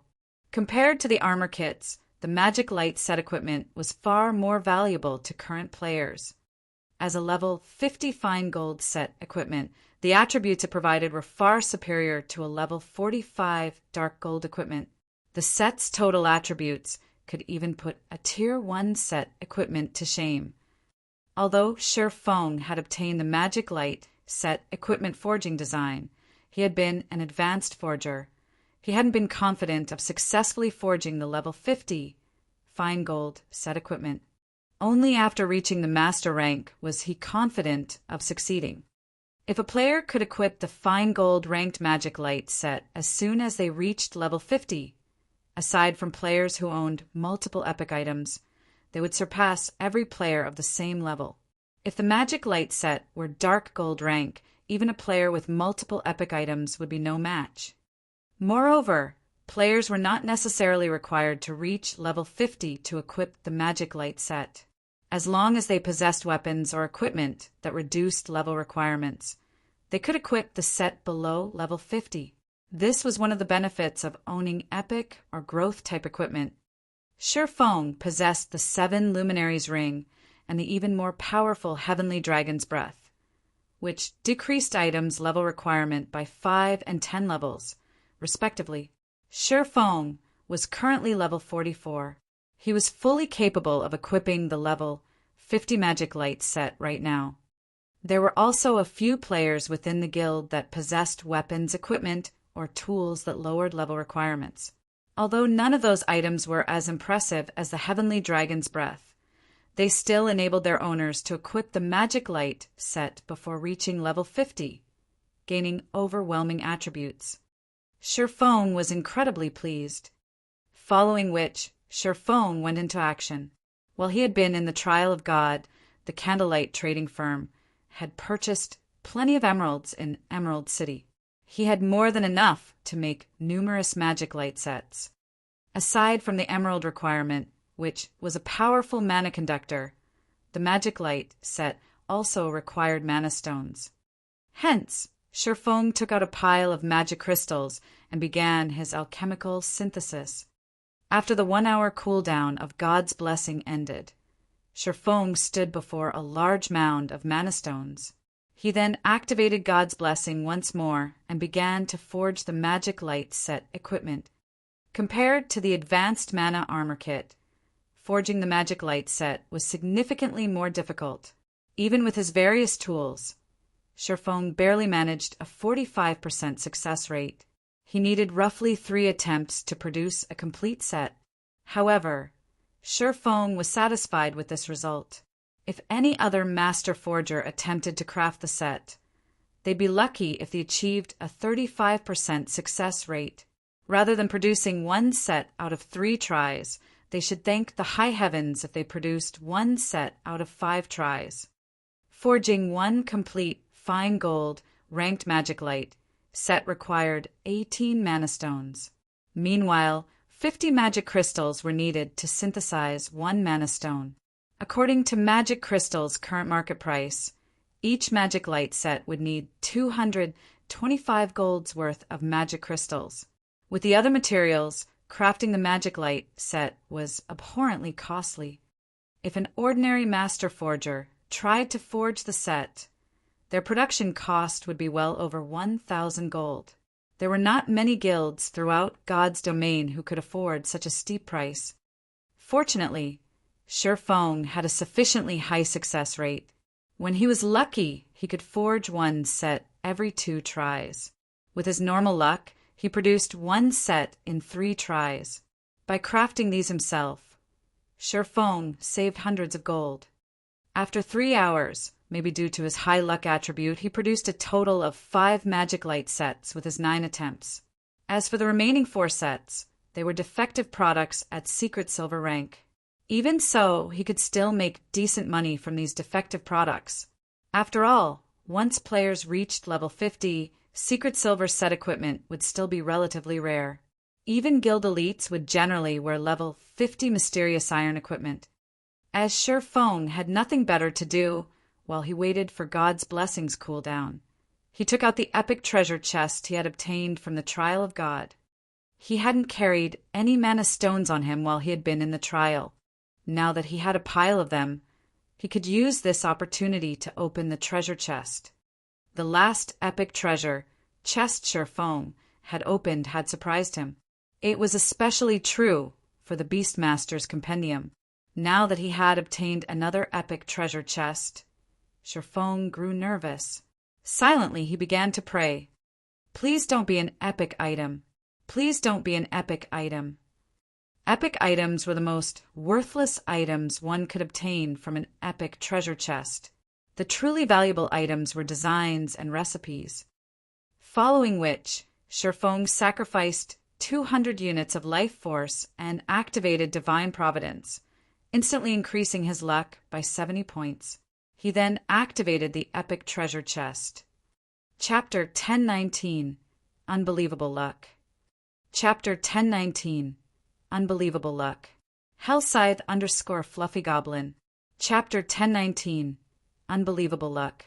When Shifeng opened the epic treasure chest, a purple radiance enveloped the forging room.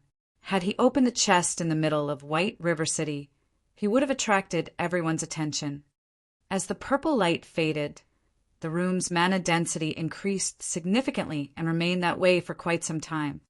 There were a total of 3 items in the epic treasure chest. One item was luxurious red armor fashioned with white detailing. The armor was encrusted with 7 gemstones, neatly arranged to form a miniature magic array. The surrounding mana gathered around this magic array, condensing into a thin layer of 7-colored mist, which made the armor extraordinarily eye-catching. When he saw the finished product, even Shifeng was shocked. This was definitely the most visually appealing armor he had ever seen. What kind of armor is this? Shifeng wondered. This was the first time he had seen equipment that could increase the surrounding mana density. Despite not wearing the armor, his mind felt much clearer than before. The special forging room's mana was even denser than the basic meditation room. If a player's mind could be this clear all the time, it would massively help their training in battles. Following which, Shifeng clicked to check the armor's introduction. 7 Luminaries Battle Armor, Chestplate, Fragmented Legendary Rank, Equipment Requirement, Strength 1000 Class Requirement, Berserker when equipped.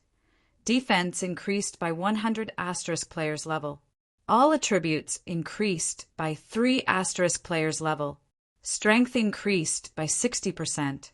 Agility increased by 40%. Endurance increased by 60%. Magic resistance increased by 30%. Ignore levels +20. All Berserker skills +5 levels. All item level requirements reduced by 10 levels. Additional passive skill 1, 7 Luminaries Protection. Decreases incoming damage from players of a lower tier by 70%, players of the same tier by 40%, and players of a higher tier by 20%. Grants immunity to control skills. Additional passive skill 2, Magic Reinforcement. Increases the strength of wearer's attacks by 50% and improves wielder's physique by 30%. Additional active skill 1, Sky God's Glory. Grants immunity to all magical damage, decreases physical damage received by 80%, and increases movement speed and attack speed by 100% for 10 seconds. Cooldown 1 hour. Additional active skill 2, 7 Luminaries Domain. Effective radius of 50 yards. Decreases all enemies' reaction speed within affected area by 30%, movement speed by 40%, and attack speed by 40%. Wearer can also control up to 3 7 Luminary Spears.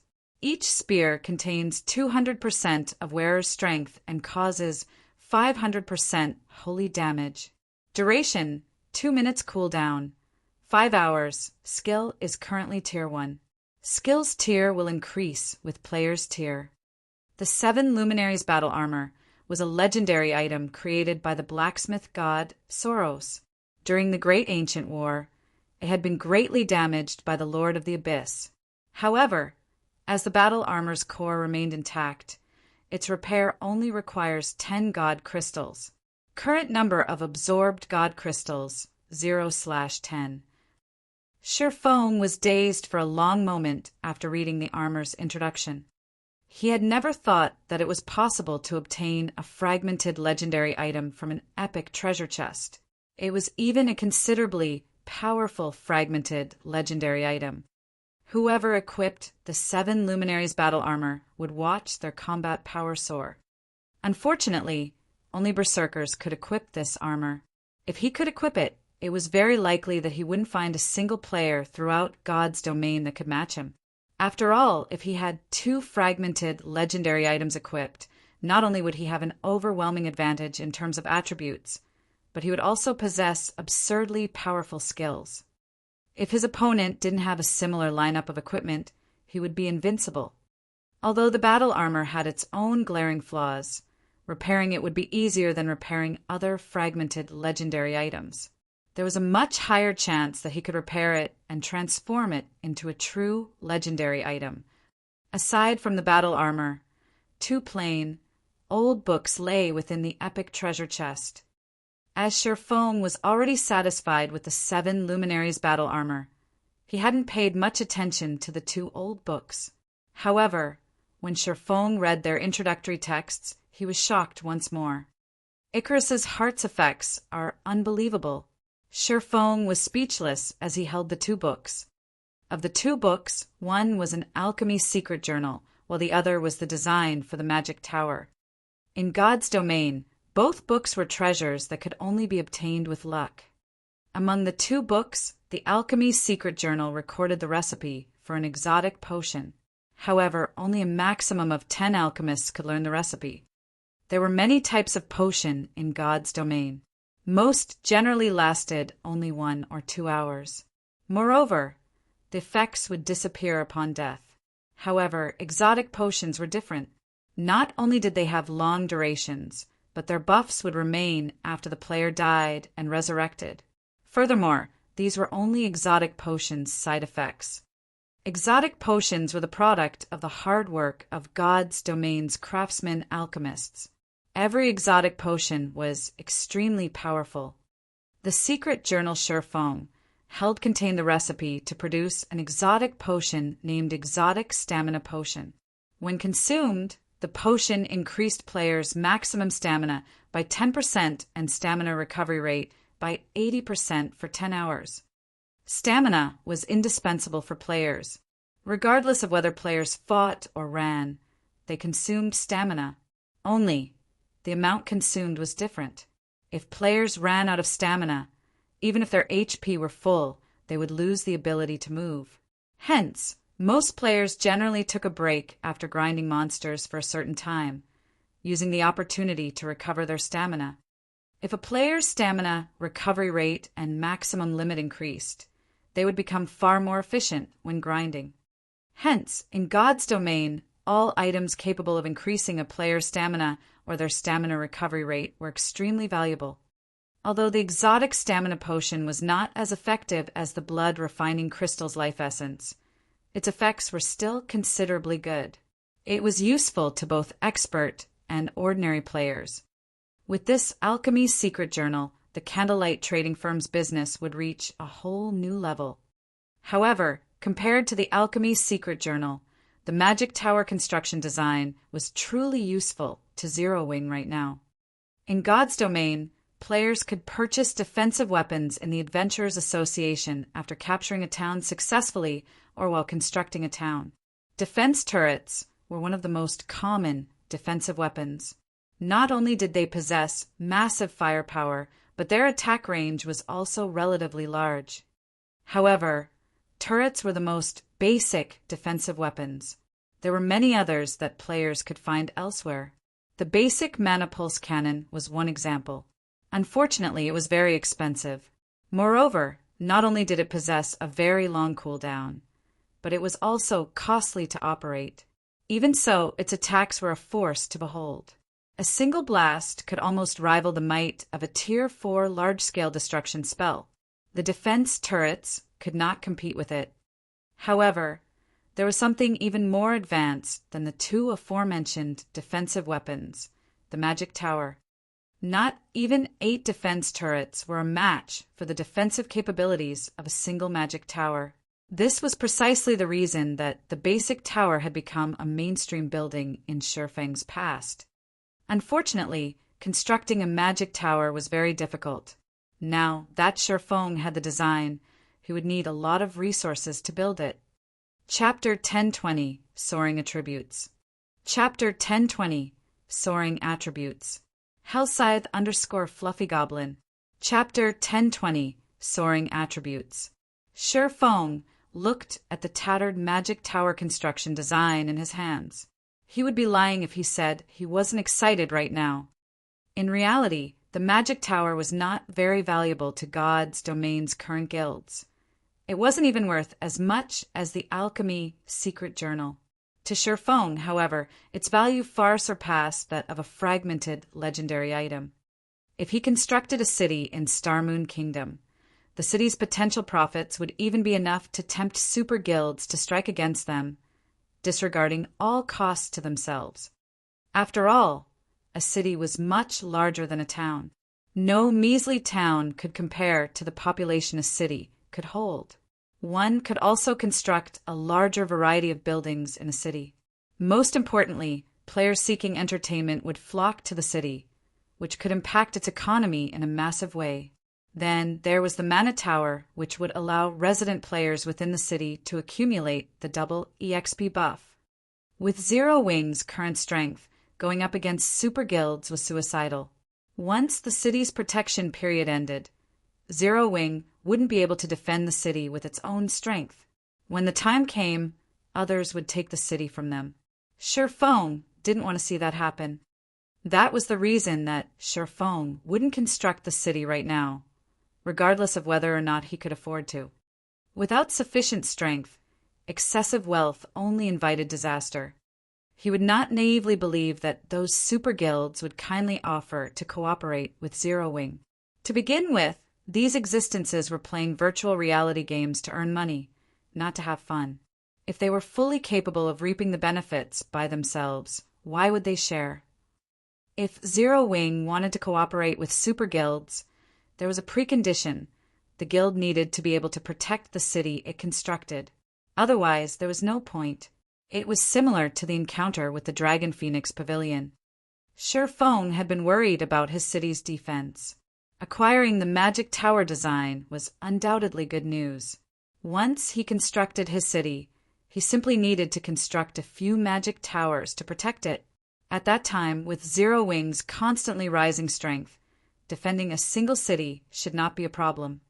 However, like a teleportation magic array forging design, the magic tower design had limited uses. Up to 5 magic towers could be constructed with one design. This was enough for Sher Fong. I had planned to add several more turrets to stabilize Stone Forest Town's safety. It seems that won't be necessary now. Sher Fong smiled. He then contacted Aqua Rose, instructing her to collect the necessary materials and lifestyle players to construct the magic tower in Stone Forest Town. Unlike other items production, the magic tower's construction did not require specific lifestyle classes. In fact, any player could construct the magic tower. It was only a matter of speed and efficiency. However, to construct the magic tower's core, players needed to be capable of drawing an intermediate magic array. After all, the tower's most important components were the magic array and the mana circuit. For Sher Fong, who was capable of manufacturing intermediate magic arrays, constructing the magic tower's mana circuit would be a piece of cake. As for the magic light set equipment, Sher Fong put the project on a temporary hold. In any case, no one else in the guild could equip the set right now. The number of sets he had already produced was more than enough for the moment. Sher Fong then replaced his Tier 1 set equipment with the fine gold ranked magic light set equipment, following which he replaced all 3 of his intermediate mana armor kits with the advanced versions. Immediately, his basic attributes soared to a new level. His strength instantly broke past the 1,200 point threshold. He was significantly stronger than a lord of the same level. His HP also soared to 32,550, while his defense could probably render even Zero Wing's number 1 MT, Cola, speechless. With this set of equipment, I can likely solo an ordinary level 50 lord without any berserk skills. When Sher Fong clenched his fist, He could feel that his combat power had reached a new realm. He had to admit that there was a massive difference between level 50 and level 45 equipment in terms of attributes. After Sherfong switched into his new equipment, he used the demon mask to alter the magic light set's appearance, using his previous appearance. This way, outsiders would not notice any changes to his weapons or equipment, and they would not be able to gauge his strength without fighting him. As Sherfong arrived downstairs and was about to rearrange the counters in the Candlelight Trading Firm's first-floor hall, he noticed that the number of players in the hall had decreased significantly. Moreover, a few of the players here scoffed at the trading firm's products. The Candlelight Trading Firm is unreasonable. Both the Heavenly Trading Firm and the Blackwater Trading Firm are selling their light stones for 80 copper each, yet Candlelight is still selling them for a silver each. I think I'll be better off shopping at the other two trading firms. Isn't the light stone supposed to be the Candlelight's specialty product? What? You don't know? Not long ago, both the Heavenly Trading Firm and the Blackwater Trading Firm announced that they are selling light stones. Moreover, they're selling each stone for only 80 copper and have declared that they will never raise its price, unlike a certain Blackheart trading firm, who only wants to wring us dry. What? They're so cheap. If I had known, I wouldn't have purchased so many light stones from Candlelight. While these several players chatted loudly, the surrounding players that overheard their conversation promptly changed their minds about purchasing light stones from the shop. They began to filter out of the Candlelight Trading Firm in search of a better deal. It was obvious that they were going to investigate the Heavenly Trading Firm and Blackwater Trading Firm's new products. Even 20 copper coins was a significant sum of money to ordinary players. If they used 5 light stones in a day, they could save up to 1 silver coin each day. That was enough money for independent players to buy themselves several drinks at the bar. If they saved up for a few days, they could also afford a nice piece of bronze or mysterious iron equipment. They sure are quick to extend their hands. Sherfong glanced at the several independent players who conversed with each other. He then called up the shop's system interface and teleported these players out of the shop. He banned them permanently from all of Candlelight shops. It was very obvious that these people had no intentions of purchasing anything from Candlelight. They were either hired by Heaven's Burial or Blackwater to come here and steal customers. Otherwise, why would these people bother coming to Candlelight if they knew that the Heavenly Trading Firm and Blackwater Trading Firm sold light stones? Instead of blabbering on in the shop, showing no signs of leaving, anyone who heard the news would likely rush out of the shop as the previous customers had. Crap! Why can't I enter the shop? What kind of trading firm is this? They dare to chase away their customers. I'm never coming back. After Sherfong banished several independent players from the Candlelight Trading Firm, those players stood outside the shop, cursing in indignation. Very quickly, they attracted passers-by's attention.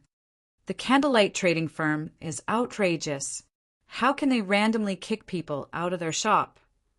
Isn't there some saying stating that customers are akin to God? They dare to kick God out of their shop. They must want to go out of business. In my opinion, Candlelight is no longer a friend to players.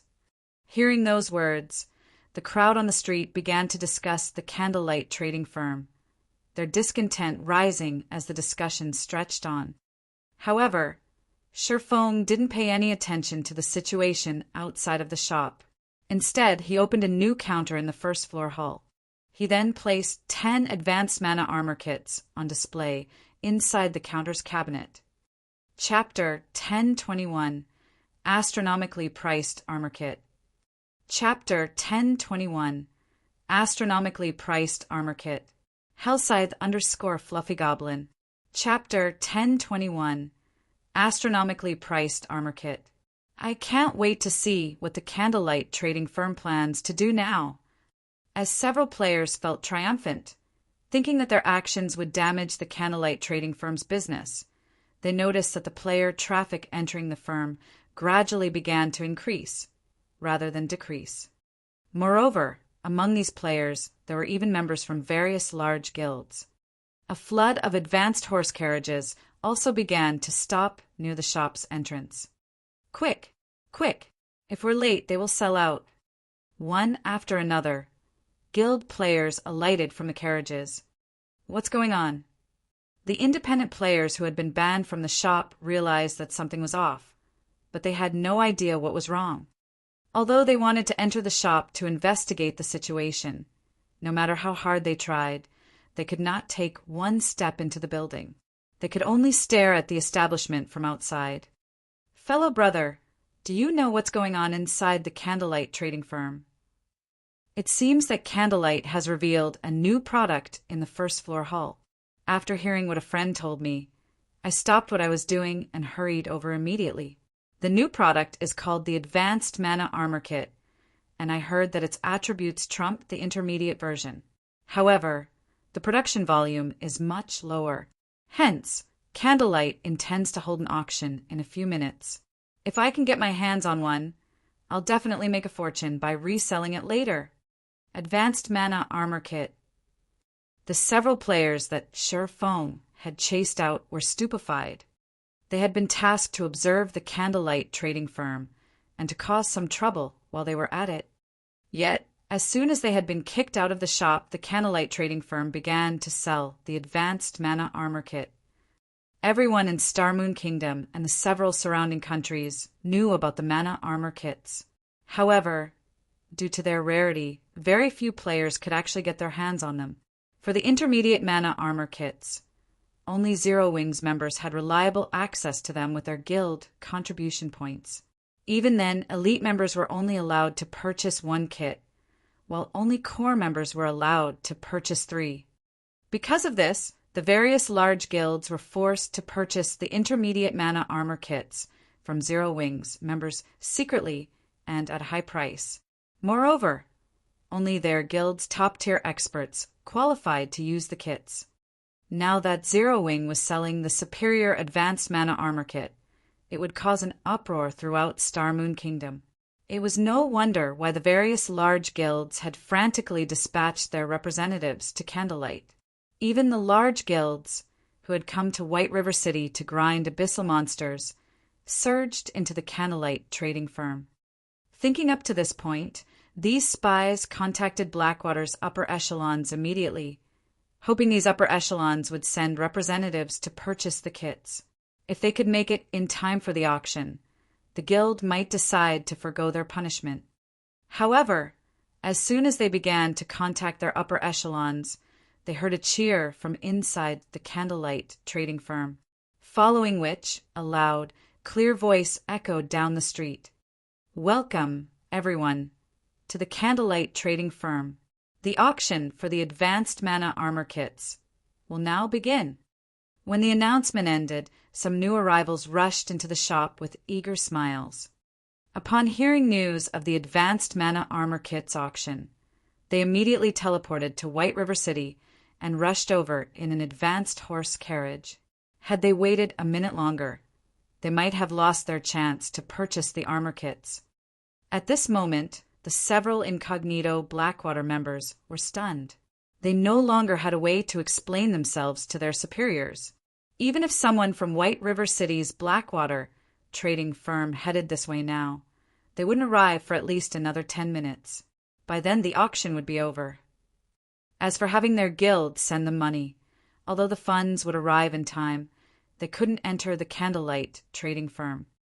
Meanwhile, inside the Candlelight trading firm, the various guild members and independent players began to yell out their bids. The Advanced Mana Armor Kits starting bid was 10 gold. Everyone was surprised. No one had expected the Candlelight to sell these kits so cheaply. Even the intermediate Mana Armor Kits cost more than 10 gold per piece. Every player here had seen the Advanced Mana Armor Kits attributes for themselves. If a player equipped 3 of the kits could increase their basic attributes by roughly 10%. This might not be a lot to Tier 1 players, but once players reach Tier 2 or above, the boost would be massive. When everyone thought about how they could use the advanced mana armor kit after reaching their Tier 4 and Tier 5 classes, the passionate light in their eyes blazed as they looked upon the kits. This time, a total of 10 armor kits were up for auction, with each lot containing 1 kit. The various large guilds inwardly cursed the Candlelight trading firm for this despicable decision. The benefits of a single advanced mana armor kit were barely noticeable. If one wanted the most benefits out of the kits, they had to collect 3 of them. In other words, if one managed to obtain 2 kits in this auction, they would have to purchase the 3rd kit regardless of the cost. The competition in this auction would be fierce, although the starting price of a single kit was 10 gold. Shortly after the auction began, the price quickly soared, surpassing everyone's imaginations. 50 gold. The 100 Flowers Palace wants it. Cleansed Rue, who wore vermilion red mage robes, declared softly. Everyone instantly shifted their gaze towards Cleansed Rue, gasping. However, their shock was not due to Cleansed Rue's beauty or elegance, but her bid. With 50 gold coins, one could purchase a relatively valuable piece of level 35 dark gold equipment. Suddenly, an indifferent youth emerged from the crowd and said, "What arrogance from the 100 Flowers Palace! Isn't your offer just a measly 50 gold? The secret pavilion bids 100 gold." This youth was none other than the secret pavilion's genius newcomer, Cold Autumn. The youth had already reached level 40 and was fully geared in level 40 dark gold equipment. Many guild members were stunned when they saw Cold Autumn. 110 gold. Cleansed Drew unhurriedly announced. She must obtain the advanced mana armor kit. If Zero Wing had only held the auction after some promotion, the 100 Flowers Palace might not have had a chance to purchase the armor kit.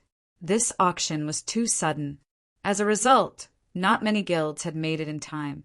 She, on the other hand, just happened to be in White River City to purchase land for a guild residence. Hence, she had plenty of coins on hand. She definitely had what it took to compete with the secret pavilion. However, Cold Autumn did not give up as he shouted his next bid. Within a short moment, the advanced mana armor kit's price rose to 150 gold, causing most players to give up on the item. Although the advanced mana armor kit was impressive, one would only have around a 10% increase to their basic attributes after gathering 3 kits. It was not worth that much money. Just as everyone thought that the advanced mana armor kit would go to the 100 Flowers Palace, a woman wearing green mage robes raised her hand and called out, I bid 200 gold. Chapter 1022, Candlelight's Large-Scale Auction. Chapter 1022, Candlelight's Large-Scale Auction. Hellscythe _ Fluffy Goblin. Chapter 1022, Candlelight's Large-Scale Auction. 200. She is insane. With that much money, I'd rather buy a level 40 dark gold weapon. Everyone inside the hall looked towards the woman who had placed the latest bid. What they saw, however, stunned them. The woman who placed the bid was level 41. Among the crowd in the hall, there were only a handful of players who had reached level 40.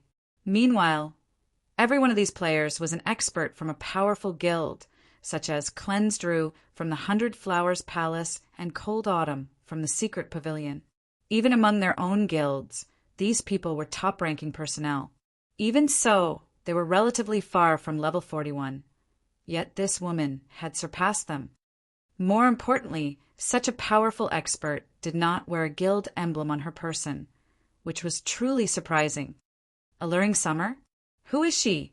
When she saw the woman who was no less attractive than herself, Cleansed Rue was astonished. She had practically memorized all of the well-known experts' names in Starmoon Kingdom. She also knew about many powerful experts who hid from the public eye in the various large guilds. However, logically, it was impossible for an ordinary expert to be able to reach level 41 at this stage of the game, much less an independent player. Cleansed Rue wasn't the only one surprised by alluring summer's presence. Even Cold Autumn was shocked. The secret pavilion's information network was extensive. However, despite his search, he found no information relating to alluring summer. Not only did this woman feel dangerous, but she was also clearly wealthy. Logically, a person like this should not be able to hide from the public. The secret pavilion's records even included the notable achievements players from some cities had accomplished, yet they included nothing about alluring summer. This was too strange. To Cleansed Rue and Cold Autumn, 200 gold was not much money. However, neither of them was a fool. At this point, the advanced mana armor kit's price was already way above its actual value. Hence, in the end, they decided to let alluring summer have it. Following which, the auction for the advanced mana armor kits became a bidding competition between these three players. In the end, however, alluring summer purchased the second and third armor kit for 200 gold each, astounding everyone who took part. It would have been fine if a guild player had purchased the armor kits for such a high price. After all, large guilds like the 100 Flowers Palace and the Secret Pavilion had many members. Naturally, they could get their hands on a lot of money. To ordinary players, however, 200 gold was undoubtedly astronomical. Even expert players could not produce that much money. Yet, an independent expert like Alluring Summer had spent 600 gold on just 3 advanced mana armor kits. Her wealth invoked questions about her origins. Moreover, judging by the woman's expression, it did not seem as if she particularly minded spending 600 gold. For a time, everyone was concerned about Alluring Summer's identity. They were very curious about this woman's identity. Some large guild representatives even messaged Alluring Summer secretly, stating that they wished to recruit her into their guilds and that they were willing to offer any benefits that she wanted. However, without exception, Alluring Summer deleted every message. She showed no interest whatsoever in these guilds. After Alluring Summer bought the first 3 advanced mana armor kits, Cleansed Rue and Cold Autumn split the remaining 7. In the end, the other guilds and players had wasted a trip to the Candlelight trading firm. Just when everyone thought that the auction was over and was about to leave the premise, a voice resounded through the hall once more, arousing everyone's excitement. Our auction for today has officially come to an end. In 4 days, Candlelight will hold its first large-scale auction. This will be the venue for that auction as well. However, the auction will not be limited to the advanced mana armor kits. Many other valuable items will be available. Bronze mounts will be among those items. As for the grand finale, we will be auctioning entrance slots to the holy city of Titan. We hope that you all will spread the news of our upcoming auction. As the announcement faded, everyone in the hall had chills. Although they had no idea what the holy city of Titan was, they knew what bronze mounts were. Many top-tier experts in God's domain had already reached level 40. This hinted that the era of mounts had officially begun. Unfortunately, they weren't easy to obtain. Ordinary players had a hard time obtaining common mounts, not to mention bronze mounts. Any guild that had their own would prioritize their own experts. A guild would never sell their bronze mounts. Yet, the Candlelight trading firm had publicly declared that it would sell bronze mounts in its large-scale auction. How could they not be excited? After the announcement, many independent experts started to consider joining the competition for the bronze mounts. After all, even ordinary experts only found one if they were lucky. However, if it were only a matter coins, then independent experts had a chance. At this moment, some independent experts were even considering to purchase coins with credits. Bronze mounts were different from common mounts. Not only were they faster, but they could also assist players in battle. This small difference might not be much to ordinary players, but to experts it was extremely important. More often than not, that small difference could decide whether or not they could solo a powerful monster. Moreover, if they had the assistance of a bronze mount, their survivability and hunting capabilities in the fields would increase significantly. Hence, even if they had to spend a lot of credits to get their own bronze mount, they would do so. This was the equivalent of investing into one's business. What, is Zero Wing that desperate for money? They're even selling the Titan City slots? The announcement surprised Cold Autumn. The majority of the players present might not know what the holy city of Titan was, but he knew.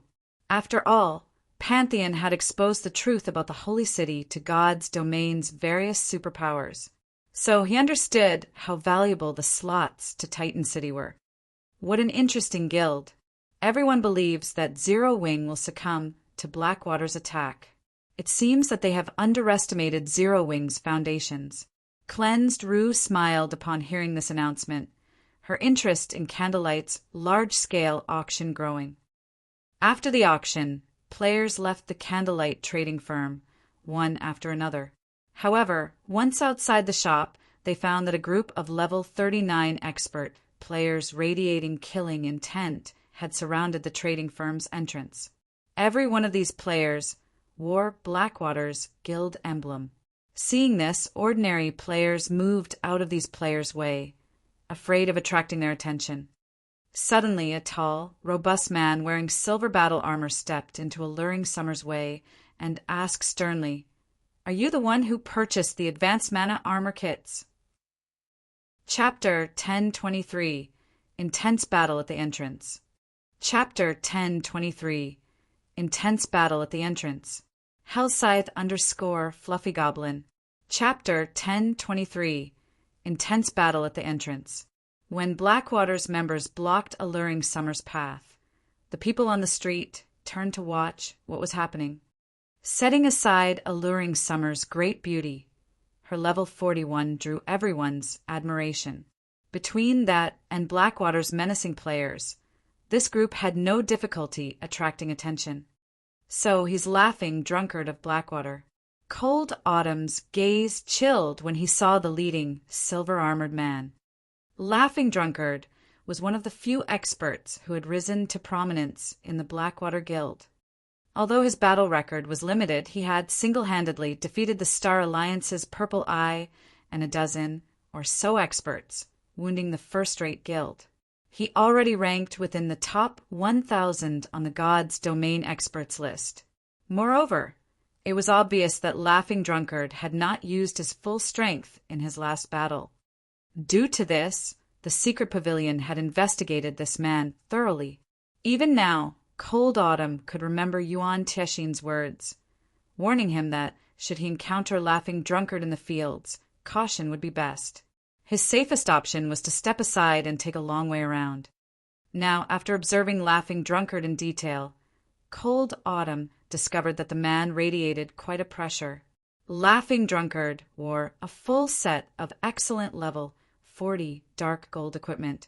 The man also carried a snow-white spear across his back. Overall, the man looked like a daunting general on a battlefield. However, with his current strength, he shouldn't need to fear Laughing Drunkard to the point of avoiding contact. This left Cold Autumn confused about Yuan Taexton's warning. While Cold Autumn watched Laughing Drunkard, the man shot the youth a look, revealing a sneer, as if he had sensed Cold Autumn's gaze. He then ignored Cold Autumn and returned his attention to the woman before him. Watching Laughing Drunkard and the others, Alluring Summer nodded and said, "That's right. What business do you have with me?" "Good. We'll give you 150 gold. Sell us all of your advanced mana armor kits," Laughing Drunkard said in a commanding tone after confirming that he got the right person. "Of course, you can choose not to sell them, but I can't guarantee you will leave White River City with your life." As soon as Laughing Drunkard made the threat, the dozen or so level 39 players beside him encircled Alluring Summer, sneering at the woman. Laughing Drunkard had not spoken softly. Almost every player watching his group had heard him clearly. Many players instantly voiced their complaints. That woman spent 600 gold to buy those 3 kits, yet he wants to buy them all for 150 gold? Blackwater's members are too much. Has Blackwater lost its mind? They dare extort others in broad daylight. Are they not afraid of the guards? Sure enough, independent players shouldn't stand out. I've heard that Blackwater members even dared to attack Ouroboros's guild leader, Gentle Snow, in the middle of the city. That beauty has no choice but to concede. Many players began to pity Alluring Summer. Everyone understood that, rather than targeting Alluring Summer specifically, Blackwater's true intention was to demonstrate its might in White River City. Blackwater was currently engaged in an all-out war against Zero Wing. Now that Zero Wing had declared its large-scale auction in 4 days, Blackwater had to do something to suppress Zero Wing, preventing the guild from making a comeback.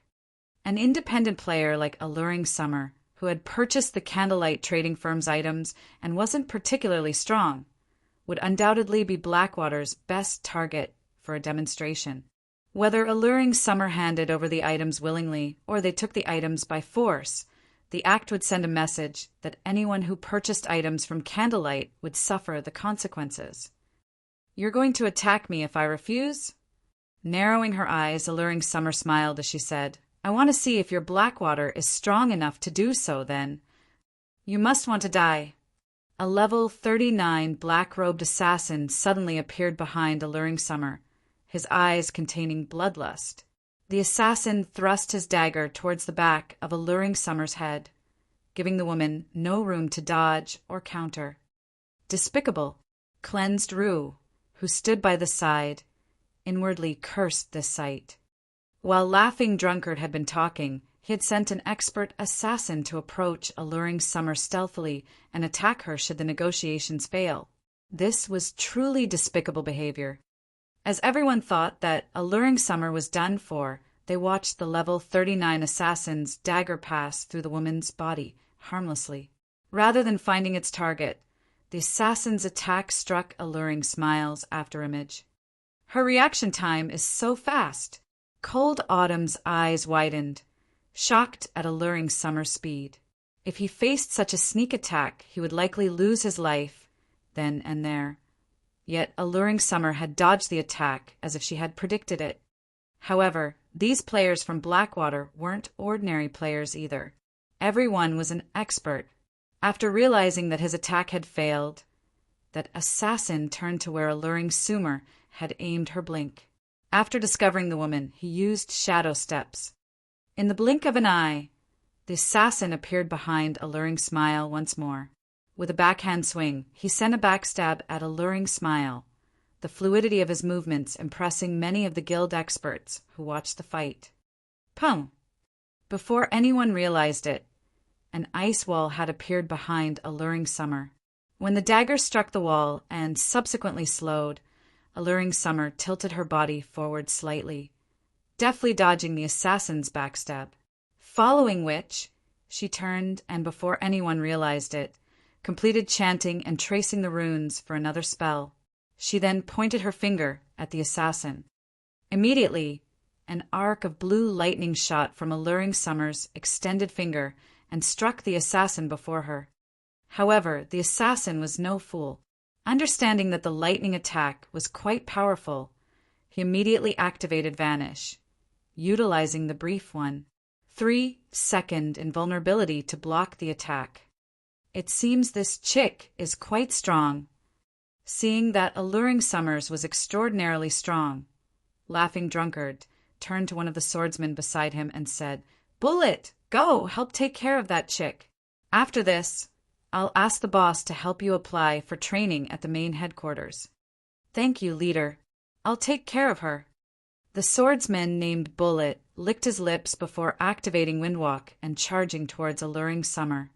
Cleansed Rue frowned when she saw the expert assassin and expert swordsman working together against Alluring Summer. She could tell that both the assassin and the swordsman could easily rank near the top of 100 Flowers Palace's players with their combat standards. If their coordination was good, even Cleansed Rue herself was not confident of defeating them. When Bullet arrived before Alluring Summer, the latter turned suddenly once more and pointed her finger at the swordsman. Show! Another arc of lightning flew, from alluring Summer's finger. Moreover, the lightning was even faster than before. The attack was far more powerful this time. Before anyone realized it, 3 ice walls had appeared around Bullet, preventing him from moving sideways or backward and leaving him with no choice but to defend against the attack. Pum! Bullet quickly activated parry to block the attack. However, the instant his weapon met lightning, his body was launched like a cannonball, crashing through the ice wall behind him and landing over 20 yards away. The massive power within alluring Summer's attack made everyone shudder involuntarily. Such skilled double casting. Alluring Summer's performance surprised Cold Autumn. It's no wonder why you dared to challenge us. So, you have a few tricks up your sleeves. Ghost joined them. I want to see how long she can hold up, Laughing Drunkard ordered. Understood. At this time, a large, tanned berserker named Smoking Ghost stepped forward. Without hesitation, he used charge on the fatigued, alluring Summer. Just when this level 39 berserker's weapon was about to hit alluring Summer, a 3-meter-tall skeletal claw appeared beside the berserker without so much as a sound. Catching Smoking Ghost by surprise, the skeletal claw grabbed the berserker before squeezing him, releasing a loud crunch. Smoking Ghost's body transformed into a pile of ash that fell through the skeletal clawed fingers. Every spectator was stupefied. They could not figure out what had happened. That had been a level 39 berserker. Even Cold Autumn and Cleansed Rue were shocked. They could not believe that such an expert had died in a single move. Suddenly, a clear voice resonated down the street. This is Zero Wing's territory. Do you people from Blackwater think you can do whatever you want here? The crowd turned towards the voice's owner. They were speechless. The person who had spoken was none other than Zero Wing's Vice Guild leader, Aqua Rose. Chapter 1024, Mage God. Chapter 1024, Mage God. Hellscythe _ Fluffy Goblin. Chapter 1024, Mage God. So strong. As expected of Zero Wing's goddess. Aqua Rose's Tier 1 curse, Soul Annihilation, shocked every player on the street. Many female players were even mesmerized. She's Zero Wing's Vice Guild leader? Cleansed Rue's eyes widened in shock as she saw Aqua Rose. Although she had been in White River City for a time and had seen photos of Aqua Rose and watched many of the woman's videos, this was the first time she had seen her in person. However, the Aqua Rose she stared at was different from her guild's reports, based on the information her guild had provided.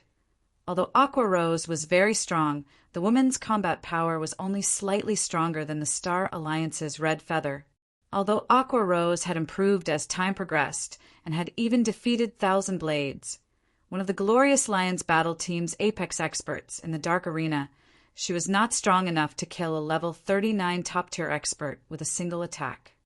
Ordinary players might not realize how strong that level 39 berserker was, but as the vice guild leader of a first-rate guild, Cleansed Rue did.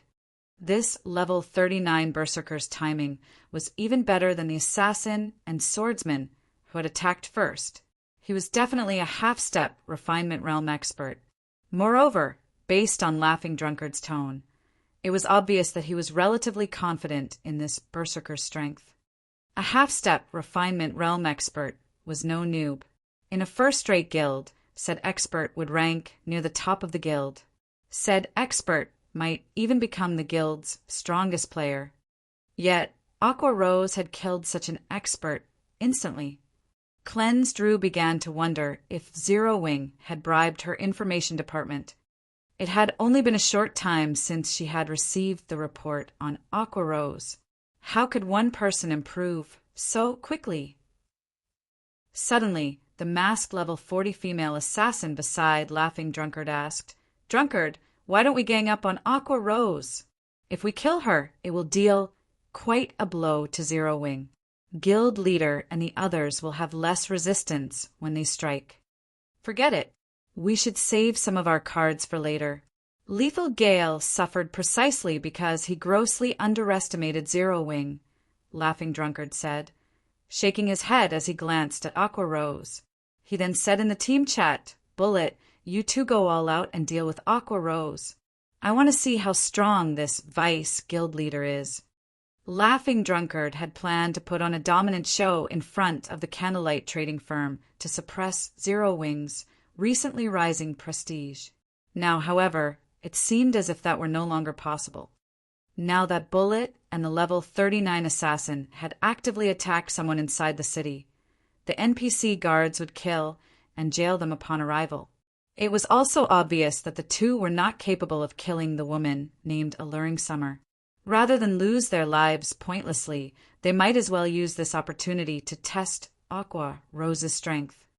No matter what was said or done, Aqua Rose was Zero Wing's Vice guild leader, a VIP. If they could collect some information on Aqua Rose now, it would be easier to deal with the woman in the future. This war between guilds would not be determined with just 1 or 2 big battles or several dozen minor skirmishes.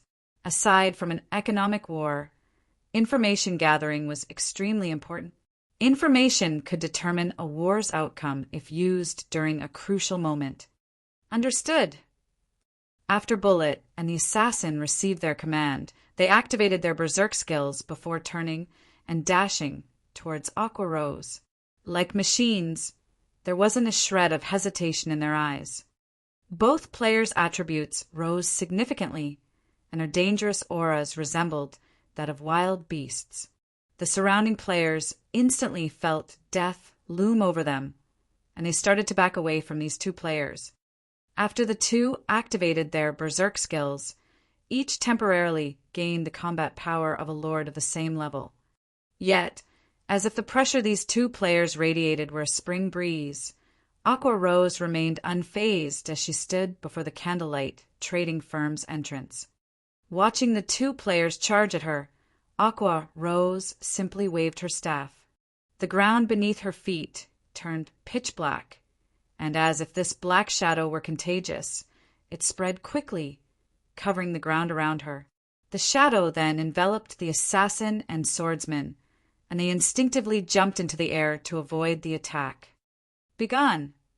Aqua Rose did not even bother to look at her assailants, as she swiped her right index finger across the air. The pitch-black shadow rose from the ground, transforming into a pillar of black light that shot into the air. Even players several streets away saw the pillar of black light. Giving neither of the players a chance, the black pillar devoured them whole. Despite the two players activating their life-saving skills, they screamed in agony from inside the pillar. They felt as if they were trapped in hell. The spectators even began to pity them after hearing the screams. When the pillar of black light finally disappeared, only Aqua Rose and 2 pieces of top-tier equipment remained on the battlefield. They died. How did she do that? This scene left everyone gasping. Unlike the Berserker, who had died without any display of strength, Blackwater's assassin and swordsman had shown off their combat standards against Alluring Summer. Thus, everyone watching the battle had a clear grasp of how strong those two experts were. Laughing Drunkard, who watched from afar, wore a dark expression. Aqua Rose was a lot stronger than he had expected. Until now, she had only used 2 skills. This wasn't enough for him to judge her current standard. Moreover, the information he gleaned from the pillar of black light was not enough to reach a conclusion. The assassin and swordsman had died for nothing. After Aqua Rose finished collecting her loot, she looked towards Laughing Drunkard and said, "If you still want to fight, attack me together. I don't have time to waste on fighting you one by one." Currently, she was in a relatively good mood. She had only used 2 skills to earn 2 pieces of level 35 dark gold equipment. She could probably make close to 100 gold if she sold these 2 items. Unfortunately, Blackwater's members had swiftly retrieved the equipment the Berserker had dropped. Otherwise, she could have earned more money. When Blackwater's players heard Aqua Rose's provocation, they all wanted to jump into action. Although Aqua Rosa's skills were indeed powerful, skills like those generally had very long cooldowns. If they charged at her now, they would be more than capable of defeating the Cursemancer. "We're leaving." Laughing Drunkard extended a hand to stop his teammates. "Now is not the time to fight them. We will have plenty of opportunities in the future." Saying so, Laughing Drunkard led his team away from the Candlelight trading firm's entrance, earning jeers and mocking gazes from the surrounding players for his trouble. At the same time, the bystanders began to admire Zero Wing even more than before. White River City's native players cheered. In their eyes, Zero Wing was a local guild, while Blackwater was the enemy. Naturally, they would celebrate when Zero Wing suppressed Blackwater. "Aqua, isn't your transformation a little too intense? It's only been some time since we've seen each other, yet I nearly failed to recognize you." As everyone left the venue, Alluring Summer, who had silently stood by the side, smiled and greeted Aqua Rose. "Not here. Let's continue our conversation inside." Aqua Rose responded to the greeting with a smile of her own. She then led Alluring Summer into the Candlelight trading firm. The remaining players on the street were stunned. They had never expected Alluring Summer to be acquainted with Zero Wing's vice guild leader, Aqua Rose. They know each other? Why doesn't the secret pavilion know anything about this? Cold Autumn was similarly shocked. Alluring Summer's strength could not be ignored. After seeing the speed of her double casting, Cold Autumn knew that the woman was extraordinary. Unfortunately, Aqua Rose had ended the battle too abruptly, giving Alluring Summer no opportunity to display her true strength. If Sherfong were present, he, too, would have been surprised. After all, he was extremely familiar with the woman named Alluring Summer. Sherfong wasn't the only one. Practically every player in God's domain had heard of her in the past. Her fame had all been due Alluring Summer's past nickname, the Lightning Mage God. Chapter 10:25 Recruiting the Mage God. Chapter 10:25 Recruiting the Mage God. Hellscythe _ Fluffy Goblin. Chapter 10:25 Recruiting the Mage God. After the auction for the Advanced Mana Armor Kit ended, news of the Candlelight trading firm's plans to hold a large-scale auction spread like wildfire. It quickly became the hot topic throughout Star Moon Kingdom. "Zero Wing is so amazing. I never thought that it would even sell bronze mounts. I have to collect enough money to join the auction myself." Stop dreaming. Those are bronze mounts we are talking about. Even large guilds only have a few. If Zero Wing really intends to sell them, independent players like us won't be able to afford their price. Even if I can't afford it, visiting the auction is still be a good idea. I heard that, aside from the bronze mounts, they'll be selling rare items. The majority of the players eagerly anticipated the Candlelight auction in 4 days. Even if they could not buy themselves a bronze mount, they would be more than satisfied with a good weapon or piece of equipment. As the public disregarded this as just another normal auction, God's Domain's various large guilds immediately took action, secretly gathering funds. To ordinary players, the most attractive item up for auction was the bronze mount. To large guilds, however, the entrance slots to the Holy City of Titan and the Advanced Mana Armor Kits were far more important. The entrance slots were particularly valuable to super guilds. After all, they had the master lifestyle players that other guilds did not. Only these lifestyle players had yet to familiarize themselves with God's Domain's lifestyle system. As long as these players had enough resources, they would easily become true master lifestyle players. With Super Guild's expansive network of connections, they could easily earn a ton of coins with these master lifestyle players' advanced products. Hence, when the various Super Guilds and Super First-Rate Guilds heard the news of Zero Wing selling the Holy City's entrance slots, they immediately began to gather funds.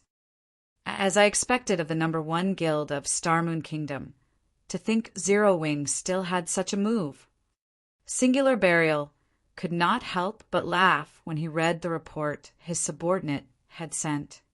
Others might only see Zero Wing holding a simple auction, but he knew the true value of the Holy City's entrance slots. Those slots would attract a large number of super first-rate guilds and super guilds. There was also the advanced mana armor kit to consider. A 10% increase to one's basic attributes was no trifling matter. If one could equip a 100-man expert team with the advanced mana armor kits, raiding large-scale team dungeons would be much easier. This was especially true for level 50 large-scale team dungeons. As the saying went, once ahead, always ahead. Level 50 was a major turning point for God's Domains players. If a guild compiled a stock of level 50 top-tier equipment ahead of its competition, when the time came, the guild's experts could complete their Tier 2 class changes ahead of others as well. Guild leader, what should we do? If we let Zero Wing move unhindered, by the time the auction is over, they will resolve their funding problem. It doesn't matter. We'll proceed as planned. Fog and her group should finish constructing the magic array in less than 4 days. Even if Zero Wing collects enough coins, it will be powerless to change the situation. Collect some money for the auction. We need to join in on the fun as well. Singular Burial was not worried about Zero Wing making a comeback with the candlelight auction. Heaven's Burial and Blackwater had already prepared to take down Stone Forest Town. No matter how hard Zero Wing struggled, nothing would change. Inside the candlelight trading firm's VIP guest room, the 7-story candlelight trading firm was at least the equivalent of a 10-story building in the real world. On the top floor, one could see the beauty of White River City past the French windows and the ant-sized players wandering through the streets. In White River City, aside from the candlelight trading firm's 3-star shop, no building offered such scenery. Most of the high-class restaurants throughout the city were at most 3 stories tall. Even NPC and other player-owned shops were not as tall. Alluring Summer, who currently sat by the French windows, glanced at the city before turning back to Aqua Rose and saying enviously, "Aqua, you really are getting by a lot better than I am. After not seeing each other for some time, your strength has improved so much. What have you been doing recently? You couldn't be training deep in the mountains, right?" Aqua Rose had hidden her level during the scuffle on the street.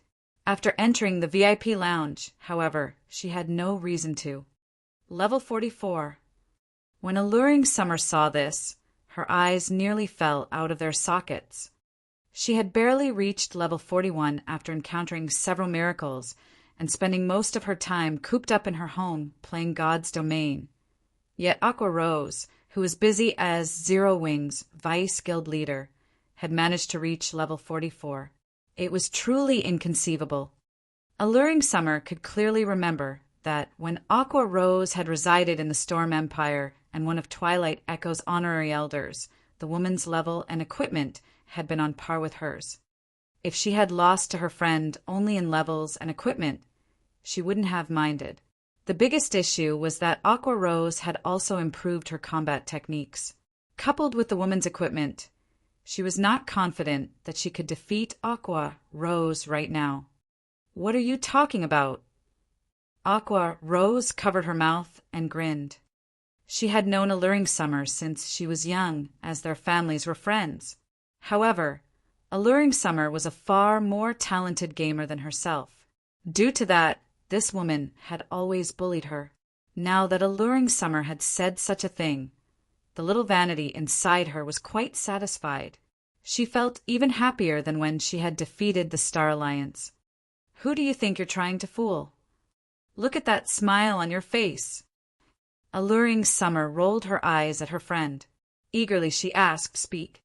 What have you been doing recently? How did you improve so quickly?" All right. I'll talk." Aqua Rose nodded. "To be honest, I've asked you here for a reason. I'm sure that you have heard about Zero Wing, even in the Storm Empire. I invited you here today to ask you to join Zero Wing." "Join a guild?" Alluring Summer shook her head straightforwardly and said, "Forget it. I'm used to moving alone. I hate being bound by guild's restrictions more than anything. Don't even try to persuade me. I refuse to join any guild. Don't you want to improve your combat techniques? Aqua Rose had predicted this reply. Smiling, she said, "Hasn't that always been your goal? If you are always alone, I'm afraid that you'll never catch up to that person. I've heard that that person is getting by pretty well in God's domain. His strength has already reached an unimaginable realm." Chapter 1026, Top 10. Chapter 1026, Top 10. Hellscythe _ Fluffy Goblin. Chapter 1026, Top 10. Alluring Summer fell silent at Aqua Rose's words. Others might not know why she had started playing virtual reality games, but Aqua Rose knew her end goal. I know how that person is doing. I'm still nowhere near his strength. However, I recently accepted a hidden class quest. If I can complete the quest and obtain a hidden class, I might have a chance of catching up in the future, Alluring Summer said seriously. I believe that you are familiar with his standards. Can you say with certainty that I can surpass that person by joining Zero Wing? Before she arrived in Starmoon Kingdom, she had researched Aqua Rose's guild thoroughly. She had to admit that it was miraculous that a small, unknown guild had grown to become Starmoon Kingdom's #1 guild in such a short time. However, Starmoon Kingdom wasn't much when compared to the whole of God's domain. There were hundreds of kingdoms. Starmoon Kingdom was only slightly above average kingdom. Meanwhile, empires stood far above kingdoms. Based on what she knew, there were other small, unknown guilds that had taken control of entire kingdoms. There was even a third-rate guild that dominated an empire, though said third-rate guild possessed an extraordinary background. On the other hand, Zero Wing had yet to take control over Starmoon Kingdom fully. Among the many rising small guilds in the game, it merely ranked among the top. It did not rank #1. Furthermore, the recently established Blackwater Guild was an extremely tough opponent for Zero Wing. In the real world, the Blackwater Corporation had begun to gather all sorts of resources. It was clear that the corporation planned a major move in God's domain to seize some of the shares in God's domain's market. As an international corporation, the amount of resources the Blackwater Corporation wielded was beyond imagination. Even without any tricks, it could easily defeat first-rate guilds. To put it bluntly, Zero Wing was having a hard time staying afloat right now. How could the guild possibly help her improve? When Alluring Summer had expected Aqua Rose to hesitate and fail to answer her question confidently, Aqua Rose revealed a dauntless smile and responded, "If you work hard enough after joining Zero Wing, I assure you that you will achieve your goal." If Alluring Summer had asked this question in the past, she wouldn't have been so certain. After all, she knew full well how powerful Alluring Summer's target was.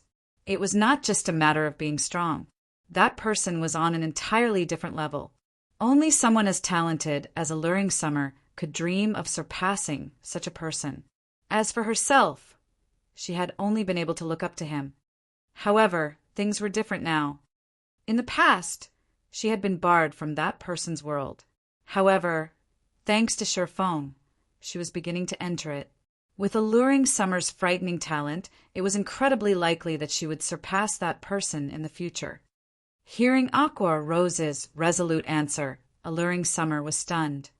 If Aqua Rose were not her best friend, she would suspect the woman of some trick. Seeing Alluring Summer's hesitation, Aqua Rose took a deep breath and said, "I understand your thoughts. How about this? Join Zero Wing. If you think remaining in Zero Wing won't help you reach your goal, I'll ask the guild leader to let you go personally. How about it?" In reality, she had not asked Alluring Summer here only because she wanted to add her strength to Zero Wing, but also because she wanted to help her friend realize her dream. Firstly, she planned to recruit Alluring Summer as a Zero Wing Corps member and expose her to the guild's training. This was the greatest concession she could offer right now. After all, Zero Wing was not hers. She could not selfishly offer the guild's resources to an outsider. Really, Alluring Summer asked warily. She knew that as players were given access to more resources in a large guild, they would be bound by more restrictions. It was impossible to up and leave for no reason. Take Aqua Rose, for example. If not for the Sun and Moon Group position as one of Twilight Echo's major shareholders, she wouldn't have been able to leave the guild so easily. Don't you believe me? Aqua Rose rolled her eyes at Alluring Summer. These are your words. Don't regret them later. If I sense that there is no point to remaining in Zero Wing, I won't hesitate to walk away, Alluring Summer stated seriously. That's fine, Aqua Rose said, smiling bitterly. If you don't have any other issues, sign this contract. Once you sign it, you'll be one of Zero Wing's core members and can enjoy all of the benefits that come with the position. Alluring Summer then read the system-approved contract. Indeed, as Aqua Rose had said, the conditions were lax. She could leave the guild any time she wanted. However, she would not be permitted to share any information relating to Zero Wing with others. Otherwise, she would be banished from God's domain. Alluring Summer understood the clause. After all, every guild had its secrets. After finding no faults with the contract, she signed at the bottom. After Aqua Rose confirmed that the main god system had acknowledged the contract, she sent her friend several battle videos. Since you're a core member, you are allowed to learn from these. As for how much you learn, that depends on you. If you wish to enhance your learning speed, you can fight for the 100 berry wine. If you want to improve your strength quickly, you can also apply to join Zero Wing's training grounds in the real world. There are dedicated experts there to offer pointers. If you rank within the top 10 in Zero Wing's rank matches, you may apply for the black card. With that, you can train in the simulation training system. Black card? What's that? Alluring Summer could not help but ask. I'm not allowed to offer any concrete information. You can only learn more if you rank among the top 10 in the matches, Aqua Rose said, chuckling. She had been using the black card Shurfong had sent her. She had never dreamed that Shurfong would get his hands on something so valuable. Before this, she had not realized how frightening super guilds were. Despite her previous participation in a super guild's training camp, she felt like she was learning about super guilds for the first time. During the several days she had spent in the secret pavilion's training system, she had improved significantly. Don't be so stingy. Do you think that I can't rank among the top 10 with my strength? Alluring Summer curled up her lips into a sneer. I believe that you can in the future. However, you won't make it in the upcoming rank matches, Aqua Rose said, shaking her head. Aqua, do you think that I use my full strength against those bastards on the street? I'm not trying to brag, but if I used my full strength, very few people in Zero Wing could stand against me, Alluring Summer said, annoyed. She had experienced many hardships in the Storm Empire. She had even disguised herself and defeated many well-known experts. Among them, some were even top-tier experts ranked on the God's Domain's experts list. With her standards aside from super guilds and super first-rate guilds, she would easily rank at the top of any large guild. I knew you would say that. However, take a look at these videos. Once you're done, you'll understand what I mean, Aqua Rose said, not bothering to explain further. If you still think that you're strong enough, I will find someone to spar with you. If you can defeat that person, I'll help you apply for a black card immediately. What do you think? These are your words, not mine. Don't regret them. Seeing Aqua Rose's resolution, Alluring Summer decided to humor her friend, and she started to watch one of the videos she had been given. She was curious to find out what gave Aqua Rose such great confidence. Chapter 1027, Overwhelming Strength. Chapter 1027, Overwhelming Strength. Hellscythe _ Fluffy Goblin. Chapter 1027, Overwhelming Strength. Only Zero Wing's core members could view the battle videos Aqua Rose had sent to Alluring Summer. God's Domain's various large guilds usually had their own intelligence departments that specialized in information gathering and videos of various battles. Battle videos of Apex experts were not unique to Zero Wing. However, the battle videos Aqua Rose had sent were somewhat special. These battle videos could not be found anywhere on the market. The majority of these videos were of Shi Feng fighting other Apex experts. Moreover, they had been recorded from Shi Feng's point of view, not from a third party's. In addition, they had been recorded with the holographic simulation mode. Rather than watching the video on a flat screen, one could experience the fight themselves.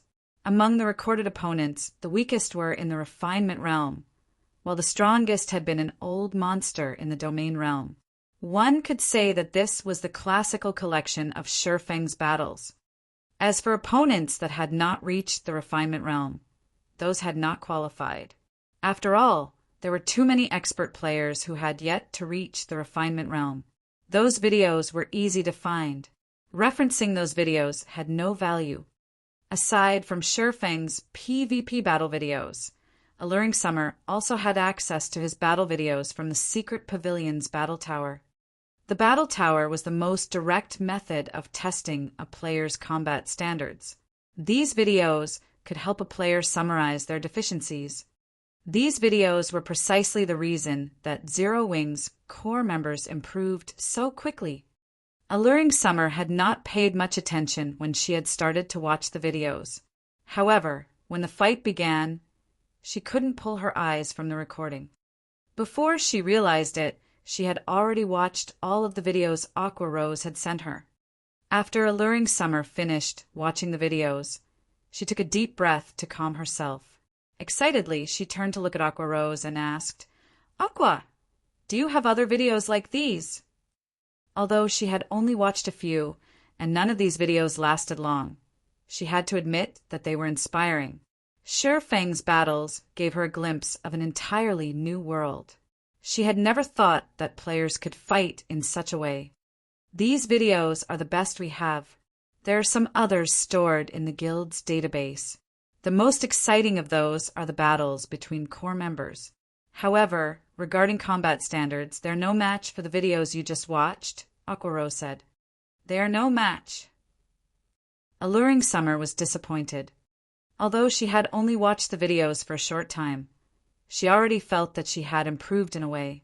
If she could watch more recordings of such high combat standards, she could improve faster than relying on trial and error. "Are you disappointed?" Aqua Rose asked, giggling. "Of course. I usually collect battle videos of God's Domain's experts, too. However, compare what you have given me. Those experts are no more than children playing house." At this moment, Alluring Summer still couldn't get enough of those videos. To be honest, you don't need to feel so disappointed. If you fight your way into the top 10 in the rank matches and obtain a black card, you'll develop even faster. Aqua Rose chuckled. One could fight all sorts of experts in the simulation training system. Experience would help one grow stronger much faster than watching videos. Really? Alluring Summer's excitement was immediate. Didn't you say that if I defeat a particular person, I can apply for a black card immediately? Call them here. I want to find out what this black card is. After watching the battle videos, while she admitted that she was absolutely no match for Shi Feng, she did not believe that, with her current strength, she could lose to anyone else in Zero Wing. After all, she had secretly defeated the 766th ranked expert on the God's Domain's experts list. Furthermore, although she acknowledged that Aqua Rose had grown stronger after watching her friend fight, she believed that she had roughly a 40% chance of defeating the Vice Guild leader. All right then, I'll contact them, Aqua Rose said, smiling helplessly. She knew full well how confident Alluring Summer was of her own strength. She also knew that Alluring Summer was a capable expert. Had Alluring Summer visited a few days earlier, with her current strength and techniques, she likely would have ranked among the top 10. In addition to her status as Vice Guild leader, it shouldn't be hard to get Alluring Summer a black card. Now, however, things had changed. Some time ago, Gentle Snow joined Zero Wing with a bunch of Ouroboros' top players, increasing Zero Wing's strength significantly. Right now, she was not certain of how well Alluring Summer would fare in Zero Wing. After all, she was not particularly familiar with the strength of Gentle Snow's people. However, since her friend was eager to fight, she might as well accommodate the woman. She could use this opportunity to determine how much her friend had improved while they had been apart. Following which, Aqua Rose contacted Violet Cloud and led Alluring Summer to the Divine Colosseum. Aqua, you're kidding me, right? You're having me fight a cleric? Aren't you underestimating me a little too much? Alluring Summer frowned at the young Violet Cloud before her. Before arriving, she had thought Aqua Rose would find some middle-aged uncle to face her. She never thought that her opponent would be such a young girl. It was common knowledge that improving one's techniques in virtual reality games was not as easy or convenient as improving one's weapons and equipment. One needed to invest a lot of time to accumulate combat experience. Aside from those extremely talented youths, very few youths became experts. Most of the famous experts in God's domain were over 25 years old. Violet Cloud was also a cleric. Alluring Summer's victory was practically guaranteed. Just fight her. You'll understand soon, Aqua Rose said, smiling meaningfully. She had already promised that, as long as Alluring Summer defeated the person she called upon, she would help her apply for a black card. If she chose someone like Flying Shadow or Cola, her application might not be accepted. However, if Alluring Summer could defeat Violet Cloud, get her access to the simulated training system would be easier. Her application would definitely be accepted. After all, defeating Violet Cloud meant that Alluring Summer was already strong enough to rank among the guild's top 10. With no other choice, Alluring Summer helplessly entered the arena. She decided to put an end to this pointless farce quickly. As soon as the timer reached 0, Alluring Summer immediately began to double cast. Moreover, both of her chosen spells were Tier 1, Lightning and Chain Fireball. First, she intended to use the numerous fireballs to block her opponent's paths, keeping the girl in one place. Afterward, she planned to attack Violet Cloud's weak point with lightning. Even an expert on her level would struggle to cope with such a combination. Go! As soon as Alluring Summer finished chanting, she hurled 5 fireballs at Violet Cloud. Each fireball was just as powerful as a full-powered attack from a berserker of the same level. Moreover, the fireballs were extremely fast. Even an assassin of the same level would find them difficult to dodge. This spell should kill a cleric instantly. Even if Violet Cloud survived the attack, Alluring Summer still had the more powerful and faster lightning. This was the spell she had used to throw Bullet, the swordsman from Blackwater, over 20 yards away. It was overkill against a magical class. However, just as Alluring Summer thought that the battle was over, dozens of mana balls appeared around Violet Cloud. Under Violet Cloud's control, these mana balls transformed into a beam of black light that struck the 5 fireballs. How? Alluring Summer was stunned. The instant the 5 fireballs encountered those mana balls, not only had they been destroyed, but over a dozen more mana balls continued towards Alluring Summer. Despite using lightning and ice wall to defend herself, the mana balls adjusted their attack trajectories as if they were alive, avoiding her lightning and ice wall and surrounding her. A series of explosions echoed throughout the arena as Alluring Summer's body fell to the ground. The system then displayed the victor's name above the arena. Violet Cloud. Chapter 1028, Royal Guard. Chapter 1028, Royal Guard. Hellscythe _ Vampire Cat. Chapter 1028, Royal Guard. As soon as Alluring Summer resurrected outside the arena, she turned to look at the young girl walking out of it, her face filled with shock.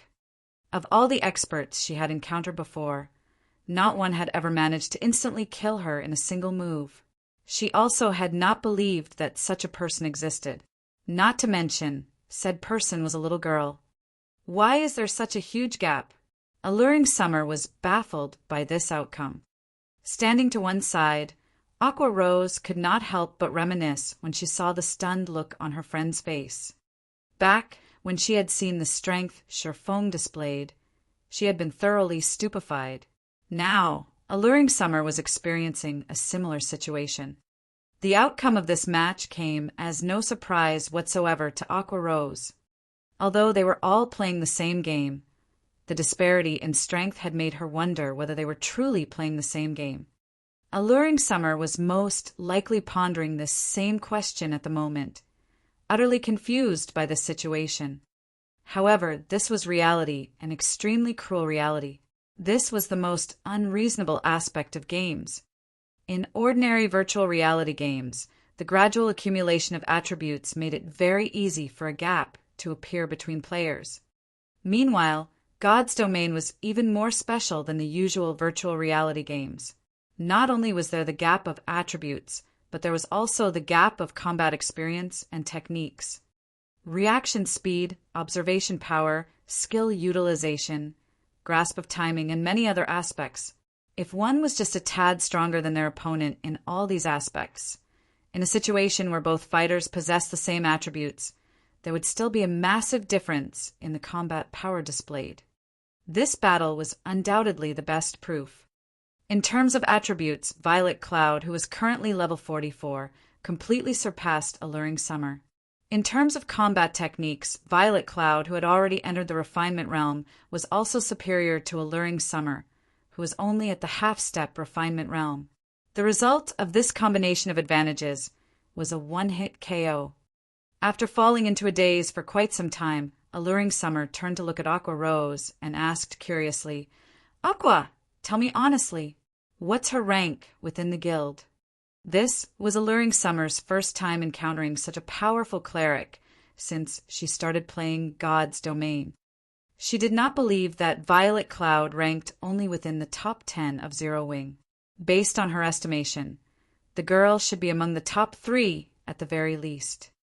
If a guild could have 3 of such experts, it was no wonder Zero Wing was considered Star Moon Kingdom's #1 guild. Probably within the top 5. Aqua Rose could not say for sure.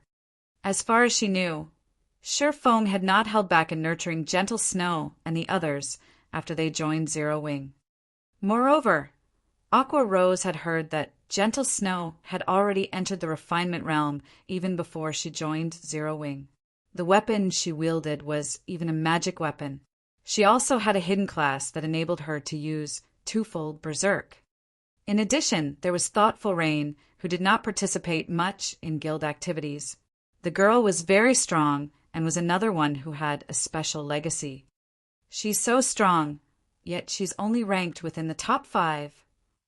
Alluring Summer exclaimed in shock. "You're kidding me, right?" She truly found it hard to imagine what kind of guild Zero Wing was. There were actually 4 more monsters like Violet Cloud in the guild. Just how were other guilds supposed to go up against Zero Wing? What benefit do I get from lying to you? Aqua Rose rolled her eyes at Alluring Summer. Grumpily she added, "Now you know how powerful Zero Wing is, right?" Although Aqua Rose was acting somewhat smug, Alluring Summer was paying no attention to her words whatsoever. Instead, she directly rushed up to Violet Cloud, hoping to continue challenging the young girl. Before this, she had extreme difficulty finding a powerful expert to fight against. Now that this little monster was right before her eyes, how could she possibly let this chance get away? To a battle maniac like Alluring Summer, this situation was equivalent to placing fresh meat before a hungry wolf.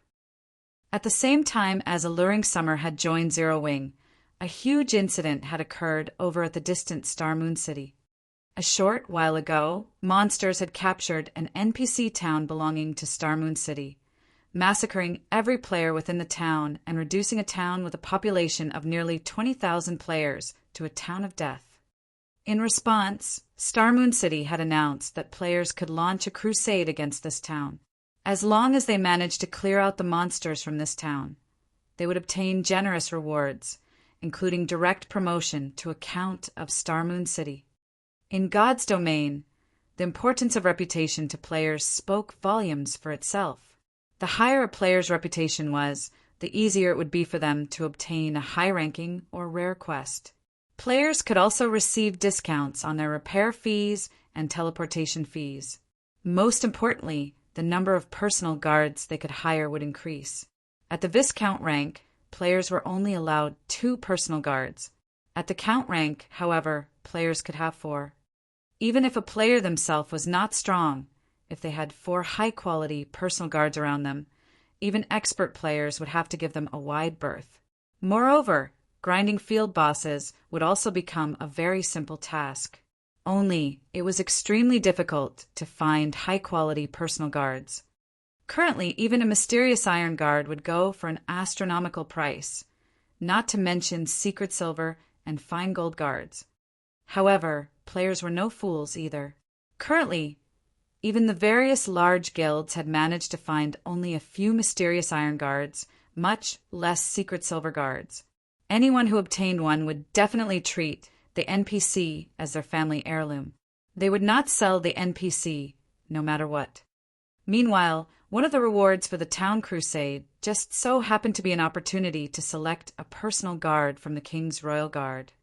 The King's Royal Guard. That was the gathering place of Starmoon Kingdom's elites. Only the most outstanding guards could join the Royal Guard. Their growth potential would naturally be significantly better than that of the NPCs players could find on the streets. Even if an ordinary player managed to obtain only a mysterious iron guard, they could immediately resign from their jobs in the real world and rely solely on God's domain to sustain themselves. If one obtained a secret silver guard and directly sold the NPC to a large guild, they would no longer have to worry about living expenses for the rest of their lives. Hence, the moment news of this was released, the entire Starmoon City went into an uproar. Both independent and guild players formed teams one after another and embarked on an expedition to take back the town. Many guilds and workshops even started preparing siege tools. Guild leader, should we send some men over as well? In any case, that town is not very far away from Stone Forest Town, Blackie suggested softly as he looked at Sherfong, who was currently overseeing the construction of the magic tower. No need to hurry. It'll be fine even if we head out after the tower is constructed, Sherfong replied, shaking his head. In reality, though, even he was greatly tempted by this reward. The NPCs in the Royal Guard were dragons among men. Generally, only players who had reached the Marquis rank had the opportunity to choose a personal guard from the Royal Guard. Even then, they would be required to complete a quest whose difficulty was no less than an epic quest. Extremely few players were capable of completing it. Fortunately, this quest belonged to the category of pure reward quests, so players would not incur any punishment even if they failed. At most, they would lose their opportunity to recruit a royal guard. Yet now, players only needed to capture a town in order to receive such a reward. Sherfong was somewhat puzzled by this situation. Chapter 1029, Mythic Monster. Chapter 1029, Mythic Monster. Hellscythe_Vampire Cat. Chapter 1029, Mythic Monster. Upon hearing Sherfong saying so, Blackie had no choice but to give up on taking a look at the monster town. After all, Zero Wing was truly very busy right now. The guild's expansion had driven home to Blackie its dire manpower shortage. Setting aside the ongoing war with Blackwater and Heaven's Burial, just Stone Forest Town itself required a lot of people to manage it. In the past, as he had not been responsible for managing Stone Forest Town, he had not thought that the job was particularly difficult. Recently, however, Sherfong had handed him some of the responsibility for the town, which finally made him realize how wrong he was. While the town had still been in its protection period, the task of maintaining the town's security could be left fully to the NPC guards to handle. After the protection period was over, however, problems started cropping up one after another. The first headache was the matter of patrolling the town, a daily task in player towns. Zero Wing needed to arrange for some players to patrol Stone Forest Town and maintain its security. However, this need was not because of players but NPCs. Ever since Stone Forest Town's protection period ended, a constant flow of NPC visitors from other towns had started trickling in. Among them included merchants, adventurers, and various other kinds of NPCs. This situation triggered the true development of the town's economy, which was the root of the second headache. A town's promotion relied mainly on its economy and degree of prosperity. Meanwhile, these two factors depended on the number of resident players and NPCs. In terms of players, Stone Forest Town had long since exceeded the target requirement and was already qualified for promotion to a medium-sized town. In terms of NPCs, however, Stone Forest Town was not even close to reaching the required number of 10,000 NPCs. Moreover, this number did not include the NPC guards brought over or hired by the guild. Meanwhile, the town's security was critical to attracting more NPCs to a town. Hence, guilds needed to dispatch players every day to maintain the security within their town and inspect the NPCs in town to prevent the spies of dark forces from creating local mischief.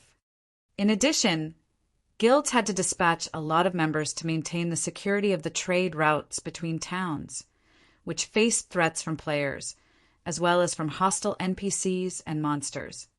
If the security of a town's trade routes was not maintained, then merchant NPCs would not dare to visit said town to develop at all. Hence, managing a town was not as easy as Blackie had imagined it to be.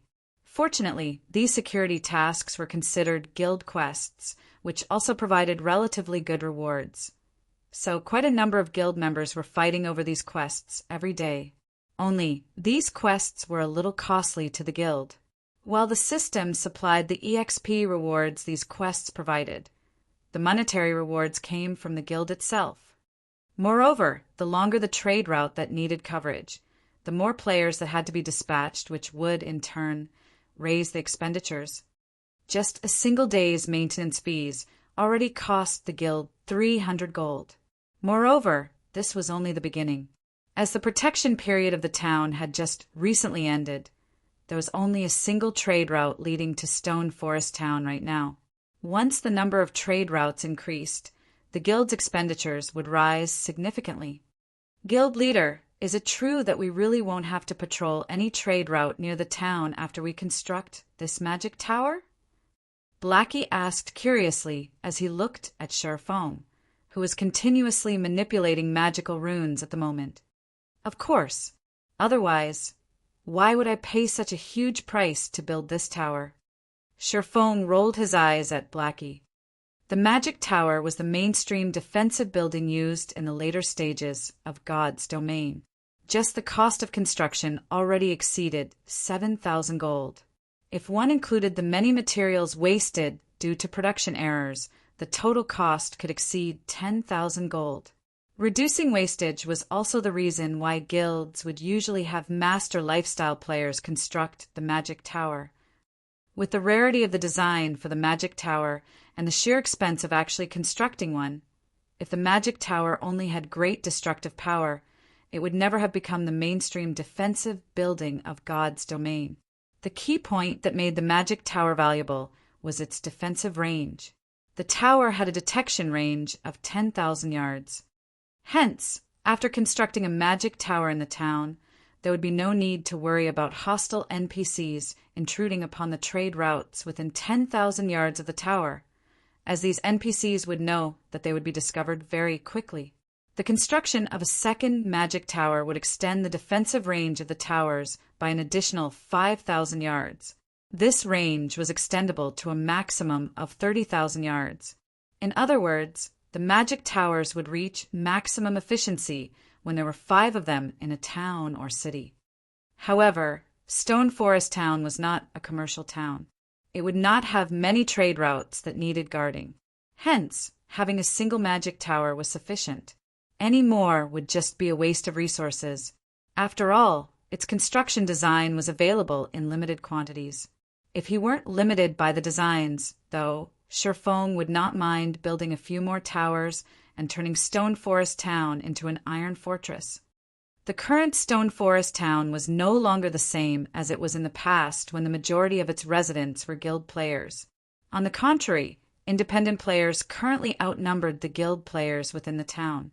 This was because the various large guilds had all shifted their focus to the Undead Gorge, as not only was the map there massive, but the monsters there were available in greater numbers as well.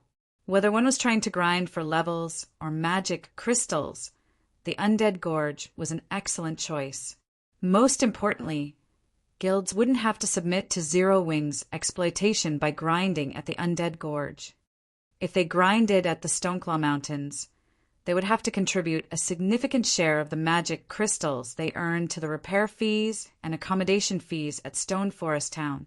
However, there would be no need to do so if they grinded at the Undead Gorge.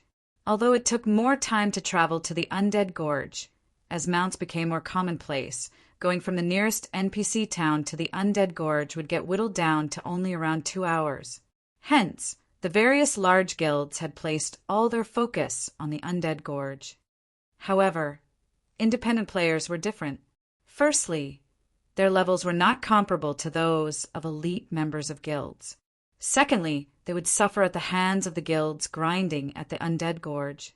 Hence, the Stoneclaw Mountains had become the best option for them. Currently, if one looked at the streets of Stone Forest Town, one would find that nearly 70% of the players there were independent players.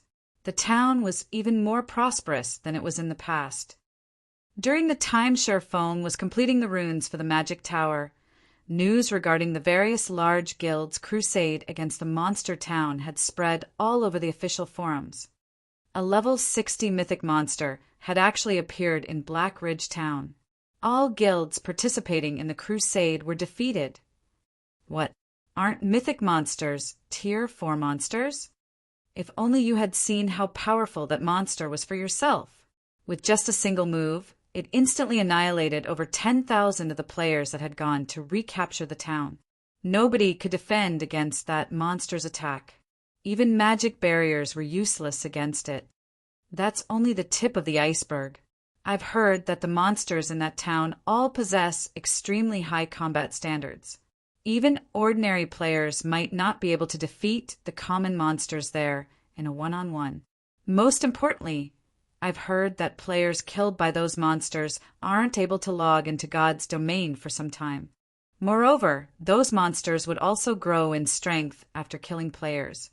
How are we supposed to recapture that town, then? The more people that go there, the stronger those monsters become.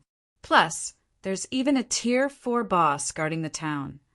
That's as strong as the strongest NPCs in major NPC cities. Who could possibly do anything about those monsters? I've heard that the monsters inside the town have already begun spreading out into the surroundings. They aren't just staying in Black Ridge Town. They've even ambushed many players grinding in that map.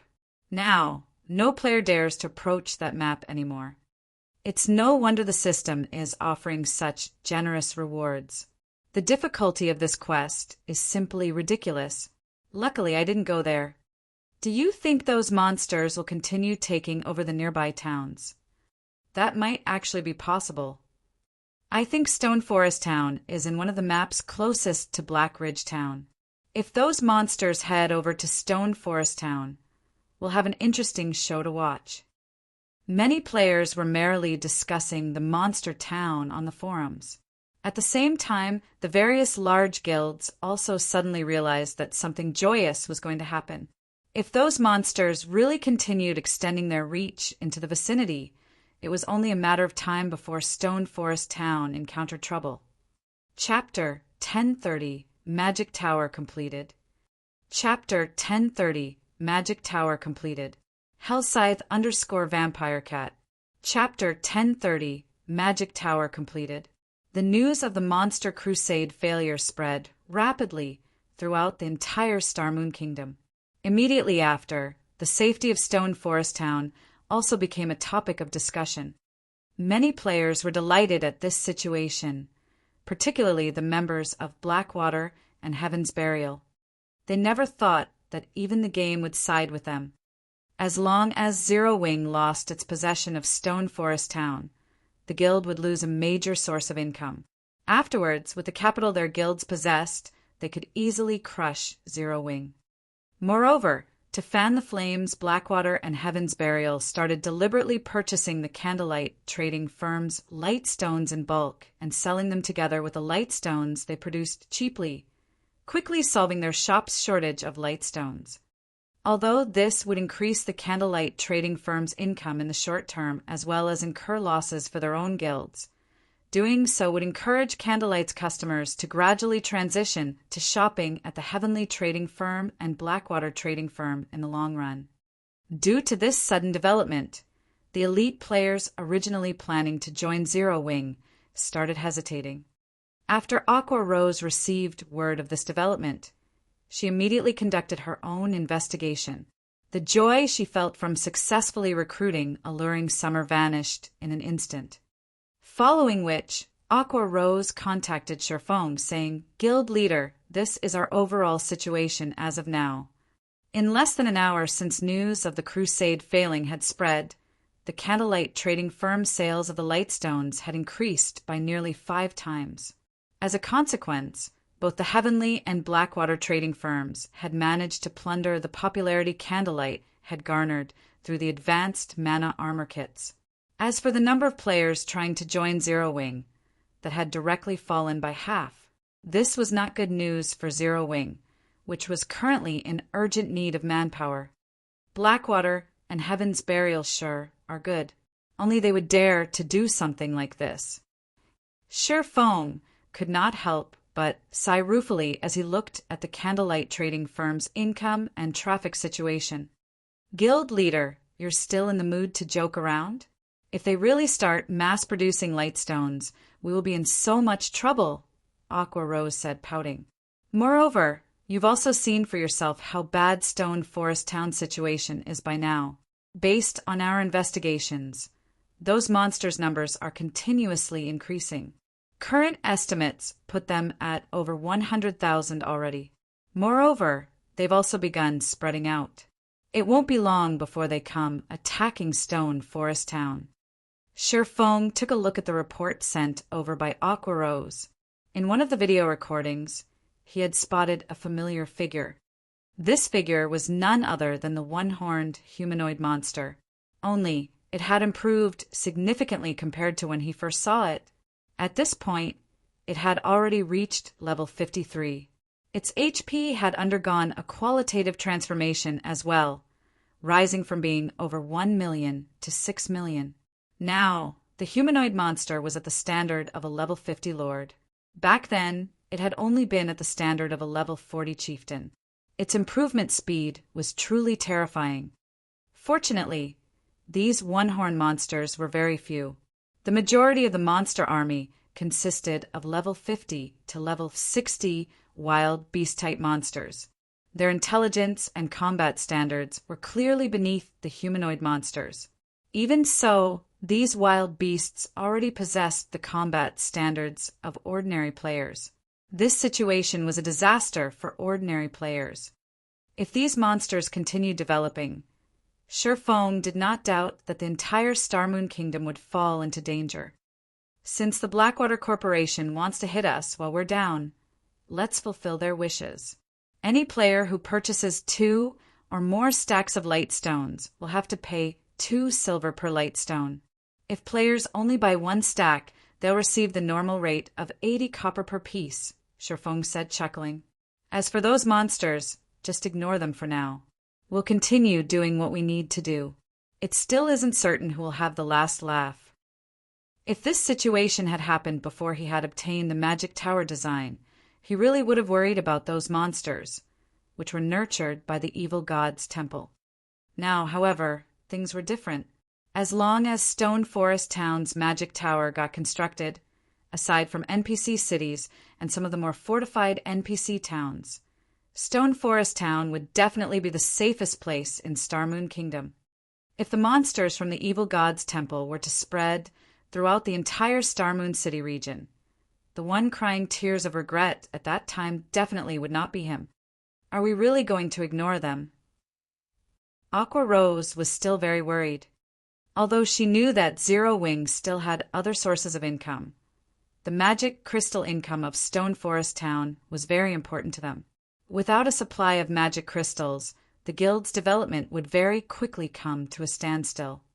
Relax, Sherfong said confidently. The magic tower was no trifling matter. Otherwise, it would have never become the mainstream defensive building in God's domain. Time passed quickly. After spending most of his day working, Sherfong finally completed the construction of the magic tower. The instant the tower was done, Sherfang's EXP rose tremendously. His forging proficiency also increased directly by 500 points. To an advanced forger like Sherfong, raising his proficiency by even a single point was a very difficult task. He needed to make multiple advanced items for that to happen. Normally, an advanced forger would have to spend the entire day working in order to gain 500 proficiency. At the same time as the construction was completed, the magic tower, which he had situated in the center of Stone Forest Town, released a blue pulse that gave everyone within the town the feeling they were under observation. What's this thing? Players throughout the town quickly noticed the lofty magic tower. At the top of the tower sat a gigantic crystal glowing a faint blue. The crystal was like the moon illuminating the night sky. This scene piqued everyone's curiosity about the tower. Previously, while Sherfong was building the magic tower, a layer of fog had shrouded the tower itself and the area around it. Others couldn't see what was going on beyond the fog. They only knew that something was under construction. After seeing this tall building, everyone was fascinated by the magic tower's appearance. Meanwhile, Sherfong himself was currently standing atop the magic tower, one hand resting on the giant crystal. He then started activating the magic tower. The magic tower had a total of 3 functions. The first function was attacking distant targets. The power of the magic tower's attacks rivaled that of the basic mana pulse cannon. However, unlike the latter, the magic tower's attacks had a very short cooldown, roughly similar to that of defense turrets. The second function was reconnaissance. The tower was capable of locating any target within a 10,000-yard radius. The third function was also the favorite function of the various large guilds: mana density improvement. The magic tower's mana density improving capabilities were far from comparable to those of a mana tower, which could be constructed only in cities. The total effectiveness of 5 magic towers was not even 1/3 of that of a mana tower. Even so, this result was already plenty good for a town. After all, the process of promoting a town to a city was a long and arduous one. The magic tower was equivalent to a transitional building. System: do you wish to activate the magic tower? Activating the tower will cost 1,000 magic crystals, while maintaining the tower's mana gathering function for a day will cost 500 magic crystals. Activate. Sherfong clicked the activate button without hesitation. Chapter 1031. When water rises, the boat rises with it. Chapter 1031. When water rises, the boat rises with it. Hellscythe_vampire cat. Chapter 1031. When water rises, the boat rises with it. After Sherfong tapped on the semi-transparent light blue screen before him, 1,500 magic crystals instantly disappeared from his bag. Immediately, the gigantic crystal atop the magic tower released a dazzling light blue beam that shot 400 yards into the air before bursting apart and spreading over the entire Stone Forest town like an opened umbrella. This spectacular sight stunned all the players within the town. What's going on? Is Zero Wing setting up a magic barrier? Everyone could not help but start discussing the magic tower. However, while most people were chatting, a few expert players with sharp senses suddenly discovered that the density of the ambient mana was actually rising gradually. Are you guys feeling it? The mana density in the town seems to be rising. Yeah, now that you mention it, my mind does feel a lot clearer than before. Wait, take a look at your status windows. There's an extra buff in mine. As experts voiced their findings in surprise one after another, more and more players also noticed the changes that had occurred to the town. When someone mentioned the appearance of a buff in their status window, everyone promptly called out their status windows as well. Ample mana state, stamina, and concentration recovery improved significantly. Player will be able to maintain a clear state of mind at all times while in this state. This buff is too amazing. Hooray, Zero Wing. Ha ha ha. This is too awesome. My current recovery rate already rivals the recovery rate inside a hotel. With this, I won't have to rest in a hotel anymore. What a fool. I just came out from a hotel. Resting in one is way better. Not only is the recovery rate there faster, but as long as you rest for 5 hours, once you exit from the ample mana state, your EXP acquisition rate will be 30% higher for 2 hours. If you rest for 10 hours, you get 4 hours worth of 30% bonus EXP. What? That amazing! You'll know once you go test it out. I have to work during the day, so I'll definitely have to rest over 10 hours in a hotel. With this, I won't have to worry about falling behind in levels. After the players in the town realized the effects of the magic tower, many of them couldn't hold back their excitement and started cheering loudly in the streets. The majority of the players in Stone Forest Town were independent players. Unlike guild players who had guild residences, they did not have the opportunity to accumulate the double EXP buff. Hence, independent players generally lagged behind guild players in levels. However, as many independent players disliked the restrictive rules of guilds, they would rather level up at a slower pace than join a guild. That way, they could enjoy a free and comfortable lifestyle as well as the exciting adventures God's domain had to offer. However, now that they could also enjoy an EXP increase buff by resting in hotels, how could they not get excited? With this, they could have their freedom and level up quickly at the same time. The originally bustling hotels suddenly became jammed with players. Every independent player in town had rushed to the nearest hotel in the hopes of renting a room for themselves. Previously, everyone had angrily cursed that the hotel rates of Stone Forest Town were daylight robbery, as the town was charging nearly triple that of other places, and only by paying with magic crystals would they receive the normal rate. Now, however, everyone thought nothing of it. Instead, they felt that this price was a bargain. After all, after resting for 10 hours, one would have a 30% increased EXP acquisition rate for 4 hours. Crap, this is a scam. I'm already using magic crystals to pay. So why are the rates still triple the normal hotel rates? If you can't afford it, get lost. Can't you see that there's still a bunch of people waiting to rent a room? Ha ha ha.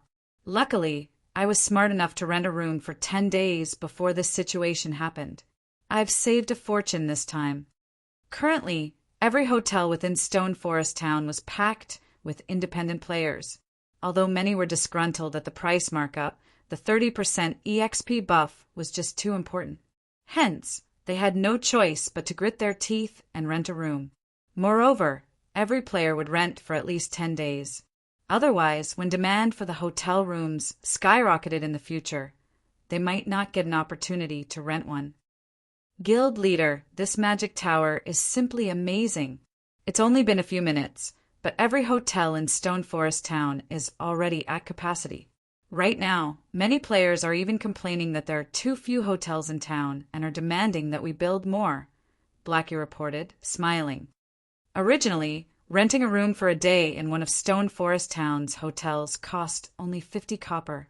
Now, even after jacking up the price to 1 silver, 50 copper, the many hotels in town still could not keep up with demand.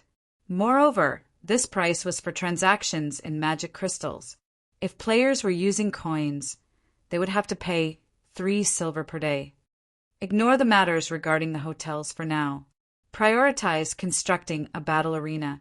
That's where the money will really come from, Sherfong said, shaking his head. Although hotels seemed to be very profitable, in reality, these establishments did not earn a lot of money. Hotels simply took up too much space. Moreover, Zero Wing would only gross a maximum of 1 silver, 50 copper per day from each player. After deducting the cost of hiring NPCs to manage the hotels, the guild was earning roughly 1 silver, 20 copper from each player. Currently, the hotels in Stone Forest Town could accommodate a maximum of 20,000 people only. In other words, Zero Wing could earn 240 gold per day at most through the hotels, a large sum of money to ordinary large guilds. But to Zero Wing, this was a drop in the bucket. Moreover, 20,000 players were not even 1/10 of Stone Forest Town's population. Even so, the current number of hotels occupied over half of the town's lands. Originally, the reason why Shifeng had constructed so many cheap hotels was to earn magic crystals. However, now that he had the magic tower, there was another building that could earn him even more money: the battle arena. The battle arena was a place where players could fight against each other. Due to the magic tower, the mana density in the entire town had increased. This situation would be of great assistance to players, just like in the trial tower of the Divine Colosseum. Under the effects of Stone Forest Town's environment, players could maintain a very clear state of mind. Fighting under such a state would be of great help in improving their strength. However, inside a player-constructed town, PvP was prohibited. The only place players could fight against each other in a town was at a battle arena. When the time came, the 200,000 or so players residing in Stone Forest Town would definitely head to the battle arena to improve themselves through PvP. At that time, the money Zero Wing could earn through the battle arena would no doubt far surpass the income they were currently making from the hotels. "I'll get it done right away." Blackie's eyes glowed when he heard Shifeng's explanation.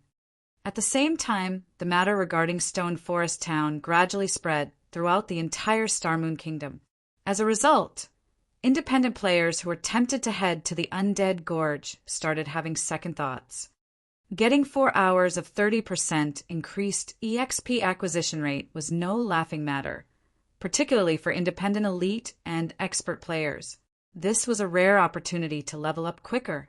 If utilized properly, even if they could not completely catch up to guild players, at the very least, they wouldn't be left too far behind. Starmoon City, Blackwater's residence. Damn it, to think Zero Wing would still have such a move. Abandoned Wave's expression turned very ugly when he received the news regarding Stone Forest Town. At this rate, the more time they wasted, the more troublesome Zero Wing would become. At the same time, his heart was also filled with sheer envy, and he grew even more impatient to obtain Stone Forest Town. Following which, he looked at the subordinate standing beside him and commanded, "Immediately notify Singular Burial's side. Tell them that there's a change of plans. We're going to take action ahead of time." Chapter 1032, Independent Players' Holy Land. Chapter 1032, Independent Players' Holy Land. Hellscythe _ Fluffy Goblin. Chapter 1032, Independent Players' Holy Land. The several upper echelons inside Blackwater's guild leader's office were shocked when they heard Abandoned Wave's command, though they could understand Abandoned Wave's train of thought. Stone Forest Town's latest transformation made it all the more tempting. Stone Forest Town had been, at most, a tool that Blackwater could use to defeat Zero Wing, but now the town was a mountain of gold and silver that could massively help Blackwater's establishment in God's domain. To current guilds, magic crystals were incredibly important. If a guild wanted to nurture and improve its members' techniques quickly, sending them to the Divine Colosseum's trial tower was undoubtedly the fastest way. In order to do so, they needed magic crystals. Unfortunately, magic crystals were too difficult to procure. Even with the massive wealth and connections the Blackwater Corporation possessed, they could only procure a limited amount. In the end, the guild could only supply its experts and a small number of elite members with magic crystals. In Blackwater, there was no lack of talented players. As long as they had enough magic crystals, they could nurture large groups of experts as they wished. Now that Stone Forest Town's mana density had increased, and players could acquire a 30% EXP buff from the town's hotels, the town would attract swarms of independent players, unlike when these players' choices of leveling areas had been limited. Now, they could go to Stone Forest Town if they wanted to level quickly. The sooner Blackwater took control of Stone Forest Town, the sooner it could officially start its conquest of God's domain. Boss Wave, we still have a lot of preparation. If we take action now, it might be difficult to take down Stone Forest Town, Laughing Drunkard advised. Moreover, Big Sisling has set out to negotiate with Pantheon. If Pantheon agrees to lend us their experts, it will be easy to take the town. We don't need to be in such a hurry. You're right. I was a little impatient, Abandoned Wave admitted as he took in a deep breath. He then laughed and said, I was still angry about Zero Wing's actions. Now, however, it would seem that I should thank them.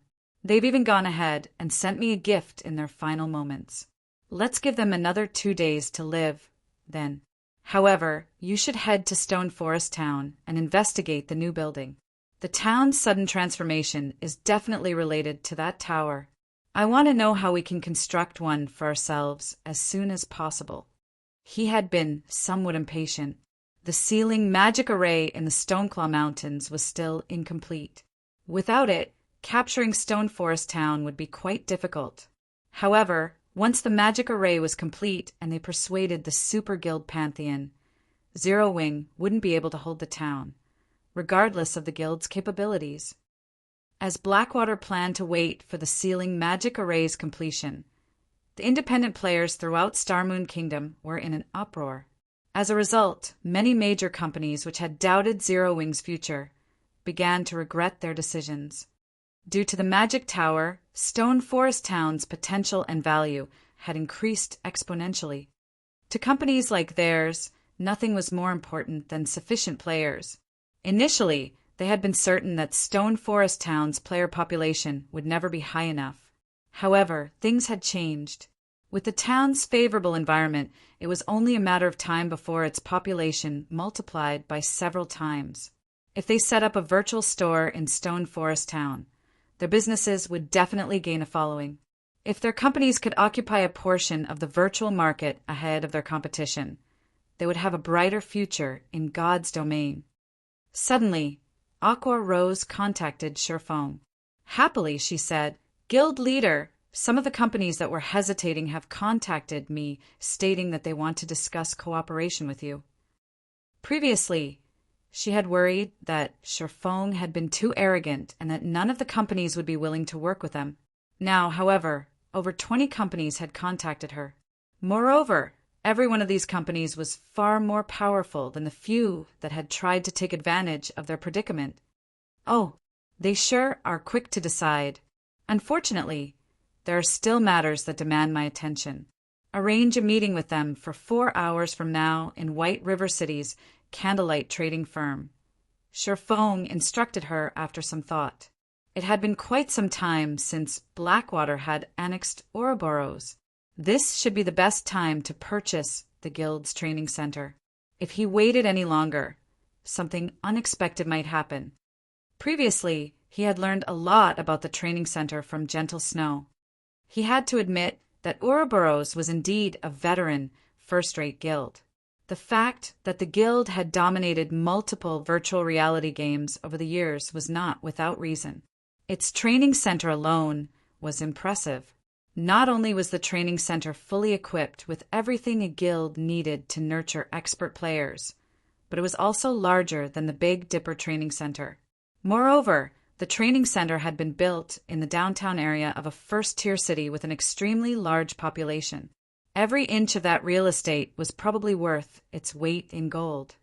If not for Gentle Snow holding a considerable amount of the training center's shares, which allowed her to mark down the price, he wouldn't have been able to get his hands on it, even if he paid double. All right, guild leader, one more thing.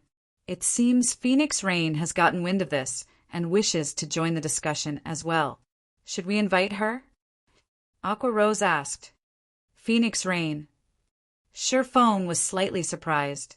He then said, "All right, call her." Phoenix Rain was a pavilion master in the Dragon Phoenix Pavilion. She should have considerable status in the real world. 2. The fact that Phoenix Rain had qualified to send a battle team into the Dark Arena showed that the power backing her was extraordinary. She clearly had her own abundant wealth.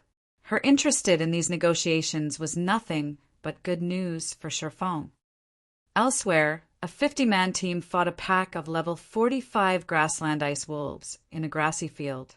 There were over 200 of these elite ranked ice wolves with a level 45 chieftain leading the pack. However, this group gradually exterminated these elite monsters like a well-oiled machine. Even against a level 45 chieftain, the leading level 40 guardian knight tanked the boss by himself.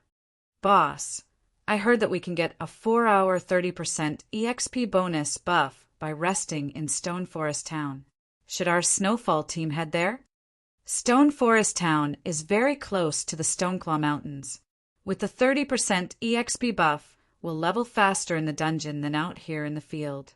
We can reach level 40 sooner than planned. Moreover, with our adventure team strength, grinding monsters in the dungeon's inner area shouldn't be a problem. We'd be better off going to the Stoneclaw Mountains than the Undead Gorge. That's right, leader. Snowfall is one of Starmoon Kingdom's top adventure teams. If we let the newer adventure teams catch up to us, we'll become a laughingstock. All right, Snowfall will continue our development in Stone Forest Town then. After the news about Stone Forest Town spread, the various powerful adventure teams across Starmoon Kingdom began to make their way towards the Stoneclaw Mountains. For a time, Stone Forest Town became a hub of the various adventure teams. As the various adventure teams and independent players headed towards Stone Forest Town, Sherfone finished the town's battle arena in the center of town.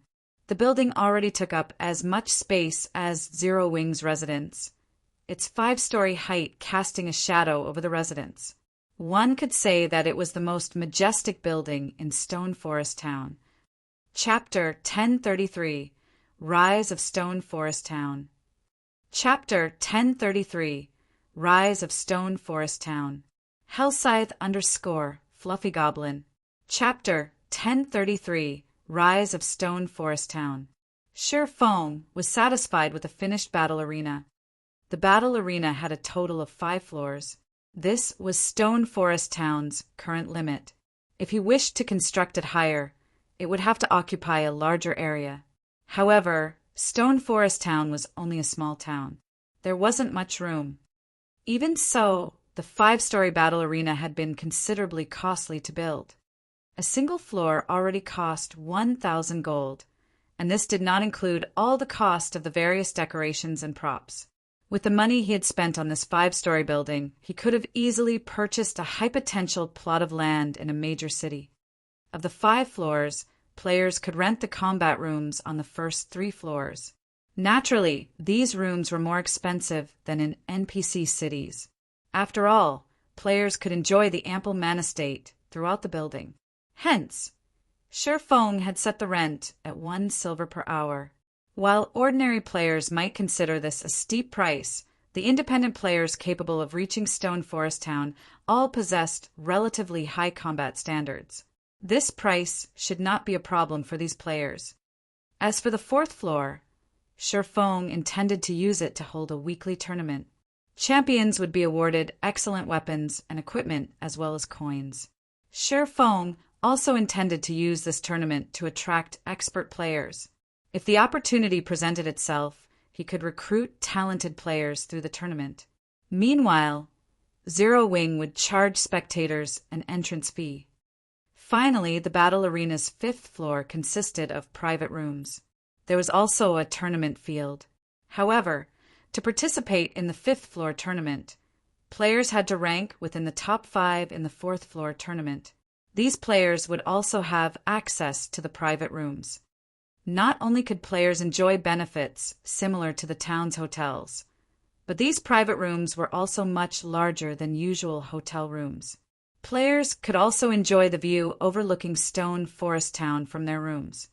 Meanwhile, unlike the fourth floor tournament, the fifth floor tournament would incorporate an elimination system. The fifth floor could only accommodate a maximum of 30 players. New arrivals could challenge the ranked players. Afterward, based on their weekly ranks, the top 30 players would get to remain on the fifth floor, while the rest were disqualified.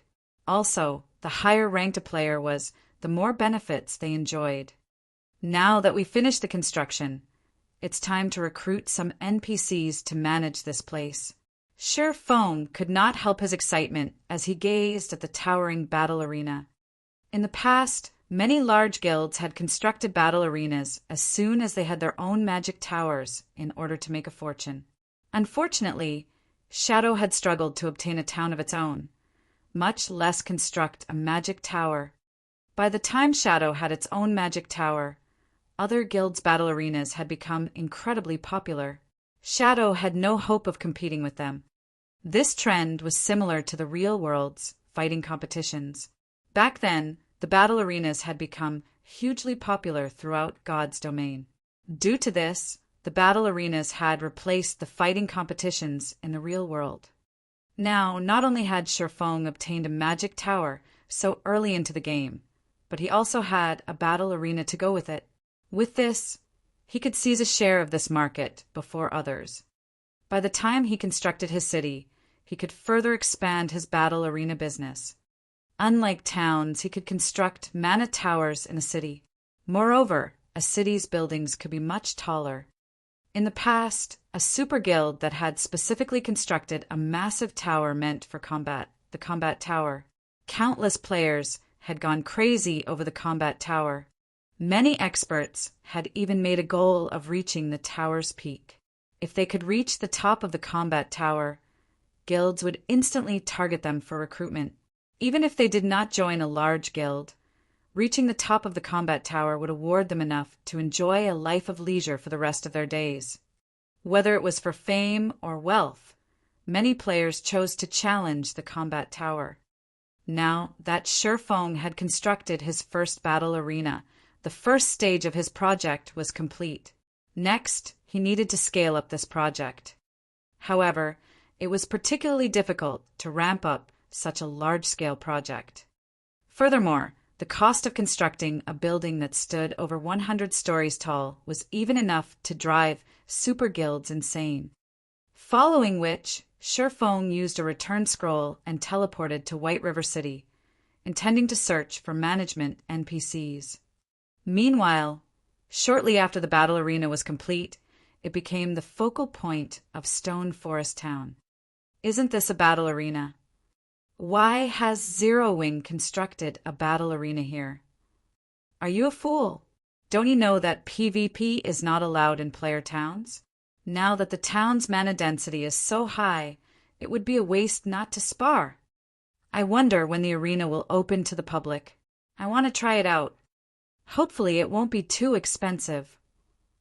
The town's players discussed the battle arena excitedly. To players who had experienced the trial tower, they knew that the denser the environmental mana was, the stronger they would be in a fight. They would be able to improve their techniques faster. After all, not everyone possessed extraordinary concentration. A mana-rich environment could help players maintain a high degree of concentration. Only the cost of using the Divine Colosseum's trial tower was too high. Each challenge cost 1 magic crystal. Even elite players could not afford such an expenditure. However, it was a different story for a player-constructed battle arena. As the establishment was intended for public use, the fees wouldn't be as high as the trial tower. Moreover, unlike the trial tower, players could conduct PvP matches with other players in the battle arena. Their development in the battle arena might not be any slower than in the trial tower. For a time, news about Stone Forest Town's battle arena gradually spread throughout Starmoon Kingdom. Players who had not been particularly interested in Stone Forest Town began to change their minds. There were all sorts of players in God's domain. Some loved adventuring, some loved fighting, some loved leveling up, and some only had money on their minds. However, all of these players shared one common interest: Combat standards. Even expert players found it difficult to endure the Divine Colosseum's prices. Generally, only guild players with the support of their guilds could afford to play there. As for NPC cities' underground arenas, while one could gain some combat experience from fighting there, fighting for long periods would easily cause one to lose focus. When that happened, players needed to take a break and rest. The ample mana state just so happened to make up for this flaw. There is no stopping Zero Wing now. How great would it be if I were a member of Zero Wing? If that were the case, traveling to the battle arena would be more convenient. Suddenly, more and more players wanted to travel to Stone Forest Town. Seeing this, the several major companies that had broken off their discussions with Zero Wing regretted their decision even more. When they heard the news, these companies immediately sent new representatives to contact Aqua Rose, claiming that the previous representatives had declined Zero Wing's offer without the company's consent and had thus been fired. They also expressed their wishes to re-enter negotiations with Zero Wing. These companies had looked down on Zero Wing with contempt, thinking that Blackwater's victory over the guild was certain. However, even now, Blackwater couldn't touch Zero Wing. The most it could do was whittle Zero Wing down. However, now that Zero Wing had a gold mine like Stone Forest Town, it was practically impossible for Blackwater to weaken Zero Wing with its minor harassments. As everyone discussed Stone Forest Town, Sherfong finally returned to White River City. Chapter 1034, Crimson Emperor.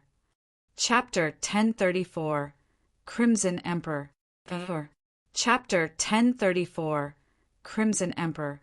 Upon returning to White River City, Sherfong discovered that the number of players teleporting into the city had increased, particularly the members of other guilds. All around he could see guild players. Moreover, they were extraordinarily high-leveled, with the lowest being level 39 and the team leaders being level 40 experts at the very least. This situation confused Sherfong slightly. However, he quickly shook the thought out of his head. Right now, hiring NPC managers for the battle arena had utmost importance. To avoid attention, he took an advanced horse carriage to the Adventurers Association. Shortly after Sherfong left the teleportation hall, a team of 20 players appeared inside. These players each wore an emblem shaped like a crimson flame. The lowest leveled player among them was level 40. The equipment they wore also radiated the glowing effects unique to dark gold equipment. The white-haired man standing at the head of the group was even a level 41 Guardian Knight, whose appearance suggested that he had experienced the vicissitudes of life. The man carried a diamond-shaped shield with a dragon printed on it slung on his back and a blood-red long sword inserted inside the shield. Despite this long sword clearly being a one-handed sword, the width of its guard was wider than the man's shoulders, while the length of its hilt matched a two-handed sword's. Combined with the blade, the sword was nearly as tall as he was. Seen from afar, the man appeared to wield a bloody cross. As he stood in the spacious teleportation hall, he was extremely conspicuous. Yet, despite the eye-catching composition of this team of 20, everyone who saw this team would almost immediately shift their gazes away, not daring to take a second look. The reason for such a reaction was these players' emblem, which indicated they belonged to the Dark Knight Empire's veteran, super first-rate guild, Crimson Emperor. Crimson Emperor was also the ruler of the Dark Knight Empire. No guild in the entire empire dared to make an enemy of it.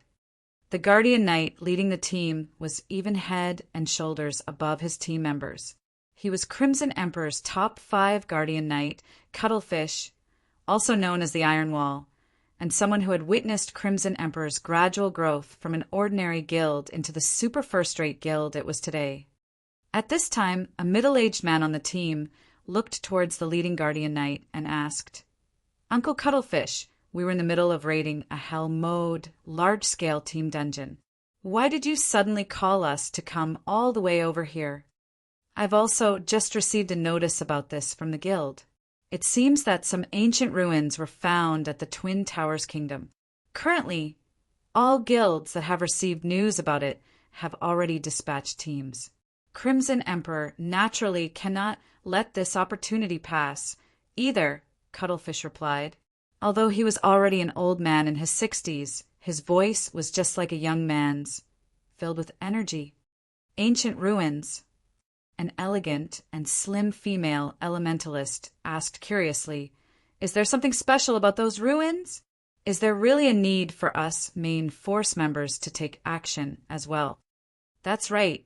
The ancient ruins discovered are like a huge maze. It is massive inside. However, only teams of 20 are allowed. After entering, teams are immediately teleported to an area with monsters that have a chance of dropping a kind of slate fragment. Those who complete a set can exchange for a mount inside the maze. Based on what we know so far, there are even mysterious iron mounts available for exchange. Moreover, this was only in the outer area. Currently, the various guilds are frantically fighting over the monsters inside. It is very difficult to enter the ancient ruins. The requirement for personal strength is extremely high. For efficiency's sake, the guild leader is sending us to pioneer the way, Cuttlefish explained. Everyone else on the team immediately gaped in shock upon hearing this. The importance of mounts to a guild went without saying. Just the number of bronze mounts Crimson Emperor obtained was not even enough for the guild's internal experts, much less mysterious iron mounts. Yet now they could obtain mysterious iron mounts just by grinding in the outer area of some ancient ruins. Naturally, the upper echelons would freak out over this opportunity. However, before we head to the ruins, we need to establish a stronghold in White River City. So, Poisoned, you'll be responsible for visiting Zero Wing's residence and negotiating with them. Based on our investigations, Zero Wing has purchased the several plots of land around the teleportation house. Tell them that Crimson Emperor is interested in purchasing one. As for everyone else, split up and purchase some potions and scrolls, Cuttlefish instructed. Uncle Cuttlefish, Zero Wing is just an upstart guild. Is there a need for Poison to make a special trip there? We are Crimson Emperor. If we want to buy a worthless plot of land, won't it be a done deal so long as we say the word? A level 40 assassin asked in a somewhat displeased tone. Crimson Emperor was a veteran, super first-rate guild. Nobody in the virtual gaming world did not know about it. The various guilds in the Dark Knight Empire also feared it greatly.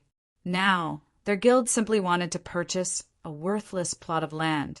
Yet they, members of Crimson Emperor's main force, were actually sent to handle the negotiations. This was making a mountain out of a molehill. If things could really be settled with just a word, I wouldn't have Poisoned head over either. Cuttlefish could not help but smile bitterly. All right, enough. Poisoned, you head over and negotiate with Zero Wing. Make sure to pay attention to your attitude when negotiating with them.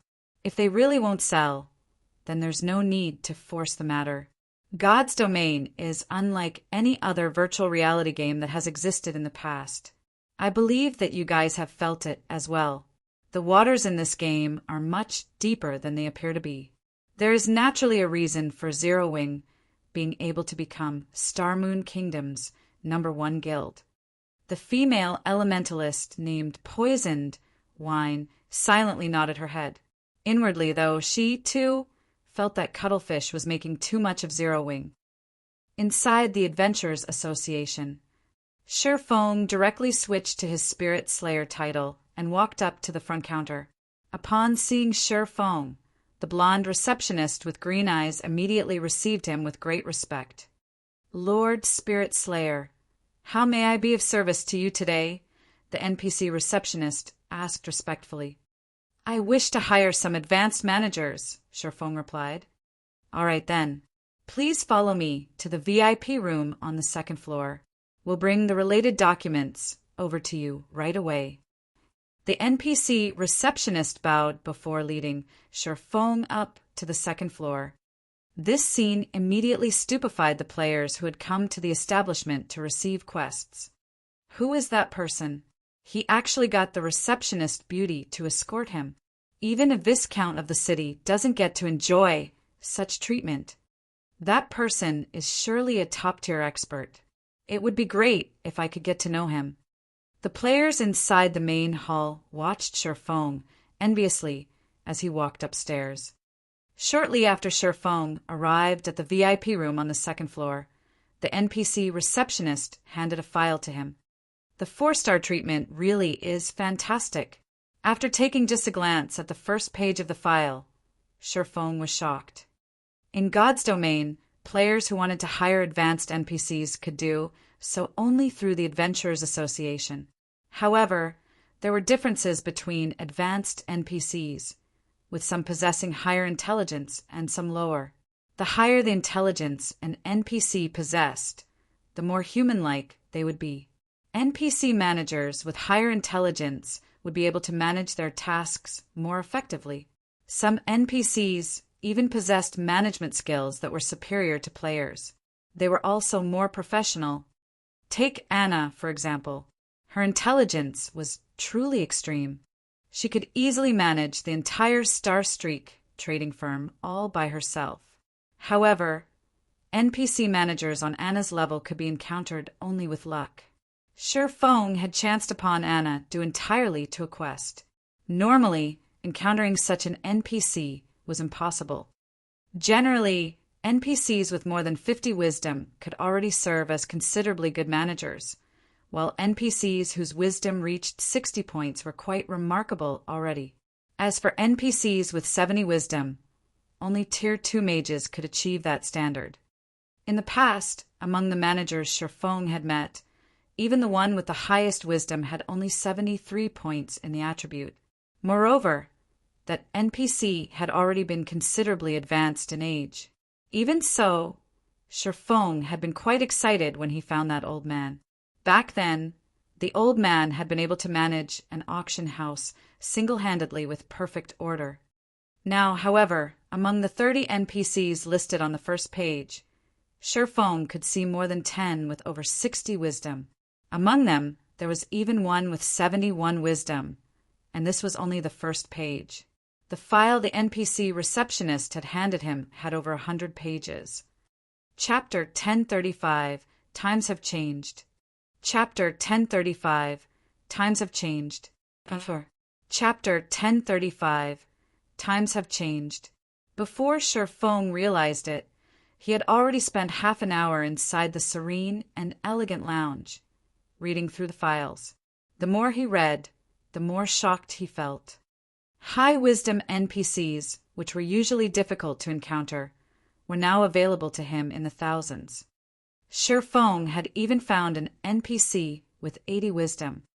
If not for the main god system stipulating that NPCs hired from the Adventurers Association could not be made into players' personal guards, Shifeng would very much have considered taking all these NPCs back with him to form an army of personal guards.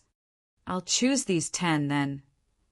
After Shifeng was done going through the name list, he selected the names of 10 advanced NPCs. 9 had over 70 wisdom, while 1 had 82 wisdom. In God's domain, an 82 wisdom NPC's intelligence was already equivalent to that of a Tier 3 NPC.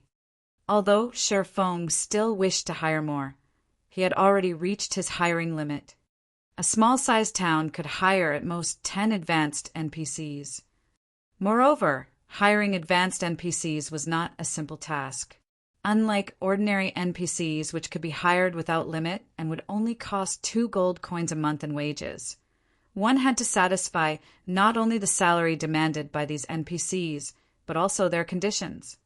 Just the conditions of the 82 wisdom NPC, Shifeng had pointed out, could choke an ordinary guild to death. This was because said NPC actually demanded a salary of 10 gold coins per day. Shifeng also needed to pay a 1-month deposit in advance. In addition, the shop the NPC managed had to have at least 500 other workers. To an ordinary shop, having around 20 NPCs managing it would already be more than enough. One could run more than a dozen shops with 500 NPCs. Fulfilling this condition would be impossible for a single ordinary shop. Fortunately, Shifeng was running a large-scale battle arena. He needed to hire a lot of ordinary NPCs to run the establishment. Otherwise, there would be no way to cope with the large number of players visiting the arena every day.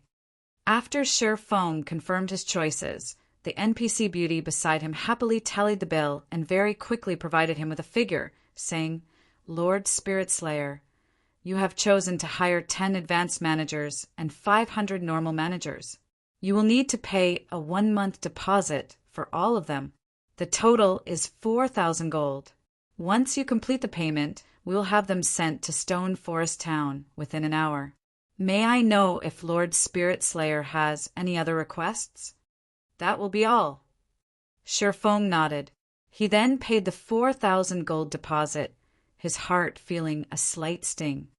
The average level of players had risen considerably by now, and the money they could earn was much higher than before.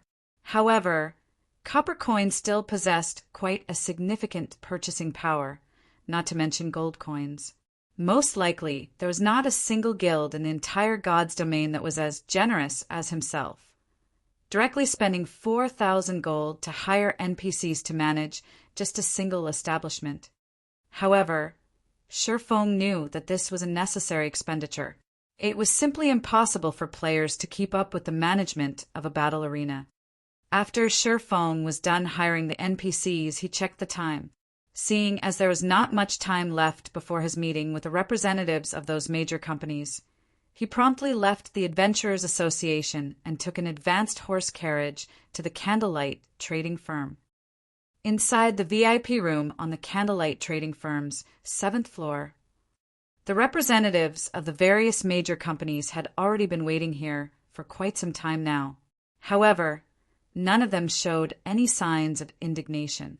On the contrary, expressions of shock filled their faces. At this point, White River City was the most populous city in Star Moon Kingdom. Meanwhile, the Candlelight trading firm was situated in the central business district of White River City. Aside from NPC-run establishments, the Candlelight trading firm's building was the tallest one in this area. From the top floor of the building, their view of the city streets was unobstructed. They felt as if they were kings overlooking the entire city. However, this unique scenery was still only secondary when compared to the report they had just received. During this period, the number of players residing in Stone Forest Town had already hit the 500,000 mark. In the future, that number was sure to double. A player population of 1 million was equivalent to the population of a major NPC city. If they could set up a virtual store in this bustling town, said store would definitely have no lack of customers. The only problem was that Stone Forest Town was too small. If the town were a medium-sized town, then that would be perfect. However, Stone Forest Town's protection period had ended just recently. The town was only beginning to attract NPCs. It would still take a considerable amount of time to get promoted. Furthermore, Zero Wing was simply asking for too much money. With 1 billion credits, these major companies could establish a large guild of their own or invest into a second-rate guild. With the latter option, they could even obtain a considerable number of shares. By cooperating with Zero Wing, however, they would only get priority in investing into a town. They would only receive a guarantee that they could directly rent a golden land in one of the towns Zero Wing captured. The rent of these lands would be gradually deducted from this 1 billion deposit. This condition was truly a little outrageous. Of course, after they signed the agreement, if they did not wish to continue renting land from Zero Wing, they could get back their remaining deposit after half a year. However, the representatives of the various major companies still intended to negotiate this price. After all, the current situation in Star Moon Kingdom was not particularly stable. There was also the Blackwater Guild persistently plotting against Zero Wing. Hence, they intended to use this opportunity to reduce the price. Just as everyone was pondering how they should go about negotiating with Zero Wing, the doors to the lounge suddenly opened. A woman with an extraordinary figure walked into the room. Although she had hidden her face with a black cloak, judging from her graceful figure, her countenance was no doubt heavenly as well. Could this beauty be trying to cooperate with Zero Wing as well? Everyone in the room immediately started quietly discussing this beauty's identity among themselves. However, they very quickly discovered that this woman's seat was right next to the seat of honor. One could just imagine how much importance Zero Wing placed on this peerless beauty. Meanwhile, this peerless beauty was none other than Phoenix Rain. When Phoenix Rain entered the room, she, too, was momentarily surprised. She had never imagined that there would be so many companies interested in cooperating with Zero Wing. Moreover, these companies all possessed extraordinary backgrounds that rivaled even Aqua Rose's Sun and Moon Group. After she entered, she also discovered that Aqua Rose had become significantly stronger. Although the Cursemancer had hidden her level, the aura she radiated was indubitable. In addition, Violet Cloud, who stood beside Aqua Rose, was even more amazing. Phoenix Rain herself felt a significant amount of danger coming from the young lady. As for Alluring Summer, on the other side of Aqua Rose, she too was relatively powerful. A level 41 elementalist could easily rank at the top of any guild. Moreover, Alluring Summer looked to be rather young, so she should still have great potential for growth. Is this really the Zero Wing I know? After Phoenix Rain observed Violet Cloud further, she suddenly noticed that the young lady's every motion looked very natural, and this discovery shocked her greatly. She had seen Violet Cloud fighting at the Dark Arena before. Although the young lady had not moved much at that time, Phoenix Rain could still tell that Violet Cloud had yet to reach the refinement realm. Nevertheless, after just a short time, Violet Cloud had gone directly from the half-step refinement realm into the refinement realm. Violet Cloud was clearly only a teenager, yet she had actually managed to reach the refinement realm at such a young age. If she were in the Dragon Phoenix Pavilion, she would definitely be considered one of the pavilion's top geniuses and nurtured heavily. After all, even a genius like Blue Phoenix had not reached the refinement realm at Violet Cloud's age. Shortly after Phoenix Rain took her seat, Sherfong entered through the doors. Hellscythe _Hellscythe_. Chapter 1036, Zero Wings Foundations. Chapter 1036, Zero Wings Foundations. Chapter 1036, Zero Wings Foundations. As soon as Sherfong set foot inside the room, everyone there automatically shifted their gaze towards him. Currently, Sherfong had already disguised himself as Black Flame using the demon mask. At this moment, he was dressed in pitch-black armor and wore a black cloak. Two dazzling, blood-red swords hung from his waist, glowing a faint red. The aura his body radiated resembled that of an unsheathed sword, sharp and dangerous. The feeling he gave off was as if it wasn't a human walking into the room, but a demon that had just escaped the abyss. The atmosphere in the lounge instantly grew heavy upon his appearance. When Sherfang's gaze swept over the representatives of the various major companies, they instinctively lowered their heads, due to the mental oppression they felt, none of them daring to make eye contact. He's Zero Wings guild leader Black Flame? Isn't he a little too strong? Alluring Summer could not help but gasp upon seeing Sherfong. He's practically a monster. Haven't I already told you this before? Our guild leader is very strong, Aqua Rose said somewhat pridefully. As long as you develop yourself in Zero Wing, it is only a matter of time before you achieve that dream of yours. At this moment, Phoenix Rain's eyes had also widened in shock as she looked at Sherfong, slowly walking over to her. Just how much has he improved again? During her last encounter with Sherfong, the latter only gave her the feeling of a sheathed sword. Now, however, his aura was entirely different. It was utterly overpowering, impressing on others the presence of a steamroller. Rather than calling him a player, he was practically a humanoid lord. Sherfong did not pay much attention to Phoenix Rain's shocked reaction. He had on the level 50 fine gold, ranked magic light set equipment.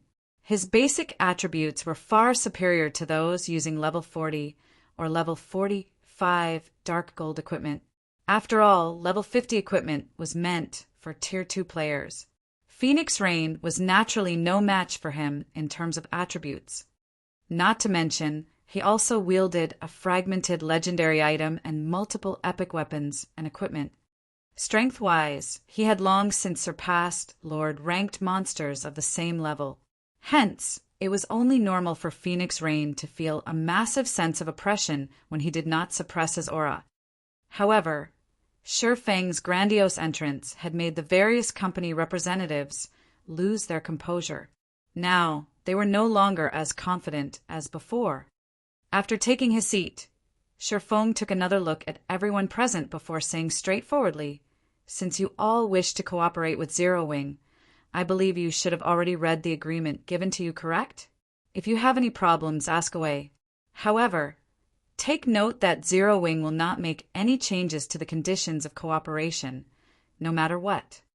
Guild Leader Black Flame, although Stone Forest Town indeed has excellent prospects, the conditions you require are simply excessive. You could even say that they are far above Stone Forest Town's potential value. Moreover, 1 billion is no small number. If we invest that kind of money into a second-rate guild, we can take control of a significant portion of said guild shares.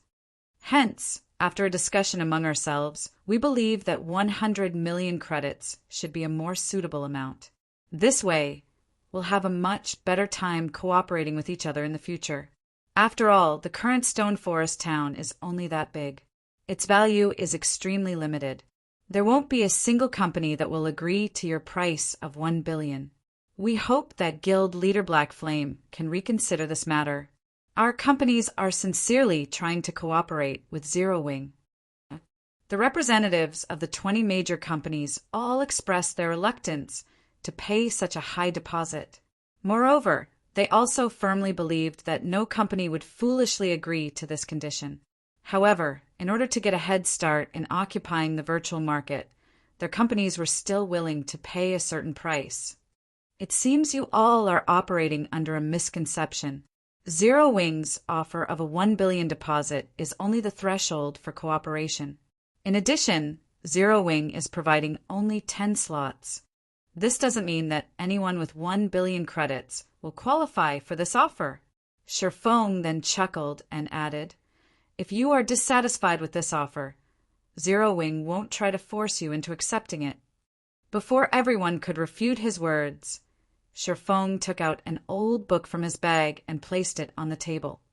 Staring at the book on the table, everyone was greatly confused at Shifeng's intentions. They then clicked to check the book's information. Magic Tower Design. Could this be? Phoenix Rain immediately thought of the tower in Stone Forest Town upon seeing the name of this book. That's right. Just like you've surmised, the tower constructed in Stone Forest Town is indeed a magic tower.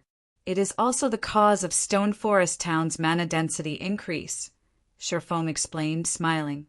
I believe you all should have already seen for yourselves the effects of the magic tower, correct? Now, do you still think this 1 billion threshold is a little too high? Immediately, everyone in the room fell silent. Shock plastered over their faces as they looked at the magic tower design.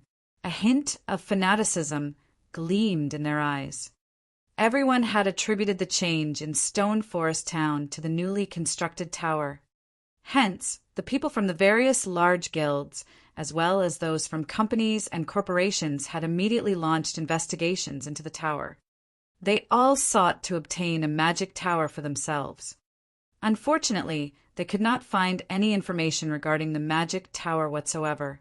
They only knew that Zero Wing had built the tower. There were also rumors floating about that the magic tower might be a one-time use quest reward. Hence, Zero Wing had chosen to set up the tower at Stone Forest Town, using the opportunity to raise the town's value. However, they never imagined that players could actually build this thing. If Zero Wing could truly build as many magic towers as it wished and only needed to pay the production cost, then the guild's potential was indeed immense. In the future, as long as the guild captured a town, it could directly construct a magic tower in it and use the higher mana density in the town to attract large numbers of players. With this, Zero Wing would have another brand new Stone Forest town. As for Stone Forest town being too small, that would no longer pose a problem, either. At that time, even obtaining a significant portion of the virtual market share would not be a dream for their companies. No wonder he's so confident. At this moment, Phoenix Rain was eyeing the Magic Tower design enviously. At the same time, she also felt fortunate that she had made this trip here. With the Magic Tower, trying to gather players and earning money would both be extremely easy to accomplish. Standing beside Sherfong, Aqua Rose noticed the unflinching gazes of the various company representatives, as well as their expressions, which stated that they would become Zero Wing's collaborator, no matter what. She nearly let out a laugh. Although Sherfong had revealed the Magic Tower design, all everyone could see was the item's name. They could not open the book and view its actual contents. In the end, everyone had mistakenly believed that one could construct an unlimited number of magic towers with the design and did not know about the Magic Tower design's limitations. Of course, this could not be considered as Zero Wing being deceitful. This was simply a beautiful misunderstanding. Under the fanatic gazes of everyone, Sherfong stored the Magic Tower design. Smiling, he said, "You've seen the item for yourselves. As for the qualifications for cooperation, 1 billion is the minimum requirement. Or, to put it more precisely, 1 billion will only get you a plot of golden land in a town. Also, Zero Wing doesn't necessarily need 10 collaborators. If none of you have any problems, let's start the auction for the first slot." Chapter 1037, Insane Woman. Chapter 1037, Insane Woman. Hellscythe_Vampire Cat. Chapter 1037, Insane Woman. Sher Fang's words caused another commotion in the room. None of the representatives had expected him to have such intentions from the very beginning. This sudden announcement truly caught them by surprise. The various company representatives, who were originally sitting close together, immediately started eyeing the people next to them, a wary expression appearing on their faces. At the same time, they were also secretly contacting the directors of their companies, hoping to get a quick reply from them. Nobody present was a fool. They knew just how much was at stake here. Just the value of a single town with a magic tower could practically rival that of 8 player-owned towns. Moreover, capturing 8 towns was easier said than done. Even if one managed to seize so many towns, the investments needed to develop these towns were not something an ordinary large guild could support. Most likely, only entities like super guilds would be able to operate 8 towns simultaneously at this stage of the game. However, buying a plot of land in the towns owned by super guilds was nigh impossible for their companies. That was no longer a problem that could be solved with enough money. Super guilds operated differently from ordinary large guilds. They were playing virtual reality games with the intention of monopolizing a large share of the virtual industry and were more than capable of doing so. Hence, why would they want to split their profits with someone else? On the other hand, Zero Wing only needed to capture 1 town to gain the economic benefits of 8 towns. If their companies could gain priority in investing in Zero Wing's towns, they might be able to establish themselves in God's domain's virtual industry. How could they possibly let this opportunity get away? Seeing Sherfong remaining silent for some time after his announcement, Aqua Rose could not help but ask softly, "Guild leader, are you still not going to start the auction?" "Wait a little. There's no need to rush this matter. We'll let them digest this information first. When the time comes, they'll compete with even greater ferocity," Sherfong replied, smiling as he looked at the company representatives busy contacting their superiors. Originally, this matter of cooperation had been relatively urgent. He had even made plans to risk exposing the city building order just to gather enough funds to purchase Ouroboros' training center. The existence of a training center was simply too important to a guild. This relevance was akin to that of the current dojos. The experts nurtured in dojos would go on to participate in all sorts of competitions. Training centers were similar in this respect, where the experts nurtured in training centers would go on to participate in all sorts of virtual competitions. The only difference was that virtual competitions possessed much greater influence and competitiveness. Moreover, if Shifeng had his own training center, he could do things much more conveniently. He would have less to worry about in other matters. Most importantly, he could recruit and nurture members en masse rather than in limited numbers. He could also attract many more people to Zero Wing. This was also one of the reasons why super guilds would never have a lack of recruits each year. After all, nobody would wish to spend their entire life fighting for a half-dead guild that did not even have a proper workplace in the real world. Due to this reason, second- and third-rate guilds would often be a flash in the pan in the virtual gaming world, while first-rate guilds and above remained as steady as a mountain in the industry. After Shifeng waited for a short while, the various company representatives finally completed their tasks. They then turned to look at Shifeng, their eyes filled with appreciation for his patience. "It seems you all have prepared yourselves already. Let's begin then," Shifeng said after getting silent confirmation from everyone present. "The starting bid for the first cooperation spot is priced at 1 billion credits. Every increment must be no less than 10 million. 1 billion, 20 million. 1 billion, 30 million. 1 billion, 40 million. At this moment, the various company representatives no longer hesitated as they began frantically calling out bids one after another. There were only 10 slots available. Even in the best-case scenario, only 10 companies could cooperate with Zero Wing. Meanwhile, there were 20 companies present. If some companies were slightly greedy and were willing to pay the price and gamble on Zero Wing's future, a single company might purchase 2 or even 3 slots. After all, however small a town was, there should still be no problem if it had 2 or 3 of the same virtual stores. The stores should not affect each other too greatly. Most importantly, the money they invested could still be taken back. They were merely placing a deposit for renting lands right now. Moreover, judging by the popularity of God's domain, they could already tell what the future of the virtual industry would look like. Most likely, it would be even more profitable than the real estate industry. Hence, the various companies intended to obtain as many cooperation slots as they could right now. Very quickly, the first cooperation slot's price had risen to 1,200 million. Moreover, the bidders still showed no signs of stopping. "Aqua, your guild leader is simply too good at doing business. He's practically robbing them at this point," Alluring Summer said, smacking her lips. This was not her first time seeing such large transactions taking place. After all, just the construction of a single 5-star hotel in the real world cost nearly 10 billion credits. It was even more expensive for 6- and 7-star hotels. However, this was definitely her first time seeing a virtual store selling for such a high price. "This is nothing. Those who want to cooperate with us in the future will have to pay an even higher price," Aqua Rose said, unfazed by this situation. Although the towns in God's domain were good, they were a far cry from being comparable to a city, particularly the first player-owned city in God's domain.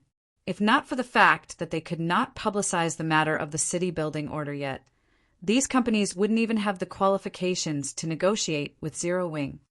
During the brief moment Aqua Rose was chatting with Alluring Summer, the price for the cooperation slot had hit 1,300 million.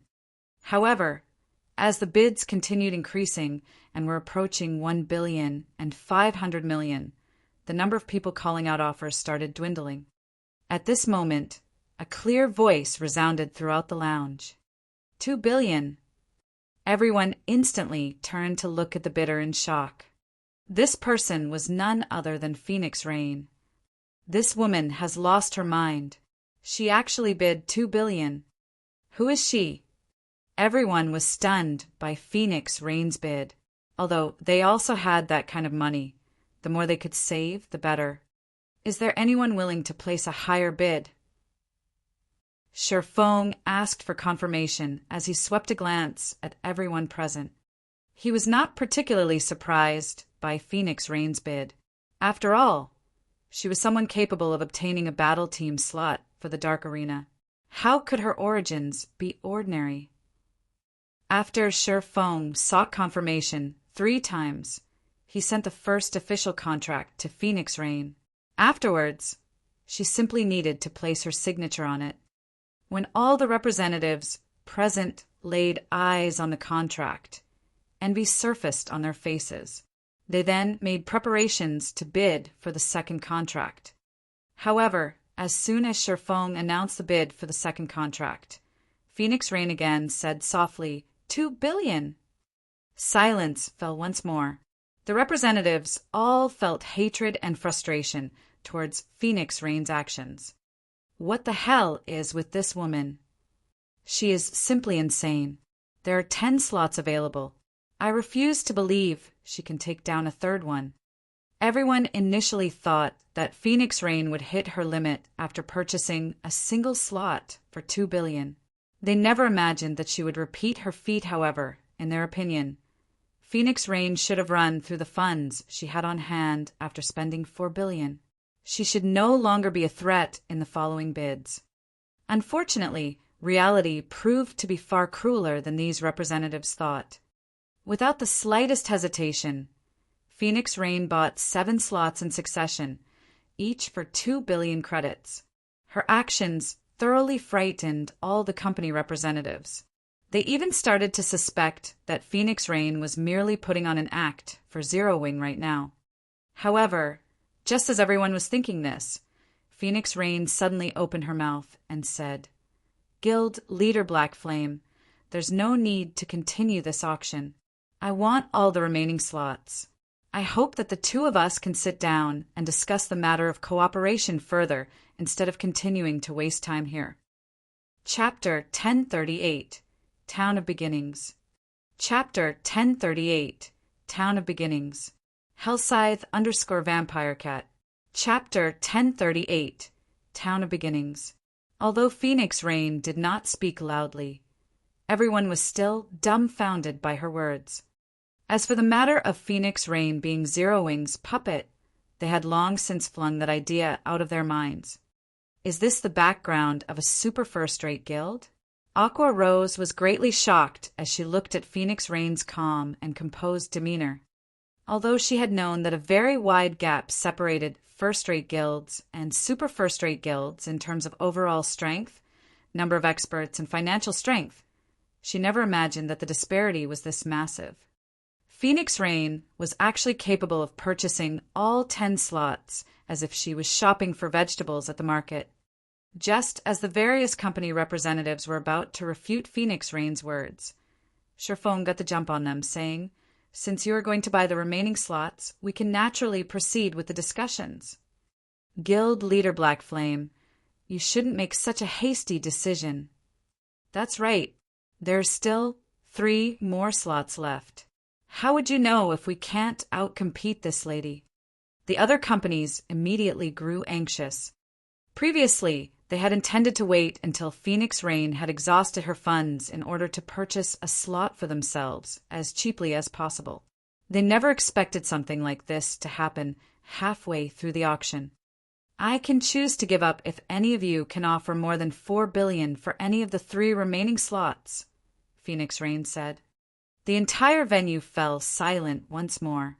The various company representatives all gnashed their teeth in anger as they looked at Phoenix Rain. They could not help but admit that Phoenix Rain was simply too accurate in her calculations.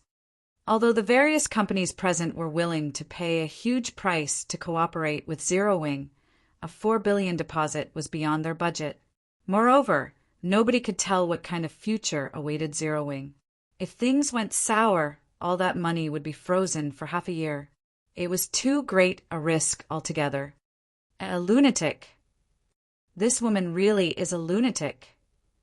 If the Blackwater Guild topples Zero Wing, I'd like to see just how she salvages the situation. At this point, the only thing the various company representatives could do was stand up and leave in a huff. As for Feng, he was inwardly ecstatic. He had never imagined that Phoenix Rain was actually this wealthy. With this, Ouroboros's training center was practically in the bag. He could even start the second phase of his plan, which was the construction in other cities of training centers that were open to the public, in the hopes of attracting players to go there and improve themselves. With this, he could earn money and recruit more newcomers with great potential into his guild. This was a business model that many major guilds adopted in the later stages of God's domain. This method had uncovered many top-tier experts in the past. Among them, the most famous one would be the Tier 6 Berserker god, Half Madness. Initially, Half Madness had only been an unknown ordinary player. However, one day he went to a training center run by the Super Guild Battle Wolves to play around, and the instructors there discovered that he had great potential. In the end, Battle Wolves recruited him, and everything else was history. His strength improved rapidly by leaps and bounds, and he eventually became one of Battle Wolves' mainstays. If Zero Wing could construct such God's domain training centers in various major cities in the real world early on, it could snatch some high-potential players for itself rather than let super guilds monopolize all the good stuff. Guild Leader Black Flame, I've already signed the contracts. Now that all the outsiders are gone, isn't it about time we discuss the matter of cooperation? Phoenix Rain asked, smiling as she looked at Feng. Truthfully, she had not expected to spend so much money on this visit. Originally, she had only thought that Stone Forest Town had potential for development and was planning to invest in the town. Doing so would also help the Dragon Phoenix Pavilion establish a foundation in the local industry. However, the Magic Tower was frankly too tempting. Hence, she had invested practically all the funds she had on hand right now into Zero Wing. As the manager of a guild, she knew full well just how difficult it was to develop a town. Currently, the Dragon Phoenix Pavilion controlled 5 towns in total. However, none of them were particularly attractive to players. At best, players used them as a rest stop or a temporary base to save up on travel time to high-level maps. Once the protection period of these towns ended, their expenditures would definitely increase. At that time, not to mention making a profit, it would be great if the towns did not incur a deficit. If one were to compare economic benefits, all 5 of the towns combined did not even equal 1/10 of Stone Forest Town. However, if these towns also had a magic tower, players would no longer treat them as just a simple rest stop. Instead, the towns would become a mecca for players who wanted to improve their strength. Seeing as Phoenix Pavilion Master has spent so much money, I believe that your goal isn't just gaining priority in investing in Zero Wings towns. Instead, it should be the Magic Tower, correct? Feng said, That's right. I am indeed doing this for the Magic Tower. As long as you can construct a Magic Tower in a town I manage, I can give you 40% of the town's profits. How about it? Phoenix Rain said and nodded, her words replete with temptation. The Dragon Phoenix Pavilion was a super first-rate guild, be it the ability to capture a town or to develop one. There was no comparison. Meanwhile, Feng only needed to construct a single magic tower in order to receive 40% of one town's profits. This offer would tempt anyone. I want 50%. I will also help you construct only one magic tower. Moreover, the location of the town you choose must not be in any of Star Moon Kingdom's neighboring countries, Feng said after giving the matter some thought. He could build only 4 more magic towers right now. Meanwhile, he needed at least 3 to protect a city. Hence, the most he could spare was 1 magic tower. If possible, he was more than willing to construct a few more towers for Phoenix Rain. After all, that was free money they were talking about. Moreover, the magic tower design was not unique. It was only a matter of time before other players obtained the design for it. Once the various guilds all possessed the design, the tower would no longer be valuable. Hence, he had to earn as much money off it as possible right now. As for nurturing competitors, this was simply an unnecessary worry. God's domain was just too massive. There were also countless people playing the game. On the other hand, how many players could a single town possibly contain, or even a single city? If he kept the magic tower for himself, the most he could use it for right now was as a decoration. Rather than do so, it would be much better if he converted the tower into sustained revenue. Moreover, it was much harder to operate a city than a town. The current Zero Wing would barely be able to afford the manpower and resources required. This was also the reason why he was mass recruiting members. Once he built his city, he would not have any energy to spare for managing any additional towns. All right then. However, I have another condition. You need to get it done within 3 days. Previously, Phoenix Rain still wanted to renegotiate. However, seeing Shifeng's determined demeanor, she knew that that was not going to happen. However, at the very least, she had secured one magic tower for herself, achieving her initial goal. That won't be a problem. Send the town's coordinates to me. When the time comes, I'll send some people over to build it. Shifeng did not mind this condition. Constructing a magic tower took only half a day, after which he would have one more source of income. Then he also would not have to worry about the construction fees for his city. After the two of them signed a contract reflecting their agreement, Phoenix Rain sent a set of coordinates to Shifeng. Savage Wildland, Town of Beginnings. What? You've actually discovered the Savage Wildland. Shifeng was momentarily surprised upon seeing the coordinates. Chapter 1039, Humanity's Origins. Chapter 1039, Humanity's Origins. Hellscythe _ Fluffy Goblin. Chapter 1039, Humanity's Origins. Shifeng's reaction astonished Phoenix Rain. The Savage Wildland was a massive, mysterious island discovered by one of the Dragon Phoenix Pavilion's old monsters while he had been working on an epic quest. The Pavilion had investigated the island in depth, and they only uncovered part of the island's secrets after much difficulty. She hadn't expected Shifeng to react as if he knew the Savage Wildland secrets when she had sent him the location. Do you know about the Savage Wildland? Phoenix Rain asked curiously. Only after browsing the library in the Apocalypse Empire's imperial capital had the Dragon Phoenix Pavilion found some information about the Savage Wildland. However, the information was very vague. The only thing it mentioned was that the Savage Wildland was the birthplace of humans, which is why the town on that massive island had been named the Town of Beginnings. Even the weakest monsters on the island were level 40.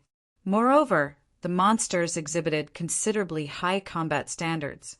Even Guild Elite players could not solo the area's elite monsters of the same level. They needed to form groups of 3 to take one down. Furthermore, it was very easy to come across special elite and chieftain rank monsters. These monsters mostly moved in groups, making it considerably difficult to level up. This also made it difficult to attract players to the Town of Beginnings. Yet, the Town of Beginnings was too important to her.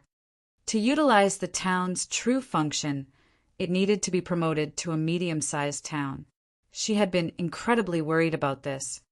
Now that she had the magic tower, though, attracting players would be much easier. Yes, I've read about it in a book. I have heard it's humanity's birthplace. Shifeng nodded, though he did not reveal the frightening secret the Savage Wildland hid. In the past, when the Savage Wildland had first appeared, it had not attracted any attention whatsoever. First, it was simply too difficult to level up there. Rather than relying on the monsters, one would be better off grinding the useless monsters in low-resource areas. Moreover, the Savage Wildland's monsters were quite stingy. How stingy? Even after killing over 100 monsters, they wouldn't drop garbage or a single material item. One could only obtain a handful of copper coins or cheap materials by killing chieftain ranked monsters or above. As for obtaining weapons and equipment, that was a pipe dream. Yet, Nobody had imagined that this stingy island was actually a transit point connecting to other worlds. In the island's deeper regions, one sometimes came across spatial cracks that allowed players to explore other worlds. These spatial cracks were like random dungeons. However, one had to be lucky to find one.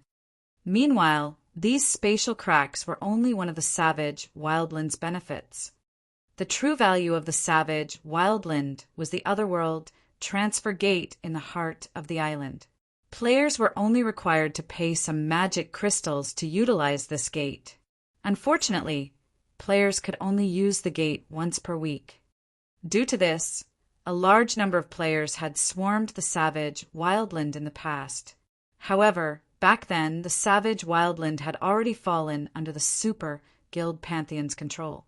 Anyone who wished to utilize the transfer gate had been required to pay an exorbitant fee. Despite the many other Super Guilds' complaints, none of them had been able to do anything about it as the Pantheon ruled over the Town of Beginnings. The other Super Guilds could only watch as Pantheon regulated the area and collected massive amounts of money. Hence, the fact that the Dragon Phoenix Pavilion had taken the Town of Beginnings had truly surprised Sherfong. Initially, Sherfong had thought of searching for the savage wildland in this life. However, activating the island had many conditions. He also did not know which conditions he would need to trigger. Hence, he had no choice but to leave the island alone for now. He had never expected this opportunity to present itself. An otherworld could effectively train players and help them improve their techniques. Clearing an otherworld also granted bountiful rewards. This was the reason why transfer tools to otherworlds were so precious and expensive. If he could take control of the transfer gate to an otherworld, it would undoubtedly provide a special training location for Zero Wings members. Guild leader Black Flame is quite knowledgeable. The pavilion has searched high and low for this information. If I had known earlier, I could have just asked you. Phoenix Rain could not help but sigh. She had mobilized all of the guild's power to learn about the savage wildland. Only after a 2-day search had they found anything. Phoenix Pavilion Master, you think too highly of me. I just like to read books about God's domain's history in my free time, Sherfong said, laughing. It seems I'll have to read about God's domain's history more often then, Phoenix Rain replied, smiling. She felt that Sherfang's habit of reading books was a wise one, particularly books related to God's domain's history. If she did so as well, she might learn something that could come in handy in the future. Following which, Phoenix Rain said her goodbyes and returned to gather the funds she owed. As for Sherfong, he immediately notified Gentle Snow about purchasing Ouroboros' training center, having her make the necessary arrangements. After Sherfong finished assigning the necessary tasks, he secretly traveled to the teleportation hall, intending to make a trip to the savage wildland. The savage wildland wasn't currently valuable because the Town of Beginnings wasn't yet a medium-sized town. It couldn't yet activate its repellent magic array. The savage wildland's monsters were extremely concentrated. It was very difficult to reach the heart of the island. However, once the repellent magic array was active, the area's monsters would spread out. Generally, monsters in the wildland's outer region ranged between level 40 and level 70, while the inner region had monsters ranging between level 70 and level 100. As for the island's core, monsters around level 100 to level 120 called it home. Moreover, due to the high concentration of monsters, players could only reach the island's heart after clearing the monsters in their way. However, once the repellent magic array activated, as long as players were careful, they could enter the island's inner region without trouble.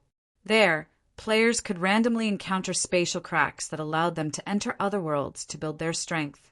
Hence, once the Town of Beginnings became a medium-sized town, the town's popularity would experience a qualitative change. Despite the closest NPC town in the Apocalypse Empire being nearly 20 hours away from the Town of Beginnings, countless players still made the journey. Stone Forest Town was nothing in comparison.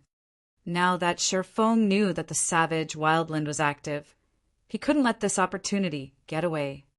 Others might not be able to reach the savage wildland's core, but he could. He had the 7 Luminaries ring. He could use space movement to travel directly there.